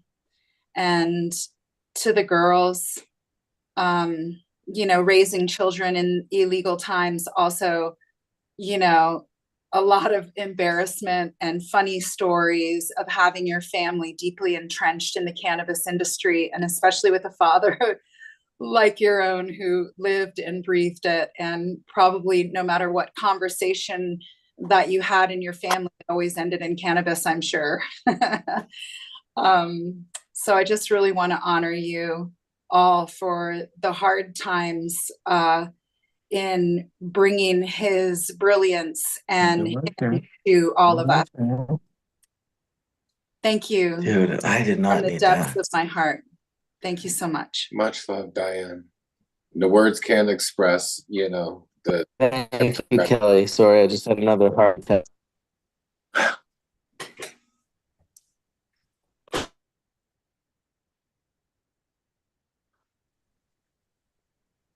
Well, this is Wade. Sorry, hello. And I want to jump in for a minute. Go ahead, Wade. Earlier, Please I do. shared that for years I knew of David and his work, and certainly worked with some of his genetics. But I'm really struck by how deeply I felt him in my life in the brief interaction that we had the other day. I was really struck by how open he was willing to be and how joyful. Like one of the things that he said to me that still rings true in my head. I was talking about my grief around the loss of my abilities and the fact that I can't do some of the things that I used to do. And he just laughed at me. And he pointed out to me that you've reached this point in your life, Wade, because you're supposed to relax. You're supposed to find your own joy, your own way of walking in this world. And you have nothing to apologize for, and you have nothing to be ashamed of. You've every reason to just be who you are. And that was the thing that really touched me, that I wasn't supposed to try and be like him or any of the other beautiful people that I've met in this context on this show and in my work. That it's my work to be who I am, not anybody else. And so he reminded me that I don't have to apologize. I don't have to hold back the joy that I feel or the grief that I feel, having met such an amazing man. I mean, he laughed at us, both of us sitting there sucking on our oxygen, and laughing about having been such wild boys when we were younger, and now we had to drag around oxygen to keep our bodies in good shape. And the humor and joy with which he observed that helps me as I sit here right now, sucking on supplemental oxygen, sitting in a chair, just giving thanks for having had the opportunity to know him and to recognize that as serious as life is and as serious as our work can be, there's also joy. Oh, what a beautiful picture. That's a nice reminder. Look at the smiles on our faces. I love this photo, Wade. It's one of my favorites. When Ryan sent it to me, I was just so happy that you guys were meeting and getting to I mean, I can almost hear you guys in this photo, and I can definitely smell the good hash in the air. Yes, it's a nice capture of what that time felt like to me. And I don't have a grow room anymore, but I'm going to find a place to put up that picture because it was so reflective of the joy we were sharing. I was somewhat stunned at how much I felt like he was my brother, my older brother from another mother. And what a wonderful, wonderful mother she must have been to produce such wild boys who grew up to be such respectable men who cared about their community and their wives and their families while having a beautiful life. So thank you to all of you. And thank you, David Watson, for being in my life and gracing me with your presence the other day, because you will be in my heart for the rest of my life. And when I leave this body, I will look forward to running into you, sir. Until then, take care. I'll see you in my dreams.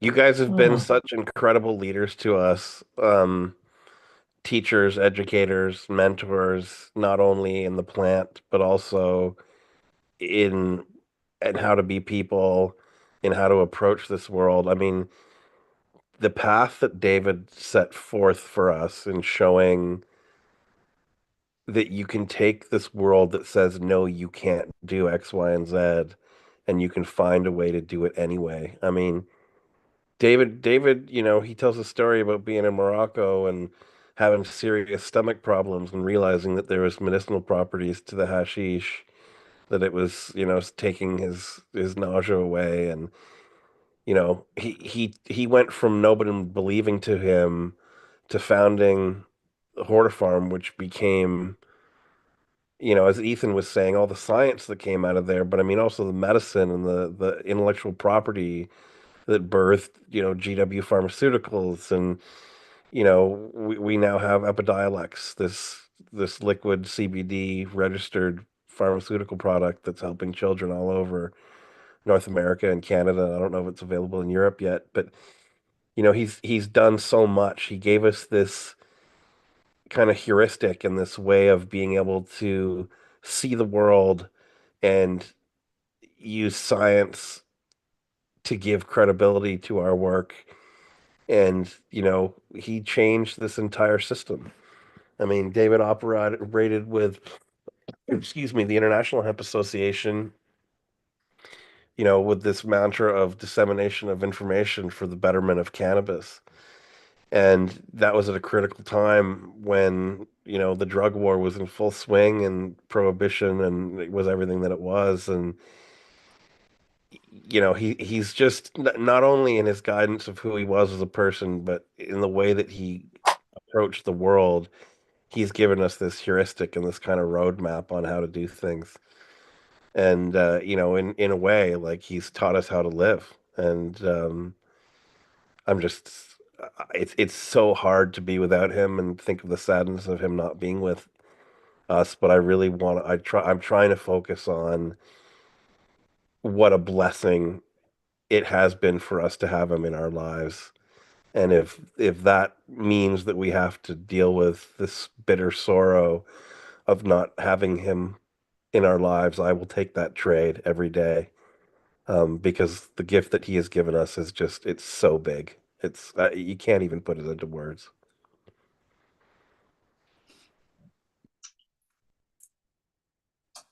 Gave us this, gave us all of us to communicate and be here together. Gave us the next vision, what we're all going to be able to do with the keys that were given to us to kind of keep growing forward with that. Absolutely. Yeah, it's just beautiful of what we've all been able to do together here and what we all going to keep doing. Education's the key.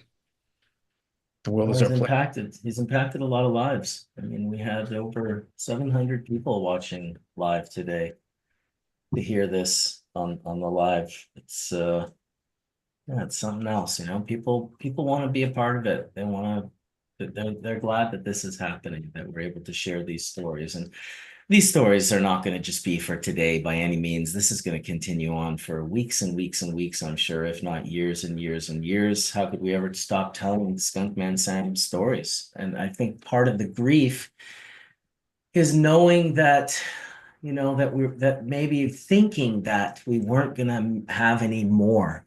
But the idea of getting some of his ashes, putting them into a plant and growing that plant with love and turning that plant into hash and then taking that jar that the ashes were in and putting some of that hash in there, that means I get to have another experience with David. So I'm grateful for that. I look forward to that. And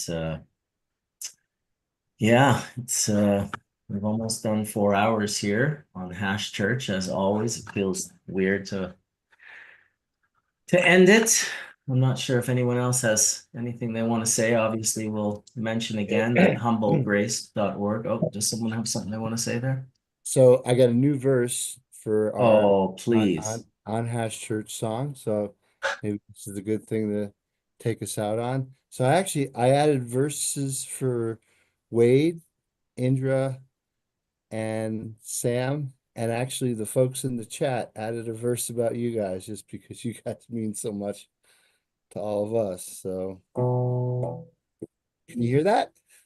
Oh, yeah. Turn it up a little bit.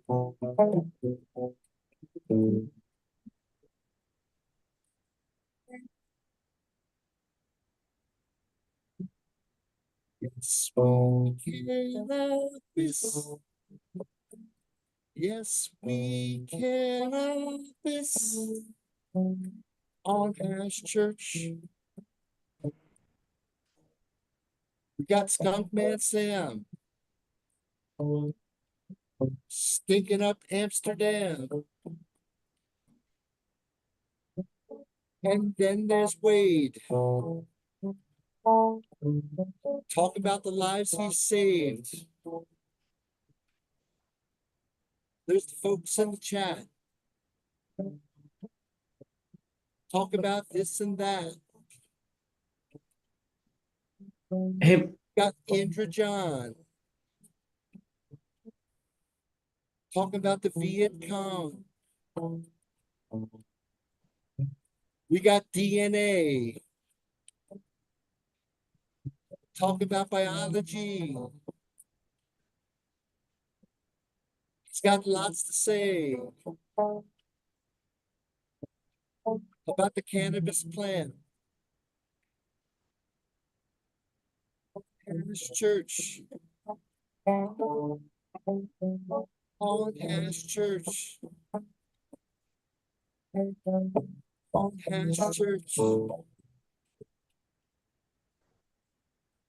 Church.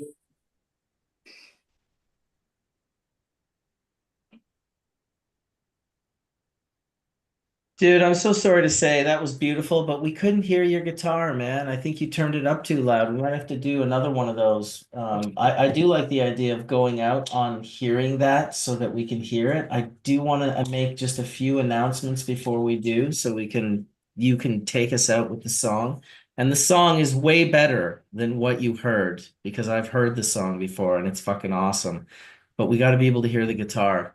So was it coming through, huh? it was too loud. I think it was blowing out the speaker. You couldn't, we could hear your voice, but there was no like filler of the guitar. So I don't know if you want to do that acoustic or whatnot, but while you figure that logistics out for that in this few minutes that I have here, once again, I want to thank everyone for coming on today and sharing, this sort of hardest hash church ever, I think I'll call it.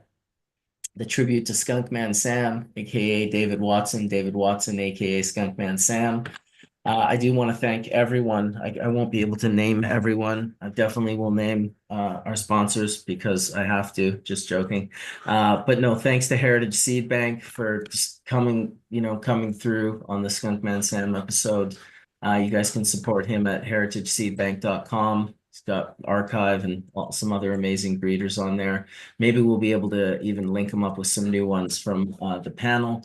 And then, of course, thanks to Craft Greenery, who also helped with a nice donation for the event that we're going to be having for David on next week here in California. So thanks to them as well. Craftgreenery.com. You can check them out, or at Craft Greenery on Instagram. Oh, there we go. Geez, that gave me a heart attack. Thank you, really, everyone who's been in the chat room all day. You guys are a big part of this. I know that this is a little bit of closure for you guys. We're never going to stop talking about Sam, so he's always going to be a part of Hash Church. But I guess maybe Mr. Chaldon, are you ready to take us out? Can we hear your guitar? Maybe do a little bit of checking to see if it works for us. I just want to say, Mark Sheldon, there's a setting on Zoom for musicians. There's actually a setting that allows you to not get cut off. Where do I go for that, Ryan? I'm not sure. It's under your audio settings. If you click on settings. Okay. Yes. And you as you scroll down, you will see it's something for musicians. There's this live performance audio. You see it scroll down below the background noise approval, live performance audio. It's in beta, apparently. And folks, can I just, again, I'm sorry to say this one more time. Any donations, please, if you can make through the Humboldt Grace website, it's so appreciated. We really want to do something special for the family and the community. All are welcome to attend Wednesday. It's at Riggers Loft in Richmond, California, from 12 to 6. So thank you all for your support, and we look forward to seeing everyone that can make it there.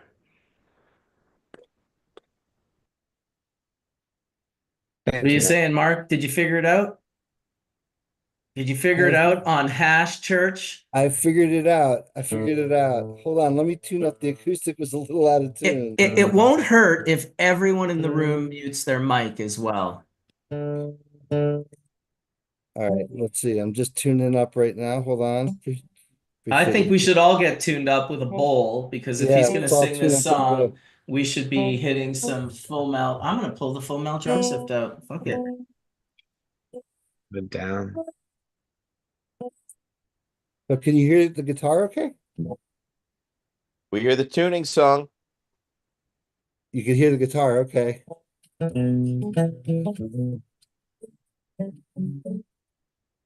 You hear that? Yes? It's muted. It cuts out. helicopters. So it's compressing the.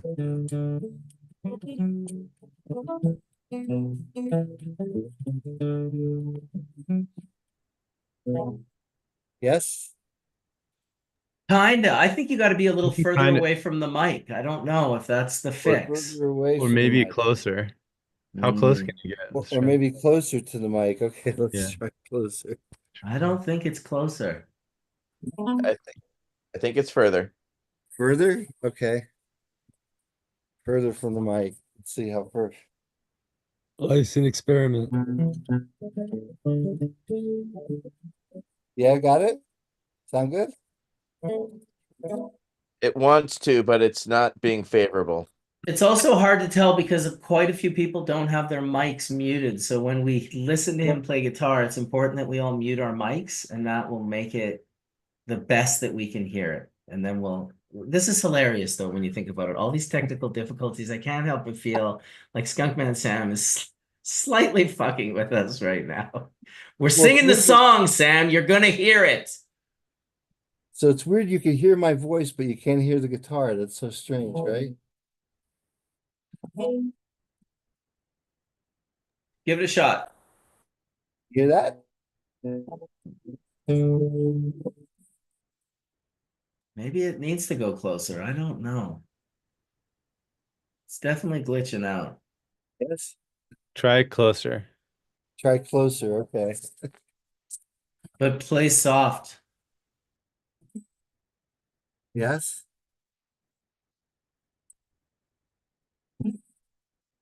Wow, not at all. It's crazy how it closer to compresses. just completely.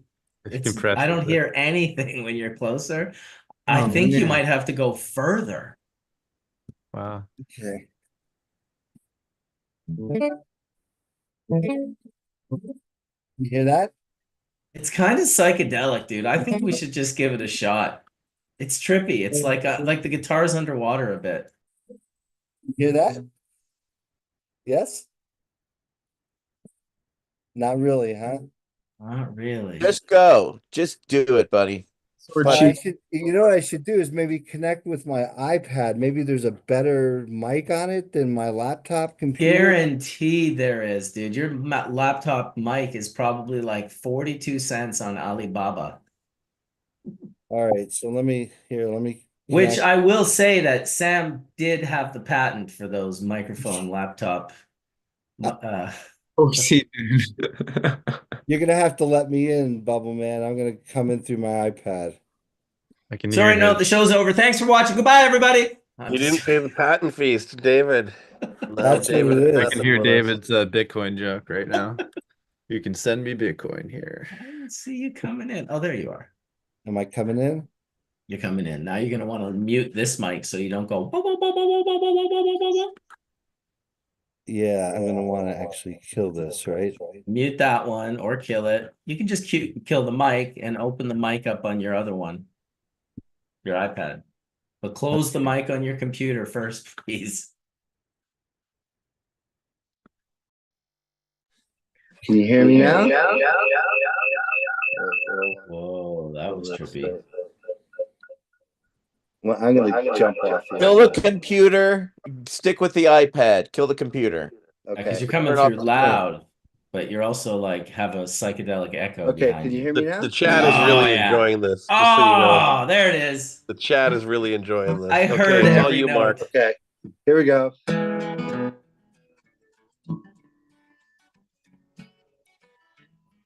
A little further back. Good.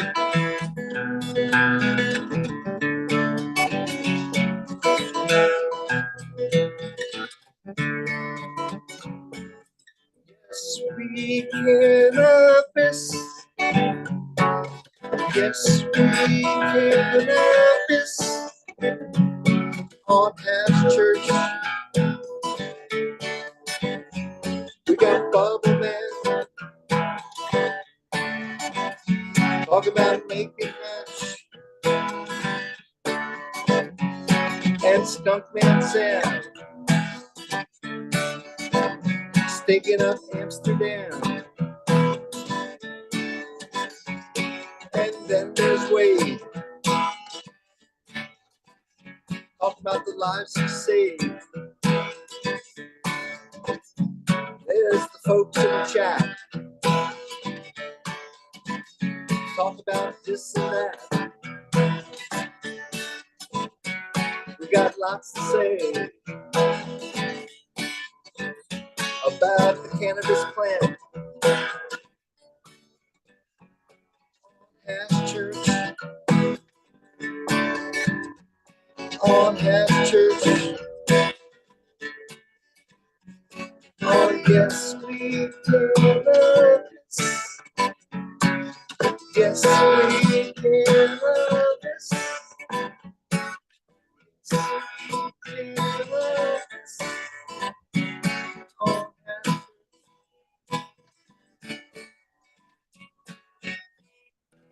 Long rip. Mother lubbers. Dude, that was the best it was gonna sound, man. That was pretty awesome. All right, I'll keep that in mind.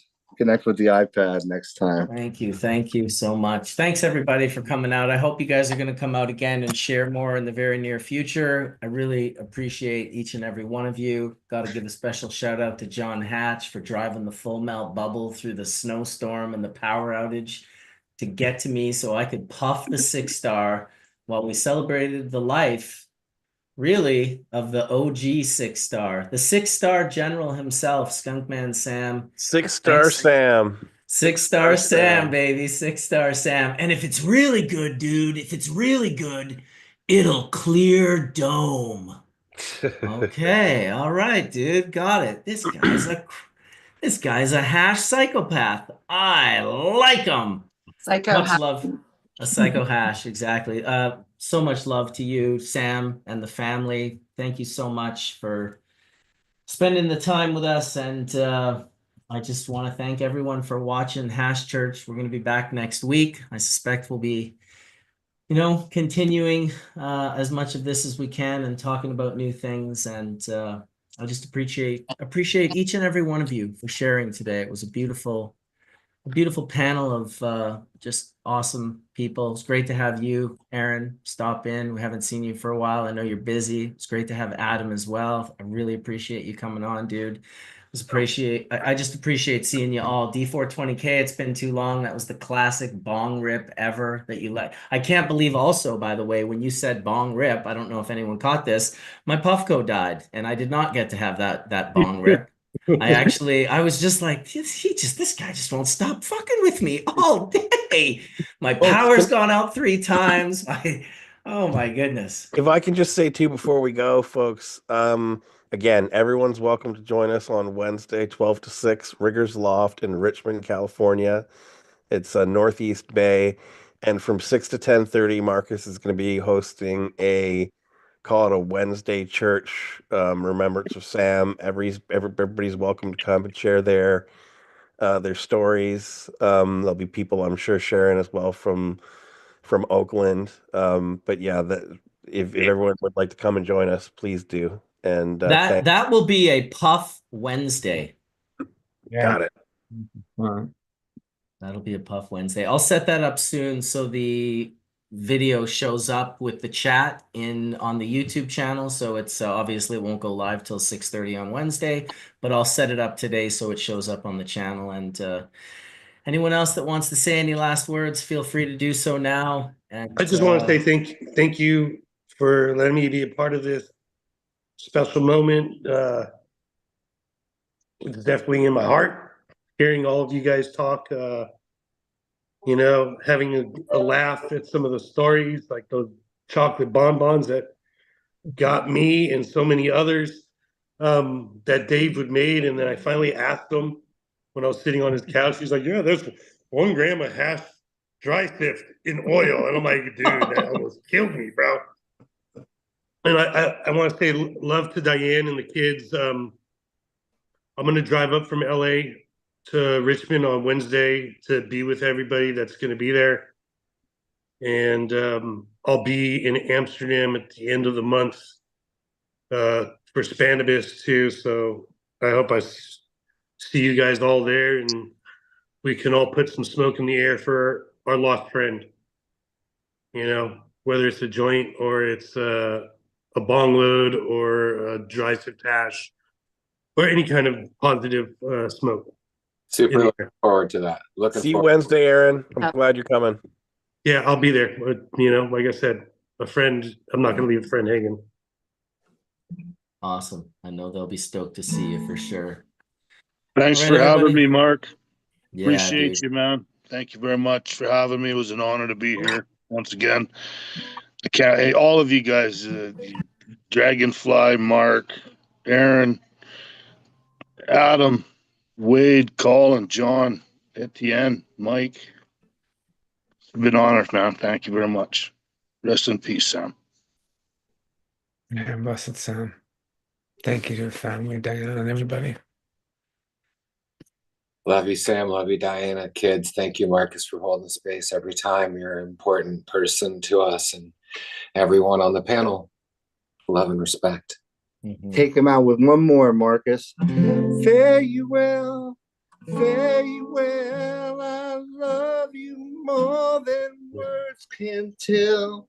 Listen to the river sing sweet songs to rock my soul. One more time. Fare you well, fare you well. I love you more than words can tell. Listen to the river sing sweet songs to rock my soul. Gonna listen to the river sing sweet songs to rock my soul. So long, Sam. Love you, Sam. Much love, Mark. That was beautiful. Peace out, everybody. Thank you, guys. Till Wednesday.